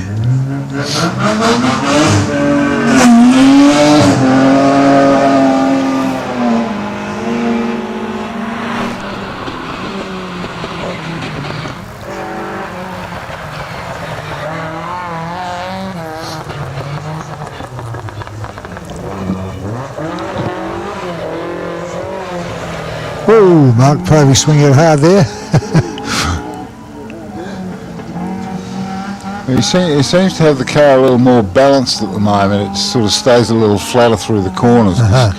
Tell you, I've seen him tipping it into the bus stop there at times where he's had the inside front wheel nearly a foot off the ground, and you go, "Whoa, that's got to be a strange feeling." 108.9 for Mark is not a bad time given the conditions. Yeah, certainly running a lot better than it was yesterday. In the meantime, we've got a Falcon hanging its backside out, having a bit of a drift session That's up the Cohen top. Hamilton and the Falcon. Fat Coon. Of course it's Cohen Hamilton. Yep. And he's got a good time too, actually, 104.1. Yeah, him and his dad Bruce are always having a bit of friendly rivalry. Or not so friendly rivalry, but they're always at each other for bragging rights. And I reckon it might be Ken Trimnell up there now in the Subaru WRX. I think you might be right. The white flash. Yep.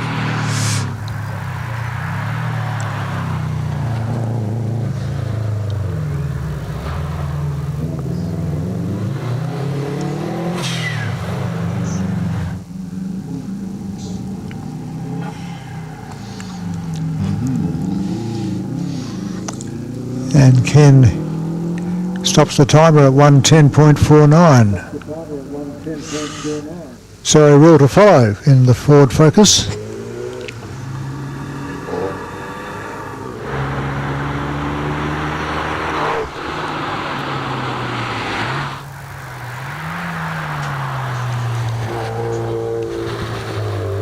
Take it very carefully, Zoe. Zoe's a fair way down the list. I'm just trying to find her here. So, yeah, she's right down the bottom with the best time of 110.44 for the... Yeah, she won't beat it this time, unfortunately. Yes. Zoe's time, this time 1:13. I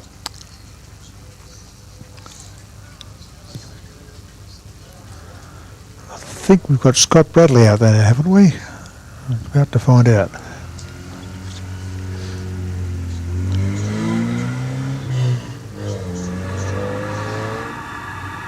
No, Heather Parker in the BMW Cooper S. So it is.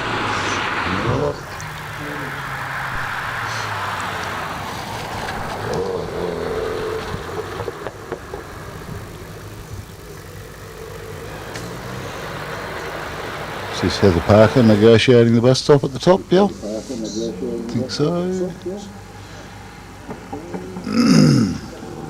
It's the only Binny at this end of the field, so it's got to be the one. 127.1 for Heather.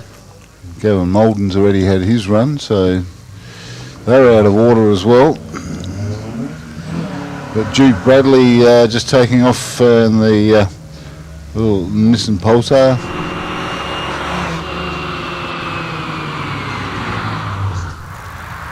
I mean, it is to Gavin Molden. Well, it's definitely a Datsun 1600, so... Yep, Gavin Molden.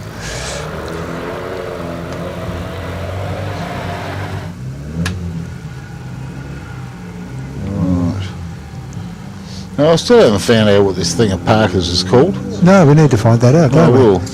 Gavin's time in the Datsun, 1:26.76.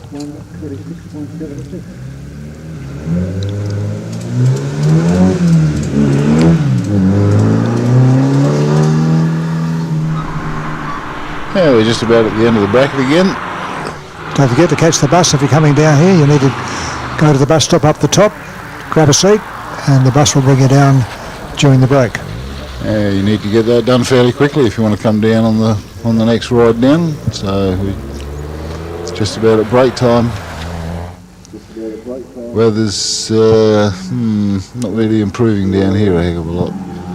Although we haven't had any... Well, it stopped raining. Well, it stopped raining. Doesn't mean it's... Duke Bradley, 1:25.6 in his Nissan Pulsar. Duke's one of our juniors. And at the moment on the track is John Parker in his homemade whatever it is.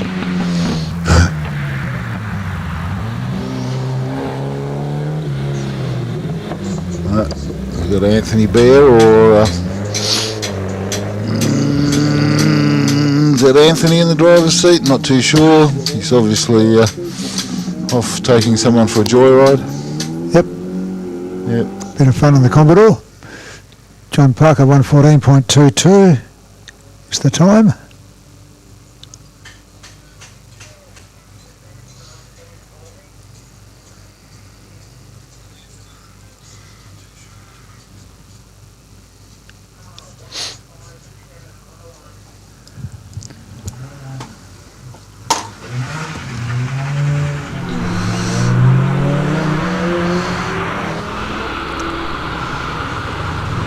We've got another Hamilton car coming up here.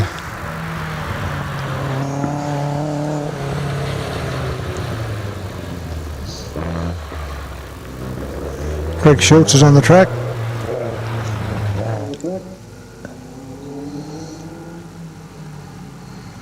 What car are we looking at here, Alan? Well, it says Greg Schultz. I'm not sure where he fits in the lineup, but 1:24.8 is the time.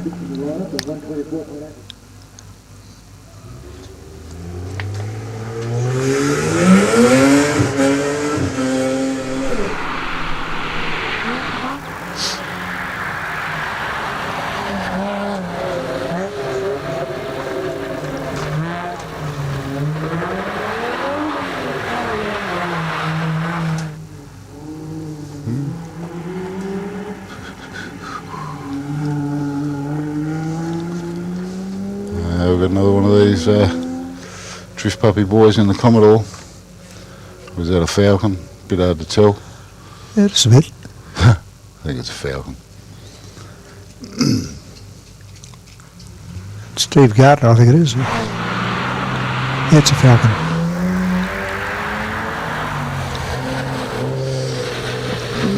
Now, looks like we're letting all our official cars go up the hill. We're going to have a short break and we're going to get all the cars back down to the bottom and we're going to take off on another run. Haven't seen Frank Kelly go for a spin up the hill yet, but again, this bracket, so that might be just around the corner as well.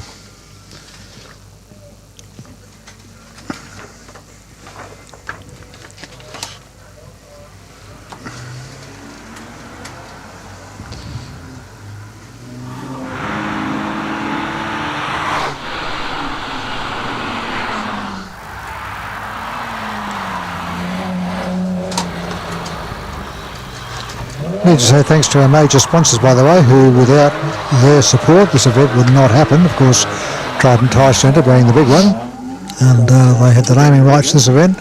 Good on Trident, one of the iconic local businesses in Mount Gambier. Avis Rent-A-Car, of course, good supporters of this event as well, as is the City of Mount Gambier. They provide the venue for a start, this beautiful Valley Lakes venue. Bosch Motorsport, Graham's mentioned them and the role that they play in making sure that these cars go as hard as they can. And Carlin and Gazzard, again, have been for many years sponsors of this event, and of course Peter Gazzard has won this event on a number of occasions in the past. Adelaide General Plumbing. Well, I'll pull you up there. He's been involved with this event right from the get-go, and I think he was putting on the original demo run in front of the council and the police and everything to convince them it should happen. To convince them to make it all happen. Yeah. Of course, Lionel Stingers was right behind all of that, and it was fantastic. And we heard from Peter Gazzard yesterday. Had quite a bit of a spiel about the origins of the event and what was done to get things off the ground. And then we've of course heard from our CEO Paul, who said really nice stuff about it, and he was sort of held a lot of promise for many years to come on this event, and what a great event it is for Mount Gambier. Absolutely. And local business and accommodation and everything. So great support from Carl and Gazzard. It's a bit disappointing in that we don't see Peter competing here regularly anymore. He has won the event 7 times, which is a pretty fair effort. And I think with a little bit of coercion, we might see him on the entry list again. I think we should keep trying on that, yes. I try every time. And I think a lot of other people keep trying as well. So what's his excuse? Well, it was family and kids and other commitments, but I think as time goes on and people grow older and conditions and life changes, priorities realign themselves, and I'm sure we'll see him back here. Yeah, I'd love to see him back on the track. Yeah. He loves driving the piece of road. He's still got a really seriously quick car. He's going to have be on Struggle Street. Mitsubishi Evo? Yes, he's going to be struggling to pull off a win up here again, but I'm sure he'd give it a fair red hot Dan Dale make sure he has to work hard for it. Well, Damien Brand's now in the mix, and give Damien a couple more years of practice, and I think he'll be knocking on the door as well. So, there's some wonderful things ahead for Legends of the Lakes. It's a great place to be. Indeed. And again, thanks for the sponsors like Adelaide General Plumbing who've come on board. Good on them. Clutch Life Media, thank you for your support as well. Southern Star Mechanical Solutions are an important part of this event as well, as are EB Graphics and Hannaford Seed. We've mentioned them before. They've been long-term supporters of this event, I think, and of course one of their principals is competing here as well. Merv Heemskirk and Heemskirk Security, they're the people who look after the event when everything shuts down and make sure it's all secure. So thank you, Merv, and your team. And if you're into a really nice drop of red, you've got to go and try Billy Brand Coonawarra with their beautiful wines, and certainly recommend them. And S&J Automotive, thank you for your support for this event as well. Well, as Graham mentioned, a bit of a break now. Wait for the buses to come down and the last competitors to come down so that they can get ready for another run, hopefully. And we should be back in about 10 or 15 minutes, I reckon.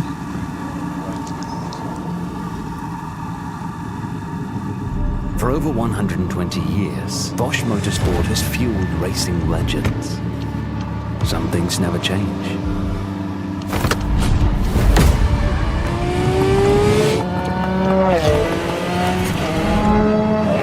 Every detail, at every moment, optimized. When quality and performance is demanded, choose Bosch Motorsport fuel pumps.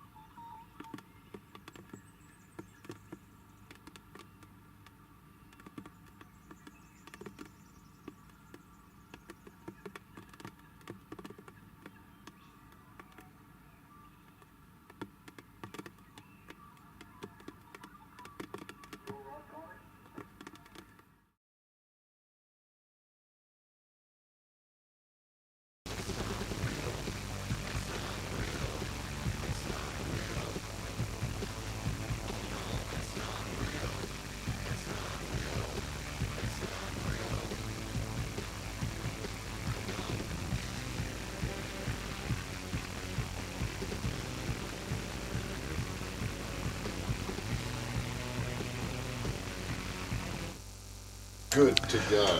Okay, we're back on the way again with our, I think it's number 5, round number 5 with Jordan Burt, Jordan Burt, I should say. No, it says Brendan Fleming.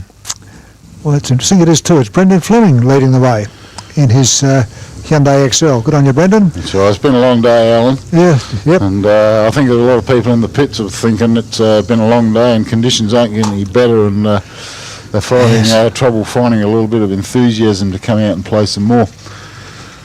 So we're finally getting a few cars lining up down beyond the start line there, so hopefully we'll see a little bit more action here, but weather's really not looking that favourable for any improved times today. We've all had our fastest dry run for the day, and I think their numbers are pretty well set at that. I suspect so. Ben Trelaw's having a go though in his Subaru STI. He's coming up behind Brendan Fleming. Oh, by the way, if you are here, if you got here on the bus, an important reminder. The last bus going back up the hill will be at the end of this run. Note that, the last bus going back up the hill will be at the end of this run, so if you need to get back up to the top of the hill via the bus, please note that you need to catch it at the end of this run, otherwise you'll be walking, hitching a ride or whatever. You'll be waiting till the end of the event, and then you'll be needing to hitch a ride back up to the top there. Won't be a pickup bus at the end of the party, I'm afraid, so just be aware of that. Now, given the distances involved here, if you're in the pits anywhere and you want to catch that bus, you're going to need to give yourself probably 5-10 minutes to get over there and get yourself a seat. Ben Trelaw's approaching the finish line now, 1:12.79 for Ben.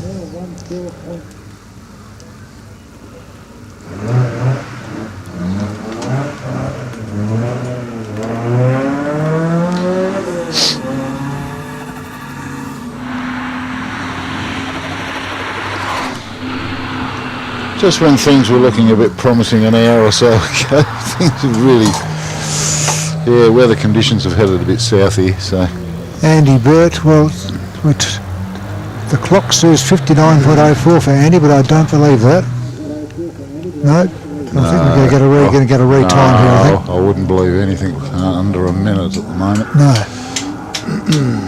Here we go, 1:16.49 sounds more like what we'd expect. Now Peter Rogers in the Datsun 1600 is heading up to the top there now. You can see that, can't you? No, I can't. Well, our screen up there's gone off for the moment. We've lost all contact with the real world, or the outside world. Or we're playing it by instinct now. Yeah. So Peter's time will be coming up very shortly. Well, we're watching the... watching the clock. Yes. 1:13.4 for Peter in the 1600. Now I think Richard Diprose in the Holden Ute is heading up the hill now. He's having fun.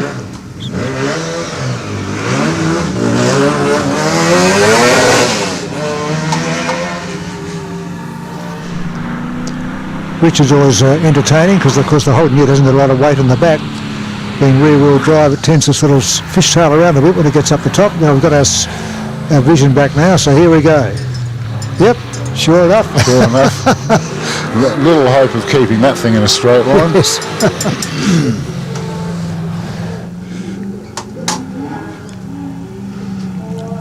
Things are getting slimy and sloppy and slippery and... And Richard's time, 1:20 exactly. These are not fast times, ladies and gentlemen. Seriously.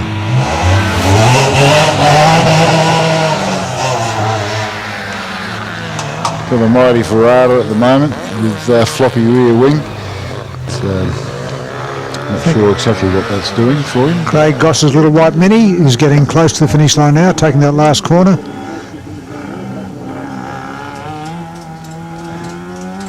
And the time is 1:09.00, which is not bad.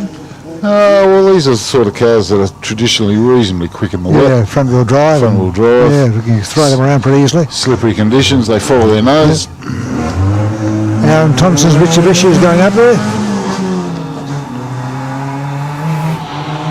This was a top-of-the-line Ferrari back in its day. That was a $50,000 car on the showroom floor back in 19. A lot of money in those days. That was a lot of money. And a beautiful car, all leather interior, and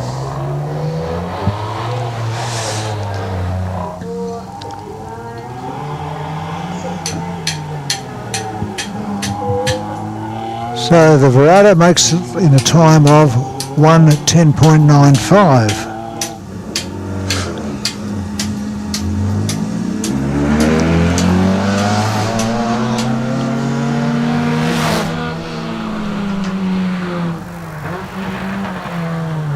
Negotiating those twisty bits now, we have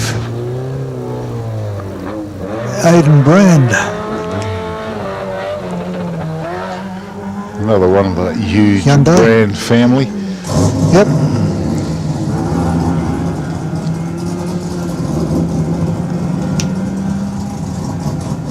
Aidan's time 108.86, and he's being followed by Corey Brand, another Hyundai XL.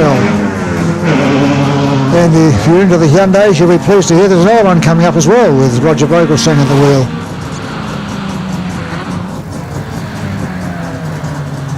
Let's see if Corey can beat 108.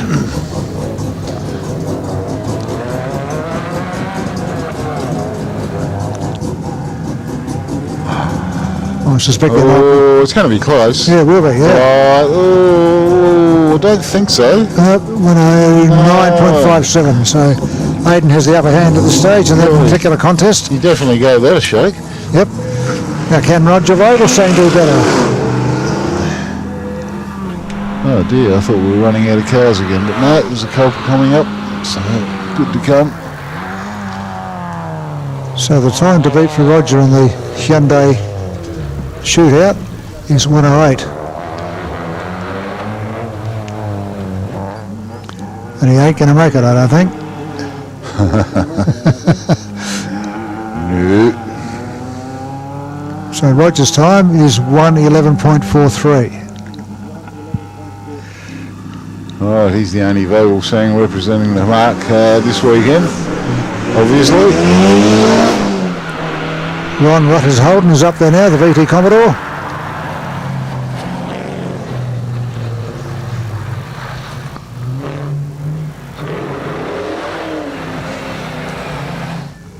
We had a pretty good run up there through the bus stop all day today. We haven't had anyone sort of run into concrete walls or anything, so which is 106 for Ron. Which is quite good considering the conditions. Yeah, that's right. somewhat challenging conditions. Yes. We've had a few decent incidences up there over the years, and a bit of damage done to cars in there, and all sorts. Martin Radford's Mitsubishi Evo is pushing hard around this corner now and looking good. He might get a reasonable time here. So what's your favourite, Alan? The Mitsubishi Evo or the Subaru STI? I'm a Subaru fan, actually. You're I used to own a couple of Subarus, yeah. Okay. 105.9 from Martin. All right.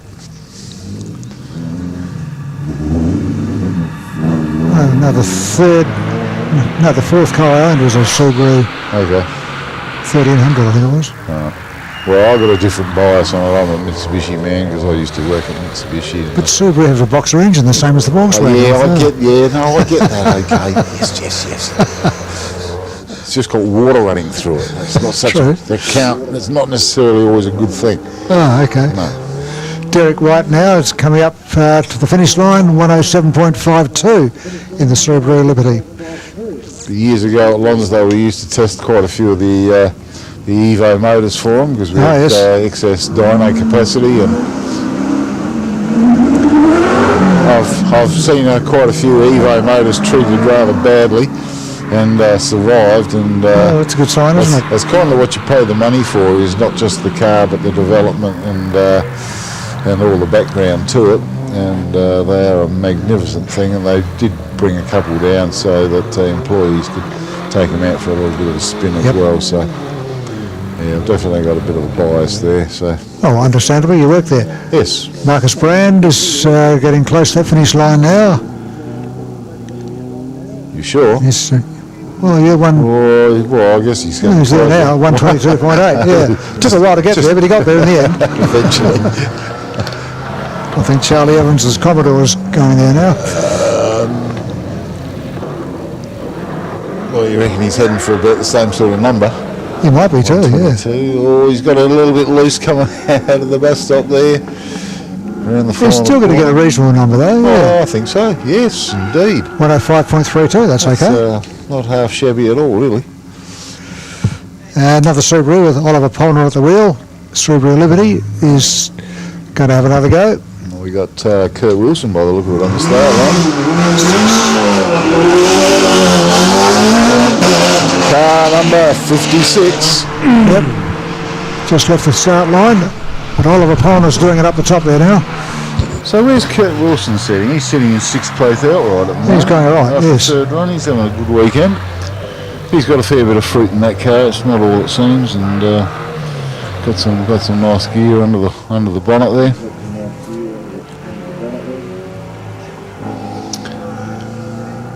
So Oliver Polner's Commodore, 111.35. Certainly not going to see any changes in the final finishing order today. I think we're up to 2:30 at the moment. Not sure what our finish time is today. That'll be up to the discretion of our clerk of course to make the call on how long we keep running today. Yep. May well be condition dependent and the attitude of Kurt some Wilson Subaru says 59.9. I'd be surprised if that's the case, but I think they'll have to do a recalc on that. It is a quick car, but I don't know whether it's quite that quick. Not in this weather. Still says 59.9. Okay. Could be right. Well, we'll see. If it is, it's a very good time. Yes. And it is a very quick car. Yep. Henry Simpson's Toyota Celica. Should be approaching the top area there now. Yeah, I think they might be getting a few phantom signals from the finish line that triggers it earlier than... Because we've seen it a few times about an hour or so ago where we had cars stopping the clock apparently and they're still negotiating the bus stop. So. Yes.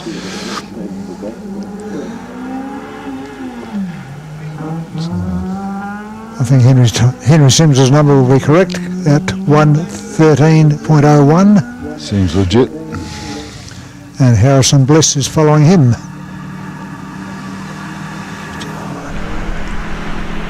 And Max Patanen in his, well, it says Holden Commodore on the program, but it ain't. It's another one of them peskily quick little Mercedes-Benzes. Oh dear, we've got, who have we got here? Car 32, Grant Stevenson in the Ford Escort. Harrison Bliss, 105.95. Yeah, we should be seeing a whole lot of Falcons down on the line there, but not.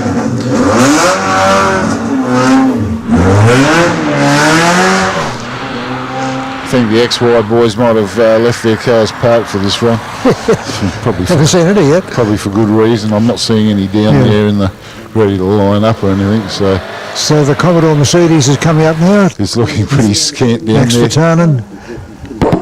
Oops. Yeah, no, all the Falcon boys are all still down in their car parks down there, so we're not going to see them come out and play this time. 104.53 for the Mercedes-Benz. And Grant Stevenson's Ford Escort is charging up the hill now. Charging, is that what you call it? Oh, well. Well, he's doing the best he can. Pushing hard.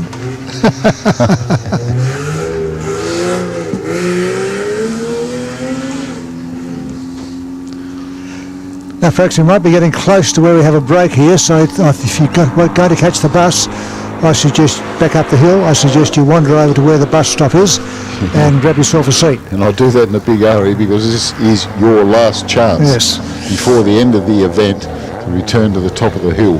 So if you're not heading that way, you're not going to be making it, I'm afraid. So Grant Stevenson's Escort is going to come up with a modest time, we'll say, of 1:31.1.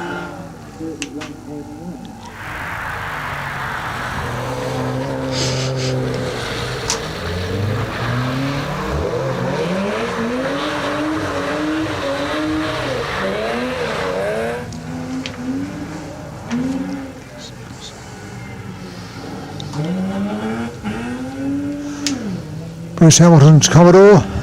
No, the Fat Coon, sorry. 110.5.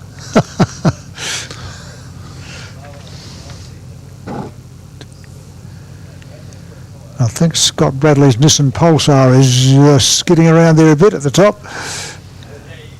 Oh! He's giving it to us.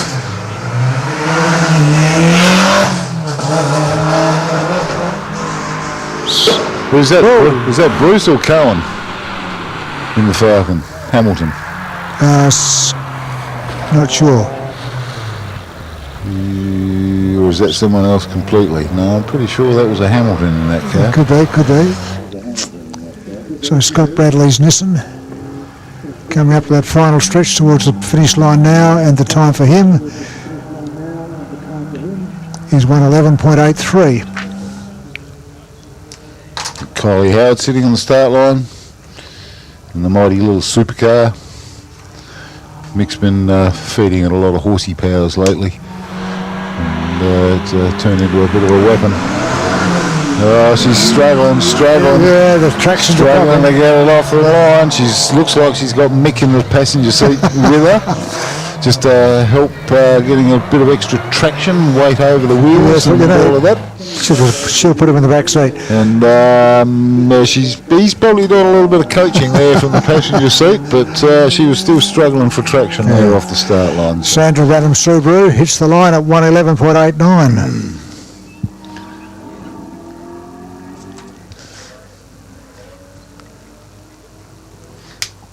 Dear oh dear. I wonder if Mick's going to be working the handbrake for her up in the bus stop. We'll find out when they get there. Just could be interesting. Foot on the clutch. Now. Here we go. Let's see what they can do. Bit of teamwork going on in the cab here or not? Didn't push it too hard. Oh, I've got a little bit of a slap coming out under the back, under the top straight. Yeah, into the T-junction, nice and tidy. And the time's okay, 1:11.99. You call that? I wouldn't call that okay. Oh, okay, all right, it's terrible. It's terrible. Too many cooks. Yep. Here we go. We're getting a little bit of a replay there of Kylie. Yeah. Okay. Yeah. Now we've got a whole bunch of officials' cars belting up the hill. We're going to take a short break, and hopefully, if you want to lift up to the top of the hill, you're on the bus right now. If not 5-10 minutes ago. So anyway, for those of us that have got cars down here, we'll be right. And for those of you that don't, see you thumbing a lift at the end of the day, we'll pick you up. Might be a few people thumbing a lift at the end of the weekend. So. Which is fine. There's always plenty of people with room in their car, so you're not going to get stranded down here overnight or anything, so should be good. Alright, we'll just take a short break, shall we, Alan? I think we should. Yeah, step outside, enjoy some rain. No, I don't think so. You can if you like. No. I'm staying here. It's okay. Okay. Performance tuners and racers trust Bosch technology for their high-performance engines. Precision, reliability and performance. Bosch fuel injectors give you peace of mind, knowing your engine is getting the best fuel delivery. Race after race, year after year. Optimised spray formation for improved combustion, smoother power delivery and better throttle response. Bosch fuel injectors will put you ahead of the competition. Search Bosch Motorsport Australia. There's good, there's better, and then there's Bosch.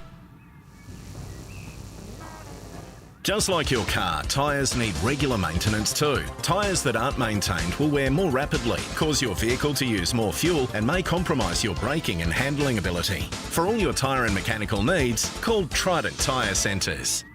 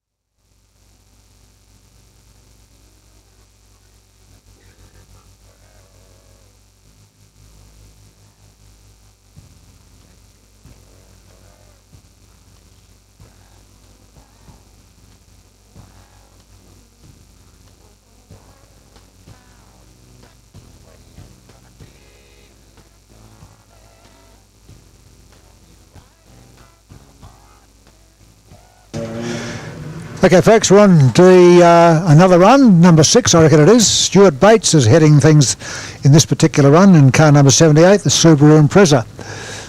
And again, things are a bit slippery, so we're not expecting any record times in this particular run, but we'll see how we go. Just when we thought things were slowing down and enthusiasm was waning a little because of the horrible conditions, which only seem to be getting worse. They're all up and running again here. I can't see too many cars down there. They'll meander on through. We'll try and keep the show rolling, and hopefully everyone plays safe and we don't suffer any horrible incidents or anything. But generally with this sort of an event, because only the fastest run counts, and you've got the option of running or not running, and everyone seems to drive to the conditions and don't over push things beyond reasonable limits, so things have been kept pretty safe.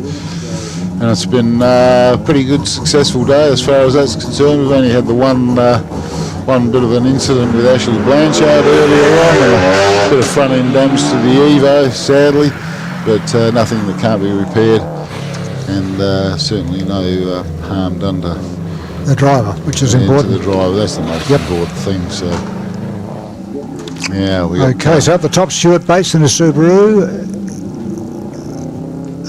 Simon File, sorry.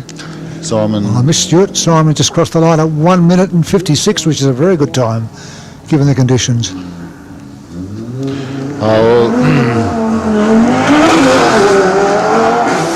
This is kind of Simon's home track. He's been hanging around the neighbourhood here for most of his life, so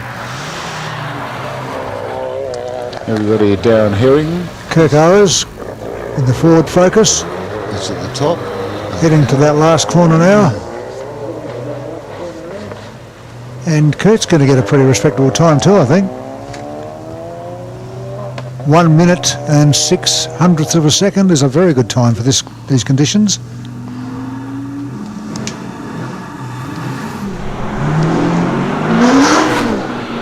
We're looking at here Oliver Taylor.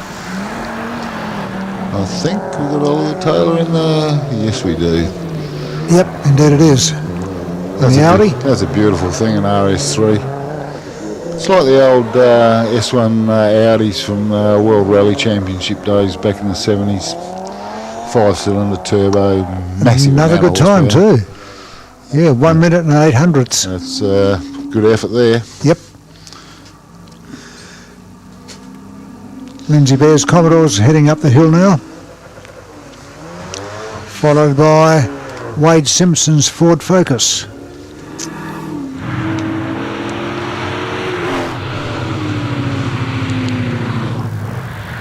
We'll have to address a few corrections on tomorrow's entry list and see if we can actually get cars to match what's written in the program. That would be nice. Save a bit of confusion here and there. But usually there's a good reason behind all those changes. It's last minute vehicle changes done well after the program's been published and printed. Lindsay's time 1:15.3 in the Commodore.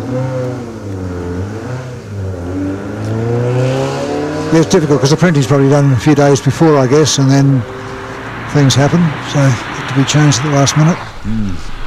You'll find it's a little more than just a few days. It could be a week or two. Could be, yeah. Okay, Wade Simpson's little Ford Focus. About to hit the last corner. And the time for the Ford is 1:19.11. Another Ford Escort Mark II this time from Dave Rudham is charging up the hill.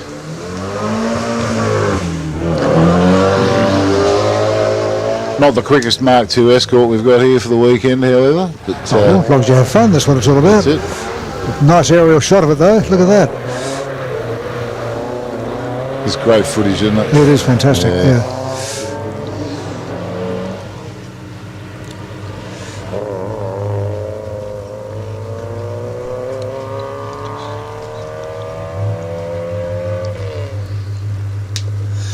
Dave Rudham, 112.6 in the Escort. And Wayne Fitzpatrick's Nissan 180X is again on that overhead footage, looking good.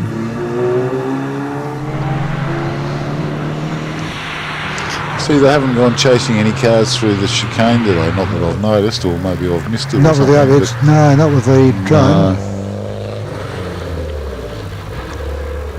Well, I've seen some good footage where they've actually chased the car around. Oh, okay. Around the chicane and up around the top right-hander and over the finish line as well. So Wayne Fitzpatrick come in with a finish time of 1:17.46.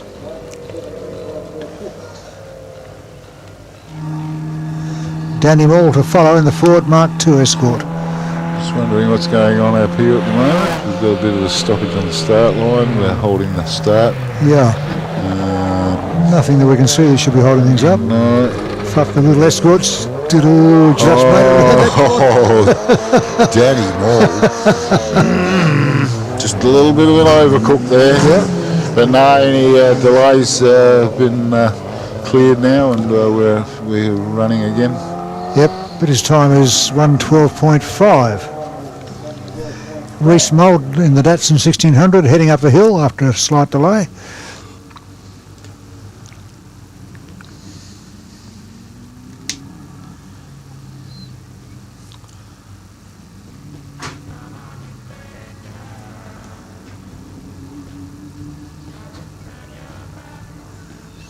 Wonder if we're going to see our special guest Frank Kelly come out again this afternoon. I'll be very surprised if he didn't come out and make another appearance. Let's hope so.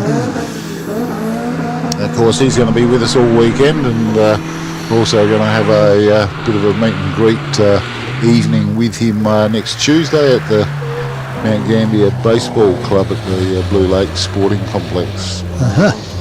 So I think something worth catching up with. I think tickets are $25 for a bit of a feed and a meet and a greet. Good value. So yeah, looking forward to joining in on that one before we head back home again. Reese Molden's time over the line is 1:16.02.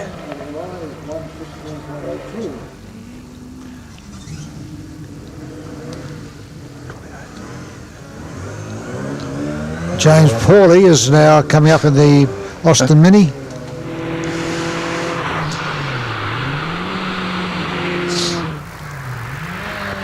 They look like such tiny little cars when they see Well, they are, aren't they? They really Yes. are. Let's face it. When you see some of the minis racing each other side by side, like at Goodwood in England, and there's a whole gaggle of them, and you think, wow, they're just drifting through corners. Yeah. You can understand why they were so popular when they first came out. They were absolutely revolutionary in a way, weren't they? Well, they still are. I don't think they've lost their popularity. Yeah. James Pawley's time, 1:16.08.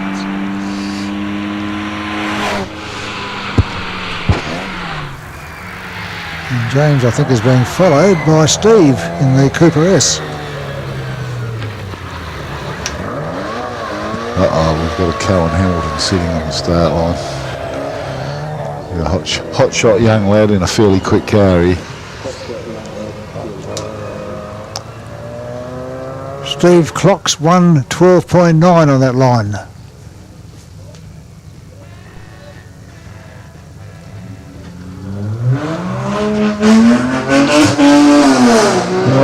Struggling for grip off the start line here again. Things are pretty greasy. Yeah. It's a strange looking patch of bitumen down here, and it's a real challenge to get any sort of grip out of it. Yep.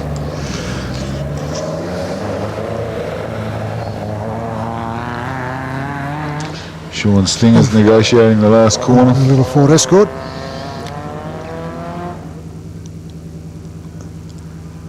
$113.11 for Sean. I was hoping he might have dragged a little Lotus Europa out of the garage for the weekend and given it a bit of a lively sprint up here, but I guess it's a bit too precious to go risking in this sort of conditions. Yeah, might be too. Maybe later in the weekend. Yeah. Cohen Hamilton now is out there.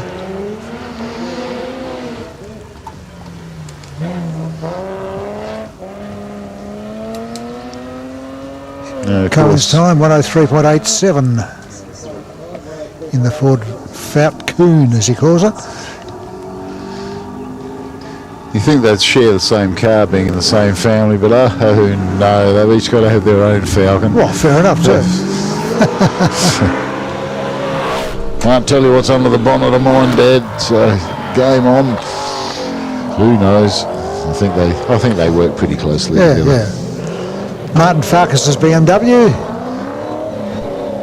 Swinging it a bit in that second to last corner. Oh, careful here. We've been in the bushes here before. He's going to get a reasonable time too, 104.3. Fair dinkum, he disappeared down there a few years ago. Did he? Yeah, pretty careful now then. No, not quite at the start. He didn't quite make it to the finish line, and he's buried it deep. Oh dear.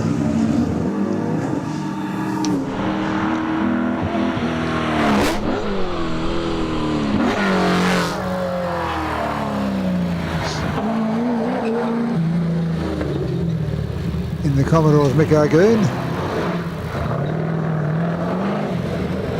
Peter Brock looking Commodore. Another nice drive from Mick. Yep, not a bad time either, 108.4.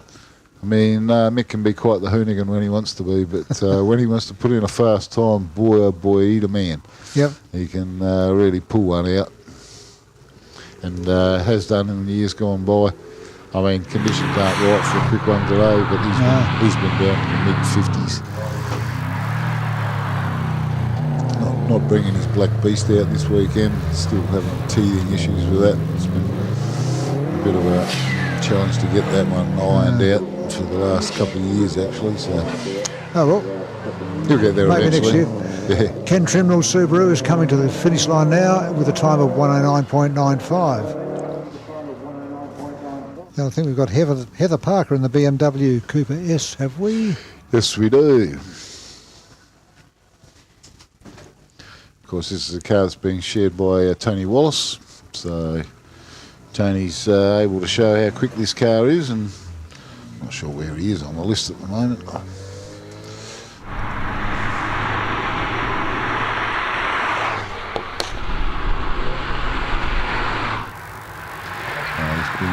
He's beyond point one. Yeah, we've got a good shot of that last corner there.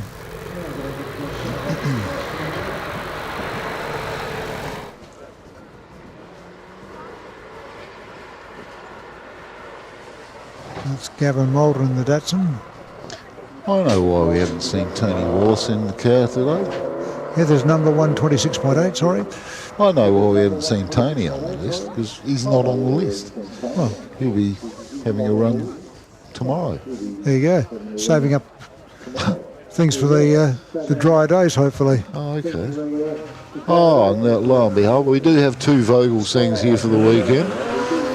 It's just it's only Roger today, and Zachary will be joining him tomorrow. There you go. So, which is normally the way.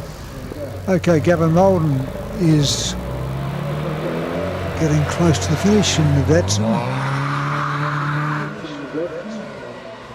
Last corner to negotiate, and he's heading now to the finish line with a time of 1:25.9.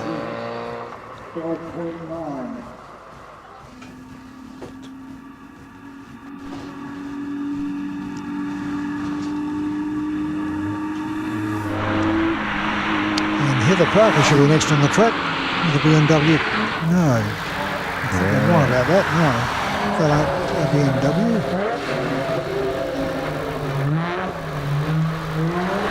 Now, of course, for all of you that are keen on your motorsport, this is just a bit of a warm-up for the whole weekend, really. There's 80 odd entries today. Tomorrow, I see a YouTube with over 150 people entered. There's going to be some seriously interesting and fast cars. We've got Frank Kelly at the end of the field. We've got another car of some interest. We've got a GT40 in the hand of Andrew Andrio. Anthony Bear got 109.42 by the way in the Holden Commodore, and Duke Bradley now is in the Nissan Pulsar. So hoping that conditions are going to brighten up a little bit over the course of the weekend. If you've got friends that are keen on it, let them know about it. Come on down, get your fix of motorsport right here in the backyard of Valley Lake. One of the most wonderful venues on the planet as far as I'm concerned, for who are holding a hill climb. Duke Bradley, by the way, 122.34 is the time. And John Parker's home-built contraption is coming up the hill now. We still haven't got a name on it. No.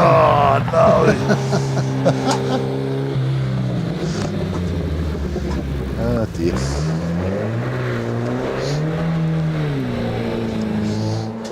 What's his car number there, Alan? It is 115, John Parker. John Parker. There it is. It's in black and white here. It's a Chimera. Chimera. It's a Chimera. Chimera. Chimera. 113.92 in the Chimera. Right, there you go. Well, that'll save me a walk. I don't have to go over and ask him now. Well, there you go. Happy days. Of course, he's in the program for Saturday, Sunday. Good stuff. Yeah. Dylan Young's up there. Chimera. I'll give you the definition of that in a minute. The Chimera? Yes, there is a definition for it. I think it means a crossbred or something. Is it? I think so, yeah. You think? I think. Dylan Young, 111.6. This is not looking good here, folks. We've got some serious wind picking up here. feels like it's about to start hailing or something. Oh, dear. Doesn't look good, does it? Really doesn't feel good. The temperature's dropped about 4 degrees. The poor guy standing on the start line is holding the stick. He's not really enjoying life so much at the moment. A chimera is, in Greek mythology, a fire-breathing female monster with a lion's head, a goat's body and a serpent's tail. Is that right? So it's a bit of a crossbreed. Okay. Well, that's probably how it works, because it is a total crossbreed car. Yes. It's a bit of a Frankenstein car. So, bit of this, bit of that. Mark Povey's time, 107.6. Sprinkle of that, sprinkle of this. Add a little bit of spice, and mix it all about, and you come out with a Chimera. That's right. Right. Steve Gartner's Falcon is going up the hill now, just left the finish line, the start line at least, but Greg Schultz is near the finish line, in fact. Got Andrew Booker on the start line, our regular medical officer. He sits at the back and he's there for first response if there's any incident. And thankfully he's been out of a job all day today. Hasn't had to do anything. Let's keep it that way. Yeah. Greg Schultz hits the line, 124.74. I do beg your pardon. I think he did go up there earlier in the day for when who was it? Ah, yes, when that. When the Evo had a little bit of a straight on hit. Yeah.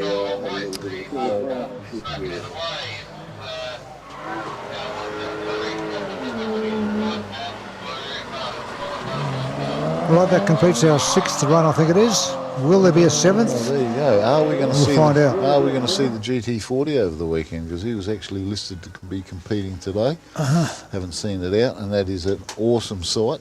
Yep. Of course, it's a replica GT40, but it looks the part, it sounds the part, and he's not shy about giving it a good punting. So buses have gone to do the school run. So we're not going to see them back here again this afternoon, sadly, but over here over the course of the weekend, we'll have extended hours for the bus. Now, of course, while we've got officials' cars up there, Andrew Booker's just crossed the finish line. The doctor. They're giving him a name. He's 110. Yes. Doctor who? Okay. It's Dr. Andrew Booker.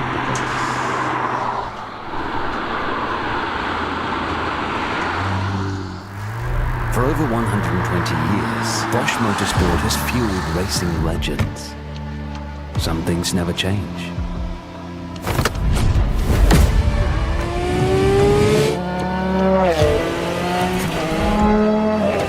Every detail, at every moment, optimized.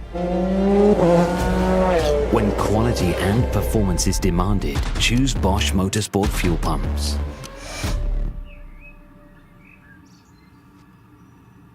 Have you checked out the latest from Marque Off-Road Centre? We've got even more gear to get you out there. Accessories, protection and recovery equipment, the complete ARB 4x4 range, and ARB touring with awesome rooftop tents, swags and awnings. We've brought together the very best in four-wheel drive, all chosen for its quality, reliability and practicality. And we expertly fit it here too. So come on, your four-wheel drive adventure awaits at Mount Gambier Off-Road Centre, 308 Commercial Street West.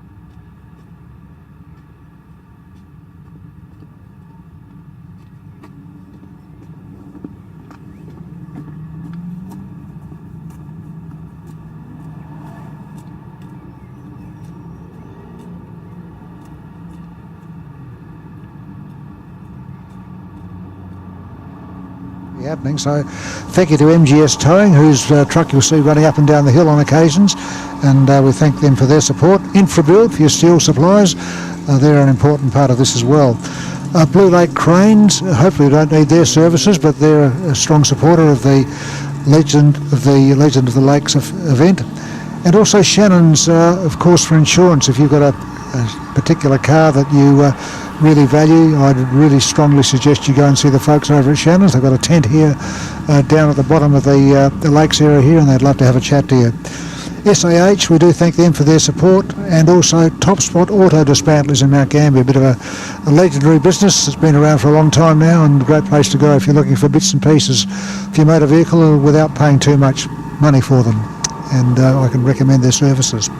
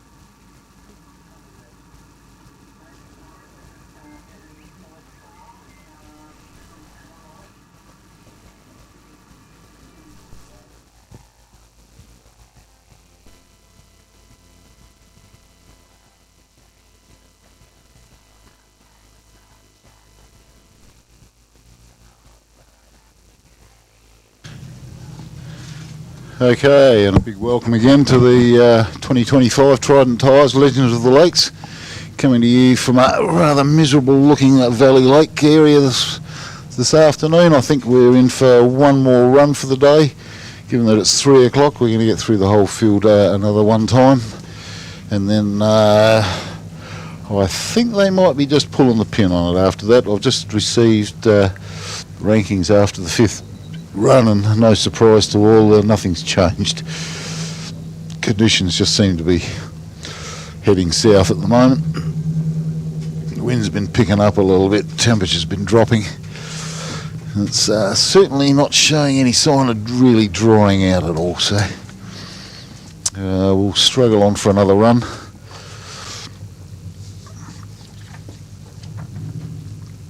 We've got Jordan Burt sitting on the start line waiting for starters' orders and track to be cleared. I think we're pretty well there. He's got the block on, he's waiting for the green light, and we'll get things cracking.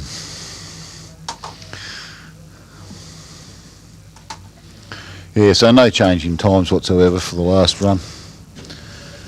It seems like run 2 today, which was the dry run, the only one and only truly dry run. It's going to be everyone's best time for the day, so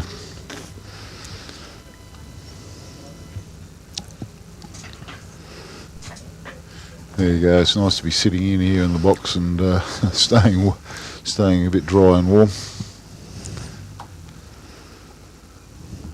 Well, dry anyway, Graham. Dry, yeah. Well, that's only because we haven't figured out how the heating system works in here yet.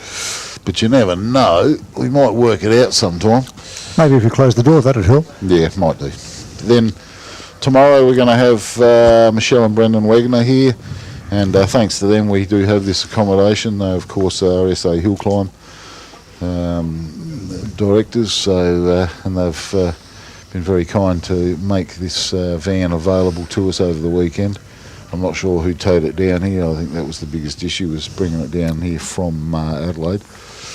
But anyway, here it appears, and here we go. Certainly a lot better than a horse float. Jordan Burt is underway. Riff Raff from the Strath, he calls himself, in the Nissan Pulsar.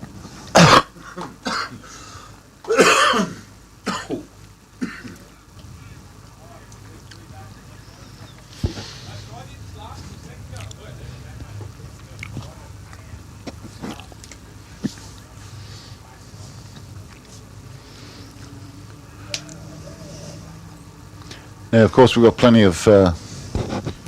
more action over the course of the weekend, over the next couple of days. So, if you're thinking of coming down, tell your friends and come on down, and we'll have buses running all day tomorrow, up and down all day. And once you're in the gate, it's all free on the bus. You come down here and you can walk around the pits and have a chat and have a look at anything you want down here within reason. So.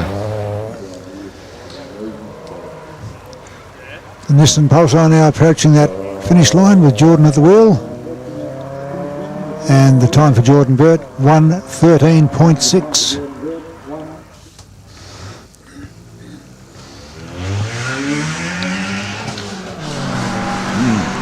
Ben Trelaw's up the hill now in the bright blue WRX STI.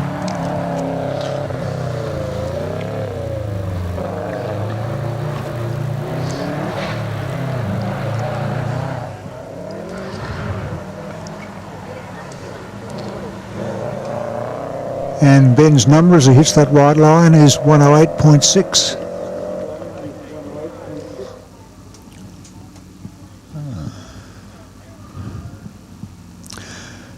Following Ben is Brendan Fleming in the Hyundai XL. Quite a popular little car for hill climbs. Yes, nice and cheap. They're pesky little things. Yeah, they do quite well. Yes. And they're really, really cheap as well. That's right, they are. So, which is a bit. I hate to say it, they're really a bit of a girl's car, aren't they? I know, and they're a bit of an annoyance when you go and spend a whole heap of money on a real old classic car, And then somebody with an Excel comes Could out beat you, and yeah. beats you by a second. That's right. Yeah. I have this trouble with my Beetle every year. Oh dear. God, I'm going so well, and then some little pesky Excel steps up and goes, "Oh, I'll take that." Yes. Good on you. Brendan Fleming's time, 1:24.9. I don't know what I'm looking at here on the screen, I'll tell you what. This is really, oh no, run 6. There we go. A little bit.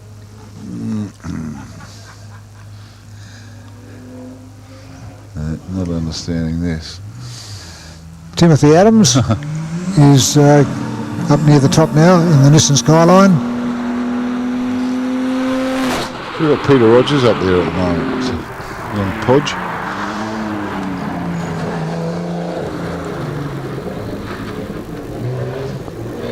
Oh no, we've got Podge on the start line at the moment. Yep.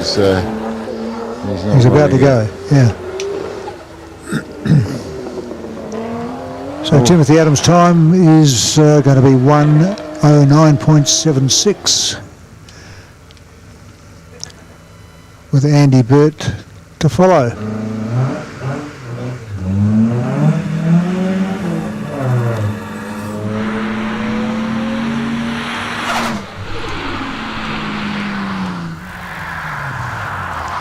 I didn't realise there were so many people missing from the field today. There's people that are in Saving the up the rest program until tomorrow. that just haven't turned out. Really is quite incredible, really. I know, I understand people have got good reasons for it,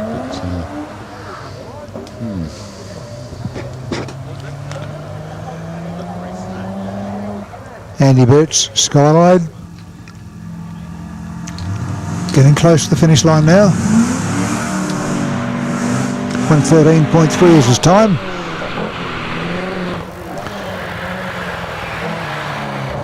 Another Nissan or Datsun 1600. Peter Rogers at the wheel is swinging it hard around that one of those tight bends.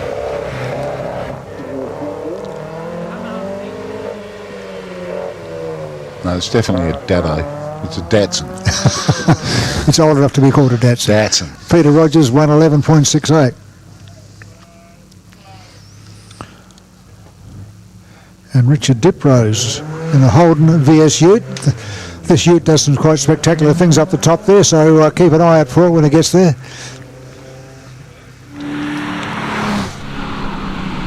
Well, you reckon he would be up there spitting fire and smoke there? There, come on, Richard. Really swing it hard. Just give it to it.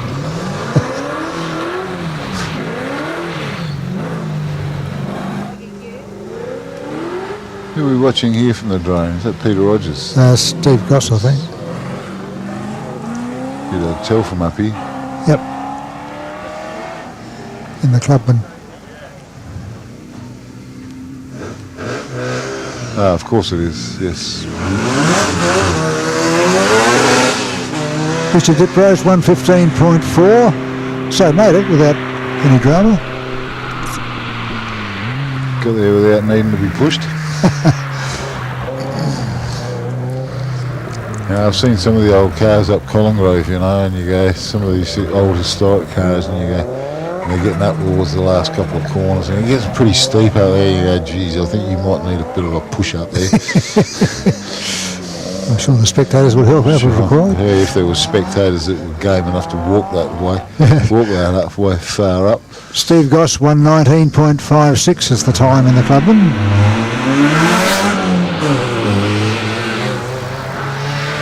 And Craig Goss in the Morris Mini is heading around that tight bend now.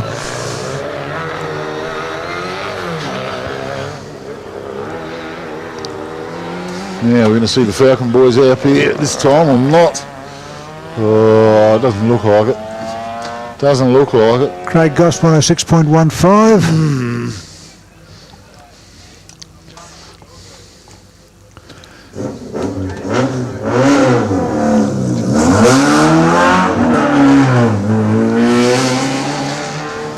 I think Aidan Brand's Hyundai is heading up there now.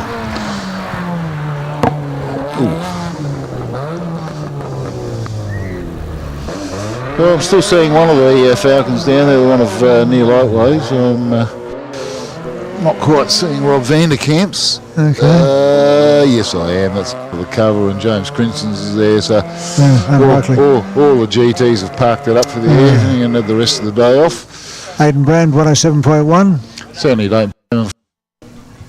Oh, no, a bit wimpy, I reckon. Oh, I don't know. Well, look on the other side. Those people that are real keen on having a run, they're all having an extra run at their expense. True. Yep. Because we're getting through the field pretty quickly at the moment. The field has shrunk a bit, yes. Oh, well and truly shrunk. It was a bit like yesterday. We started off with something like 30 odd cars going for a run. By the time we got to the final run, I think there was only half of them still going. Okay. Had enough. And I wasn't too bothered because I had 5 runs and I'd got it in. So, and if we'd had everybody running, we probably would have only had 4. So, happy days. Clive Stevenson's Ford Escort is going to make it in 124.9. He eventually stopped the clock. Yeah, eventually. It took a little while, but got there in the end.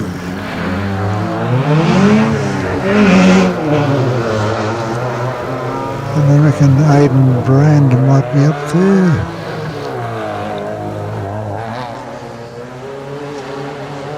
No, Corey Brand. One of the brands in his Hyundai XL. More brands than you can poke a That's stick right, at. and they've both got Hyundais, so it's a bit hard to work out who's who. Corey Brand, 110.04. And Roger Vogelsang's XL is following them.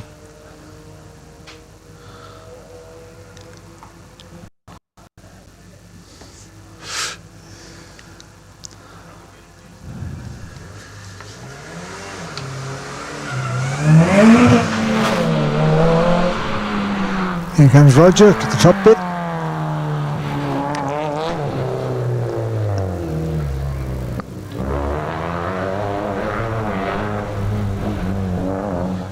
Just counting up the number of brands we have in the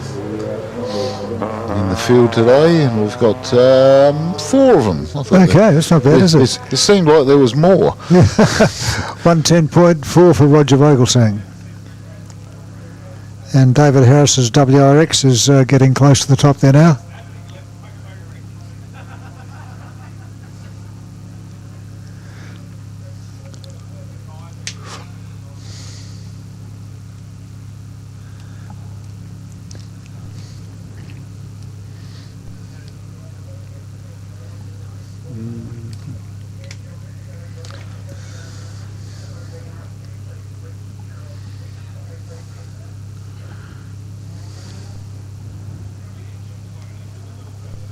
David's time was quite good, 105.2. And Martin Radford's Mitsubishi Evo's about to launch from the start line.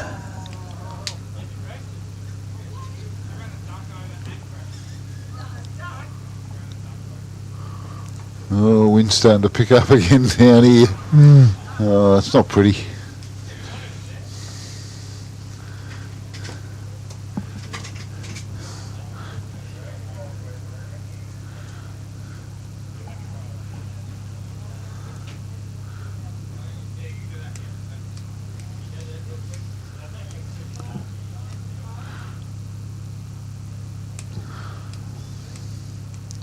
I see Tony Days over there wandering along. He's wondering whether he's going to have another run or not, or no, he's shaking his head. That ain't going to happen. But he's standing out there in the cold. You can come over and join us here anytime you like, Tony. It's nice and warm in here, and dry. Just a bit of a delay here, but pretty sure we'll be underway soon.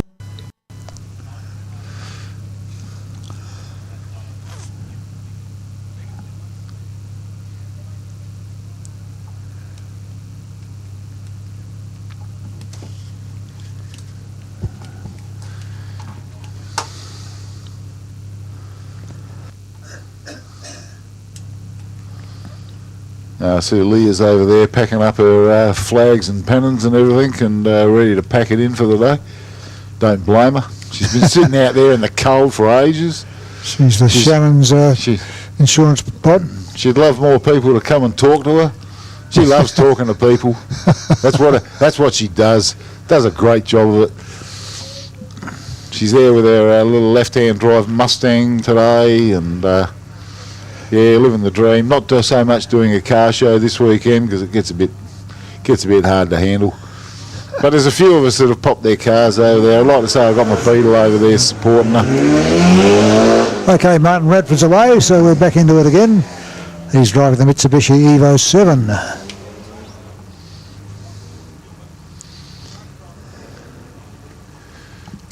It's good to know they can hear us nice and loud and clear.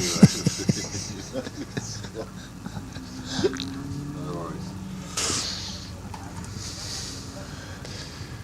Car 54, where are you? I love car 54, that's my number. And for those of you that are old enough to remember that it used to be a TV show. I do, yes, indeed. And it was made in 1960-61. It starred a fella called Fred Gwynn, who went on to play the most famous Herman Munster, of That's course, right, exactly. as we all know. So I have looked up a few old episodes of Car 54, where are you? And it's pretty corny stuff, I'll tell you what. Yes, it was, wasn't it? Yes, they made some pretty corny crap back in those days. So we watched it because there was nothing else. There was nothing else. And then the Munsters came along. That's right. It was so good. Martin Radford's got a clock 107.3 in his Evo. Ronald Rutter in a Holden, the VT Commodore, charging up the hill now. And he's being followed by Derek White in a Subaru Liberty.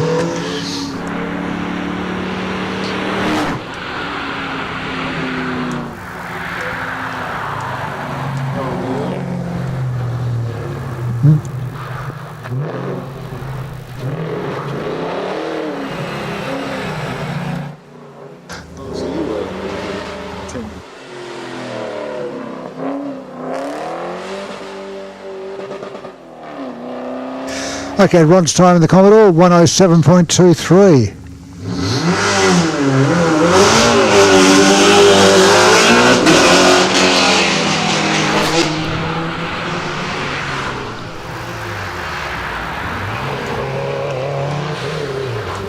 And Derek White's Subaru Liberty is getting pretty close to that top area now.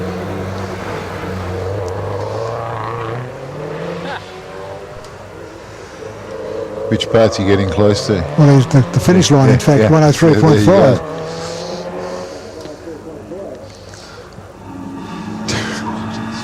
Kurt Wilson Subaru to follow. Derek White Subaru. Here I am looking for a white Subaru. And Right, okay. Right. You had me a bit confused there. It's been a long day.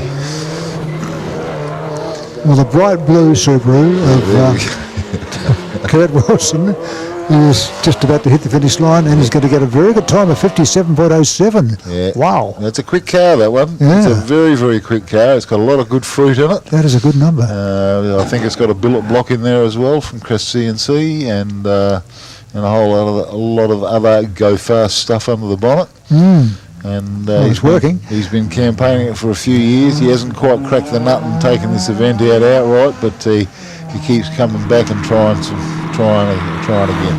Yep. So Marcus Brandon, car 61, another Subaru. Whoa! Not too bad. That's got to be a brand, surely. Isn't that a brand? It is indeed. It is. Yep. The brands are a little renowned for doing specky stuff in the bus stop there. Damien especially. Well, he didn't let us down.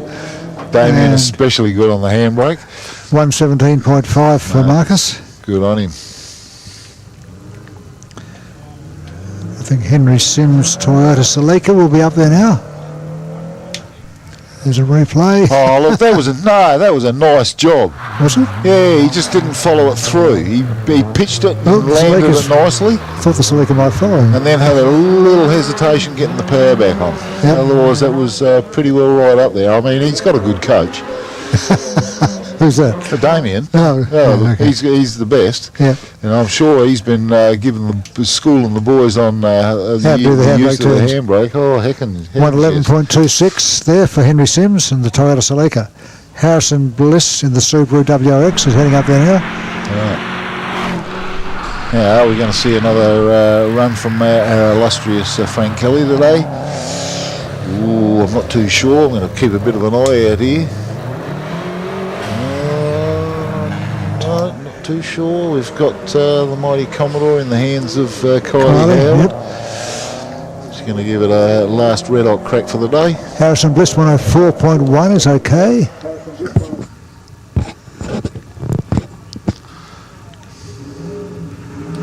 Come on, Kylie. She's got a passenger too. Got a, again, has she or not? No. Not too sure. No, not sure. She's certainly just easing it off the line a little bit more, just to try and get a little bit of traction happening. Max Vertanen's supposed Commodore, but Mercedes-Benz, in fact, is now coming around that last corner. I demand an explanation from that boy. Yeah. I know what's going on. Confusing. We'll see who 103.8. Want to know who he stole the car from. Well, I know which one I'd rather, what I'd rather have. The Mercedes, of course. I think so, yes. Yeah, so right little weapon. We've got Damien Brand. This is a beautiful car. If you get a chance to come down to the pits, go up and visit Damien, have a bit of a look over this thing, have a look inside it and around it and over it. Right, he takes us pretty well. He's on his own in there today. What the hell? I could have gone for a ride in that. Too slow. I've just missed the grand opportunity there. You did. Kylie Howard. Maybe tomorrow. Gets 110.1, which is respectable. And we've got a Hamilton on the line. It'll have to be Bruce, because that's Bruce's car, because Cohen got his own Falcon. And they don't like to share. The Ford Coon. Or Fat Coon, I should say. Fat Coon. Kylie Howard 110.1, as I mentioned before, with Bruce Hamilton coming up behind it. Yeah. For Damien Brand, well, let's see how Damien on his own now can negotiate the bus stop. And let's see how he goes. Pins the little handbrake around here. Oh, he slid it. Oh no, he's completely reverse gear overcooked it. required. That's bad. Oh, no, that's bad. Damo. Well, he lived up to the family name anyway. I went and had a chat to him after the last escapade up there. I just about had to slap him on the wrist and say that's just not up to scratch.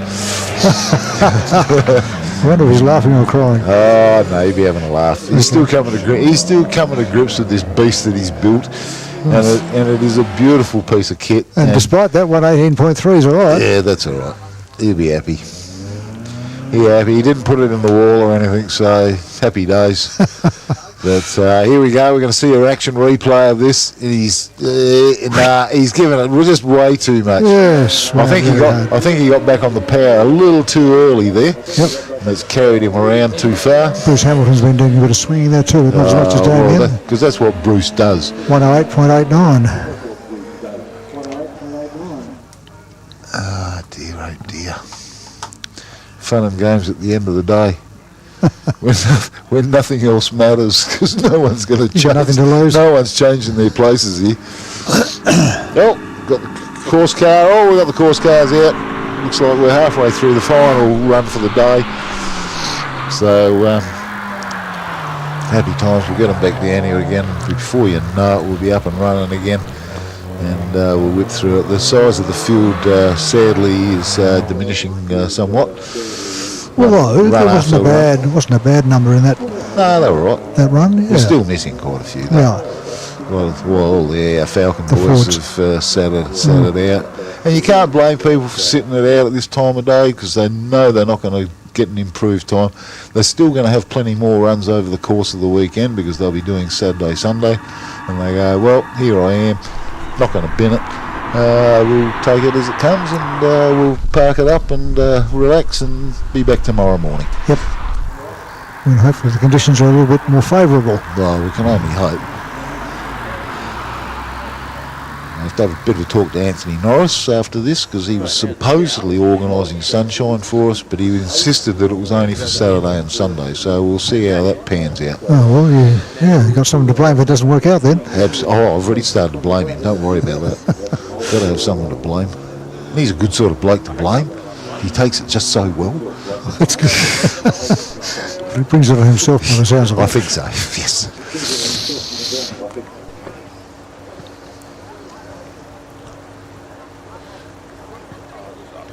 If anybody happens to have a pole saw in their car, we would yes. we wouldn't mind borrowing it if we could, thanks.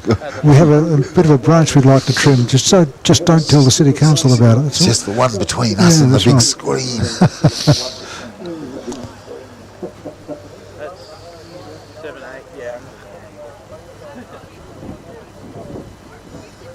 Well, we might have to get the caravan moved before tomorrow. What do you reckon? Good luck with that. No, that's not going to happen. Easier to trim the branch, I think. I think so.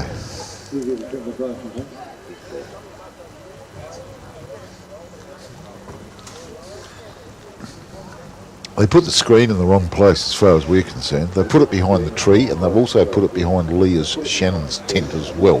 Yes. So we're doing our best. Can we trim the tent? Yes, we can. So we're doing our best to sort of peek through the gaps and see little bits of the big screen. So, and hopefully tomorrow some techno whiz will come up here and we'll get our big screen working as it should have been from first thing this morning. But however, a bit of lack of technical expertise has prevented us from doing that. So here we are, peering through the trees. That's right. We've managed more or less so far. We've kind of managed most of the day.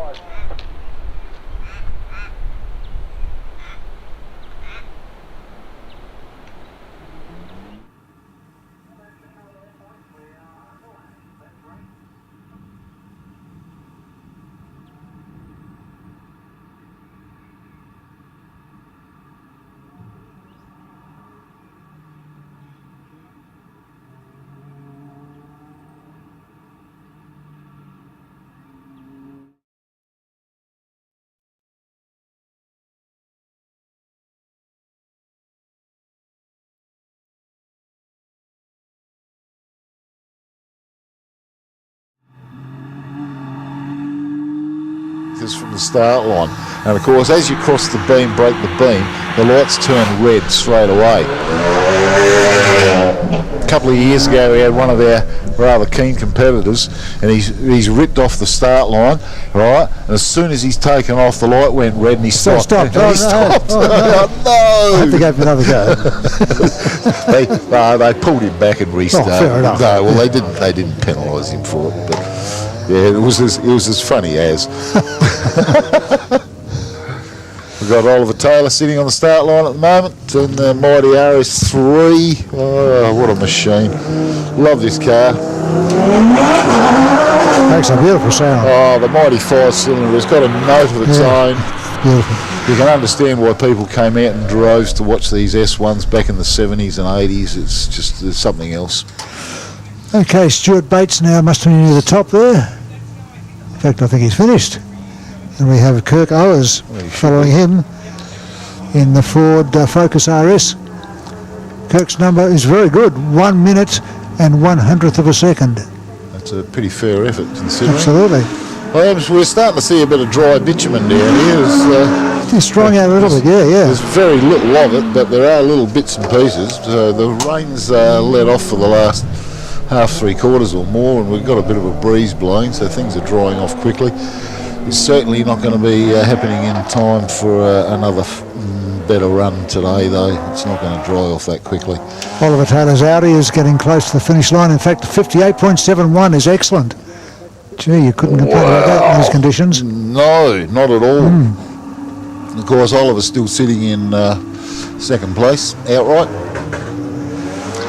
Right behind Doug Johnson, of course, and one spot in front, and by a smallest of margin, like 7/100ths of a second, in front of Damien Malazani in the two-wheel drive RX-7. So a surprisingly close battle between second and third here.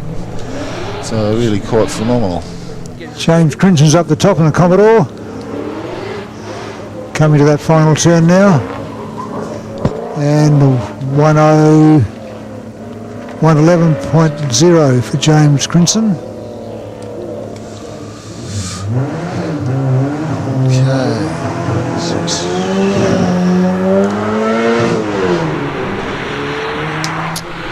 Yeah, no, everyone's struggling to get within 3 or 4 seconds of their best time so far, and I don't think we're going to see anything change there.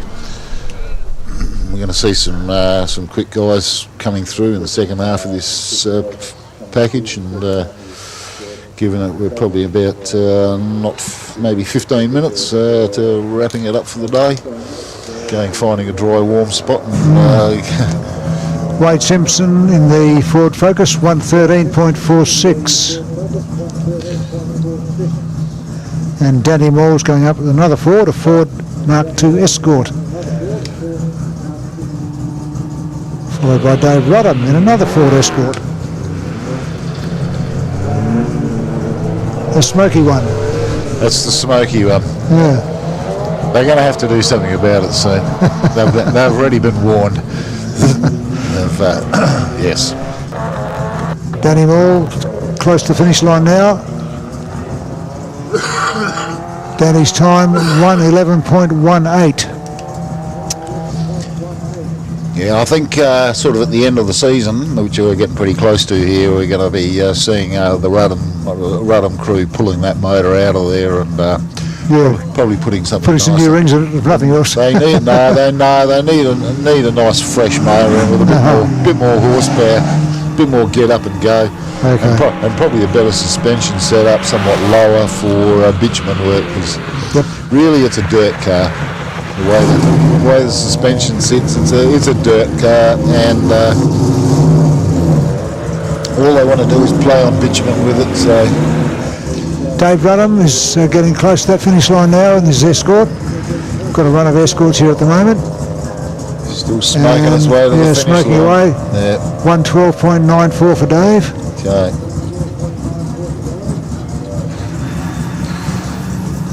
Oh, too much. Too much off the start line. Reece Molden, I think, is coming up behind Dave with the Datsun 1600.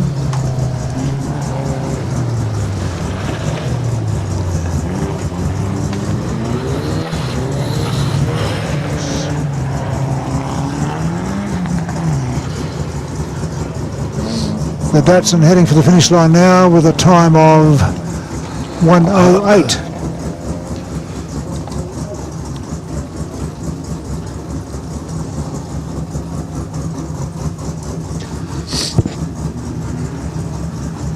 And I think Murray Height in the Toyota Corona is following behind.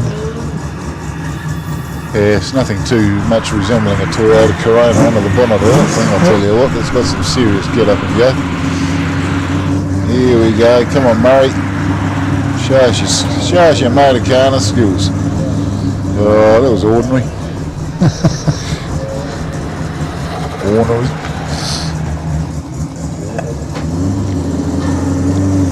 Final bend, finish line next, and the time for Murray is 1:16.96. And a couple of minis now coming up the hill. James Pauly, the first one in the Austin Mini.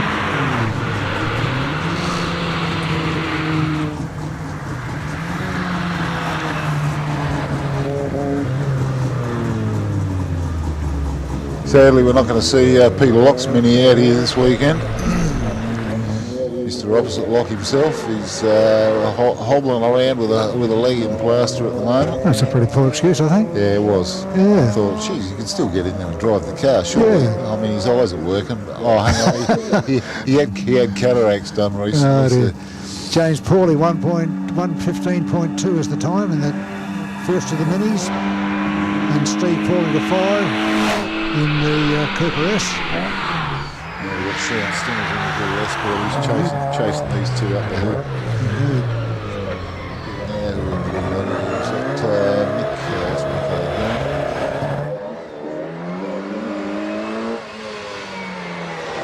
Going through the field here pretty quick. It's only because there's a lot of people just Steve Pauly, not 108.2. stepping up. I haven't seen Anthony Norris out for at least the last couple of runs. Oh, I have to go and give him heaps. There's a lot of people that haven't been running here. I would have thought Damien Wilson in his S13 would have had a bit of a crack. Yeah, Sean Stringer's in the little escort. Light yellow with... We didn't see Jeff Varden go for a spin either. No, we didn't. No. Whoa! Just recovered that. We didn't see Damien Malazani have a fine run. Oh, that's sad, because he's one of the top contenders. He's a good peddler, but yeah, he's not going to do anything to change his position at all. Position in the field. He'd have to pull something fairly phenomenal to take 7/10 out of Sean's time 1:11.05. Yep. Oh, here he goes. No, they're all running Rafferty's rules out of order here at the moment. They're just doing it confuses. Anyway, we've got the Commodore of Mick O'Goon up here at the moment. Going up there. Yeah, struggling along in the conditions. He's kept it off the wall. Good work. He's got to get a reasonable time, 1:05.9.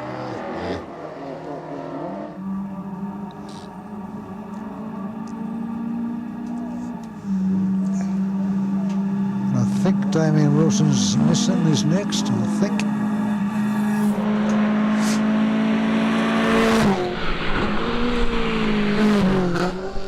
Yep. Damien Wilson and Sylvia. Carefully around that sharp corner. He's made a meal of that under steering wheel. He's got a bit of a smoke issue too. Not generally. Damien 1:10.1. He does too, doesn't he? It was a bit more than just an oil surge.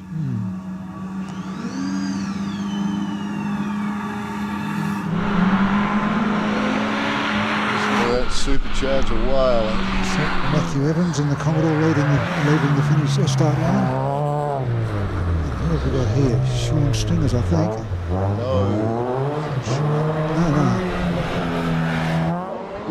Dylan Young. Pulsar. Dylan Young.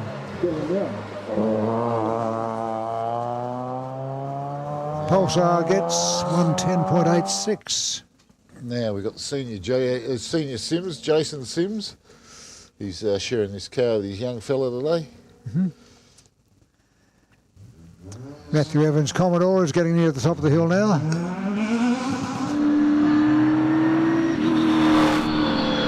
Missing a few cars here. A few missing in action. Yes. Cohen Hamilton out for another spin. Missing Mark Povey and Bendiarsi. Quite a few people missing in action here. A long day for some old conditions are seriously trying. It's pretty cold out. The wind was Matthew Evans 115.7.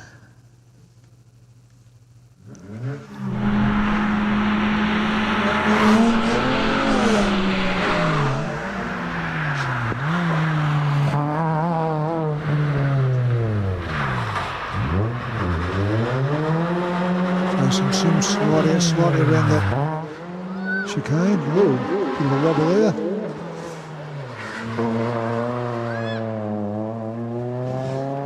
And Jason's time 107.45. Okay, we're just about at the end of the field here. There's less than a handful of cars left to go for their final run for the day. And then we can all crawl off into a warm space.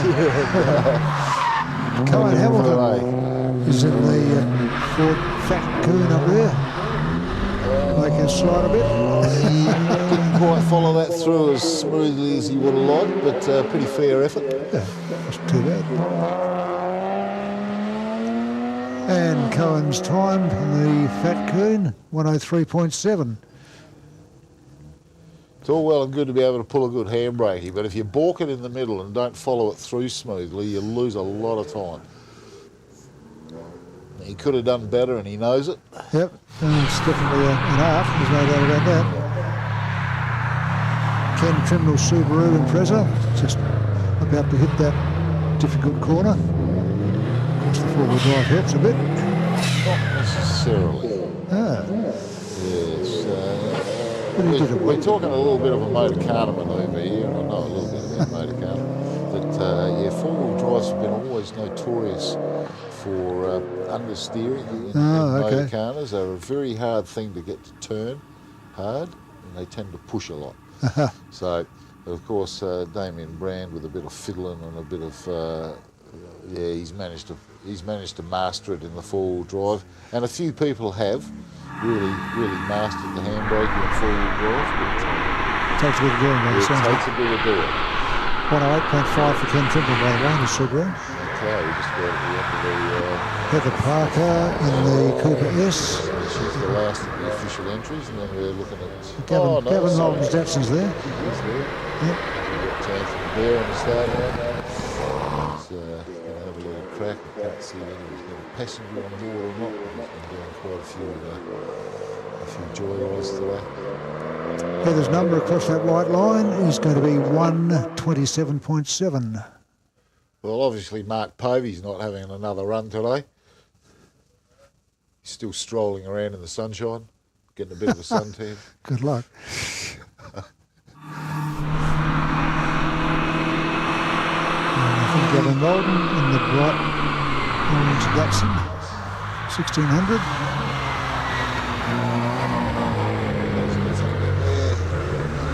Still a bit hard to tell. I think he's got someone that's sitting in there with him. Okay. It could be the wife or Backseat driver? Well, no, they've been taking it in church. She's been driving him. He's been driving her. I'm not sure what the deal there is. Gavin's Datsun hits 129.18. No, it doesn't go that fast. Oh, sorry, time. Sorry. It wouldn't do 129k up there, I tell you what.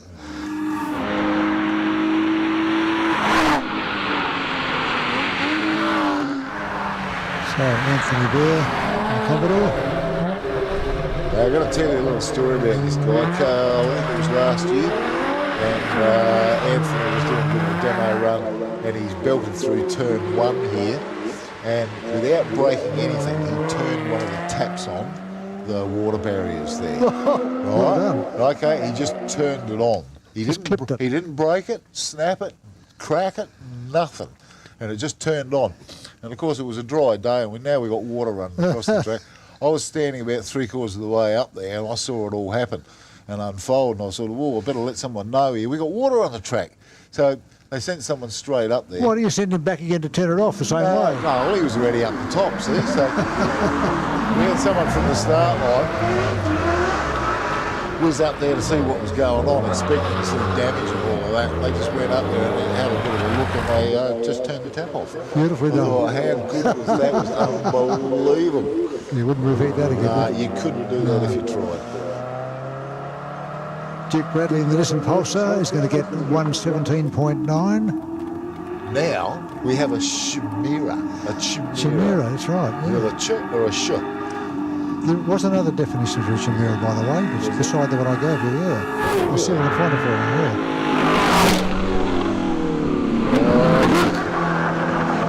Very ginger off the start line there, trying to get some bit of traction there.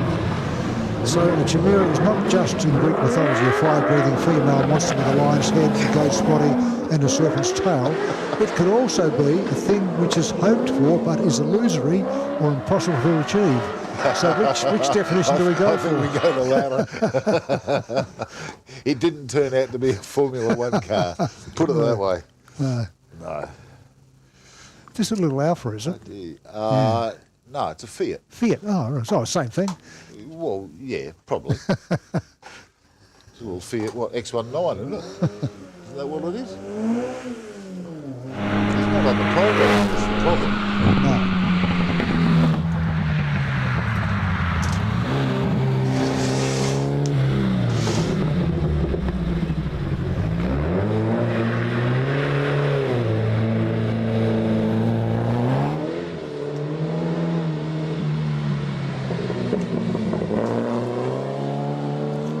So the little car coming up that looks a bit like a Chimera, but it's a bit more refined, is the Fiat, driven by Greg Schultz. John Parker's time, by the way, in the Chimera was 1:16.06. Yeah, we just got a couple of novelties at the end of the field. Steve Gardner in the Falcon. That's about it. I think we might see Andrew Booker in a minute tear up there, and he's the doctor tearing up there in his skyline. Usually the last one. So Greg Schultz's time in the looks like he's going to be sitting it out this time. Oh, don't know what's going on here. No, we're sending up the sweet cars now. So that's all over for the day, folks. Thank you for your patience. So Greg Schultz's Fiat 1:20.04. And we've still got Steve Gardner's Falcon to go with the line. So it's flying go. Had a one window of opportunity. We'll try to drive out the best direction, score some decent times. Got 7 worst course of the day, as was kind of expected, really. Okay, last time for the day is Steve with his Falcon 1:10.96. As Graham said, thank you very much for coming along, enduring the less than ideal conditions, but enjoying some great racing and some great fun too, I think. Okay, the start line has officially been closed down, so that's the end of any official proceedings today. Thanks once again. Hopefully the weather will be a little bit better tomorrow. Tell your friends, come on down, make a day of it. And we're going to have twice the number of cars competing tomorrow. It's a full field of 150 plus. Including some big Falcons. Including some big Falcons, including a lot of seriously quick cars. So, no, an event not to be missed at any point. It's a bit unfortunate. The weather's been so inclement. But, anyway, I think we might sign out. It's been a pleasure dealing with you today, Alan, and we've been a pleasure of mine too, Graham. We've been having a good time flapping our gums in here, and hopefully we'll sit in here again tomorrow. We'll see what Alan's doing, but I'll have Sam Ryan. He'll be in with me tomorrow again, and hopefully Alan can make up a really good excuse for not doing his gardening work and come on out and join us again. Depends on the weather. Right, depends on the weather and the wife, is it? No. No, just the weather, really. Just the weather, really. Just the weather, yeah. Okay. Very good. Thanks, Ram. We'll sign on out and we'll put a bit of music back on, and thanks once again for your patience.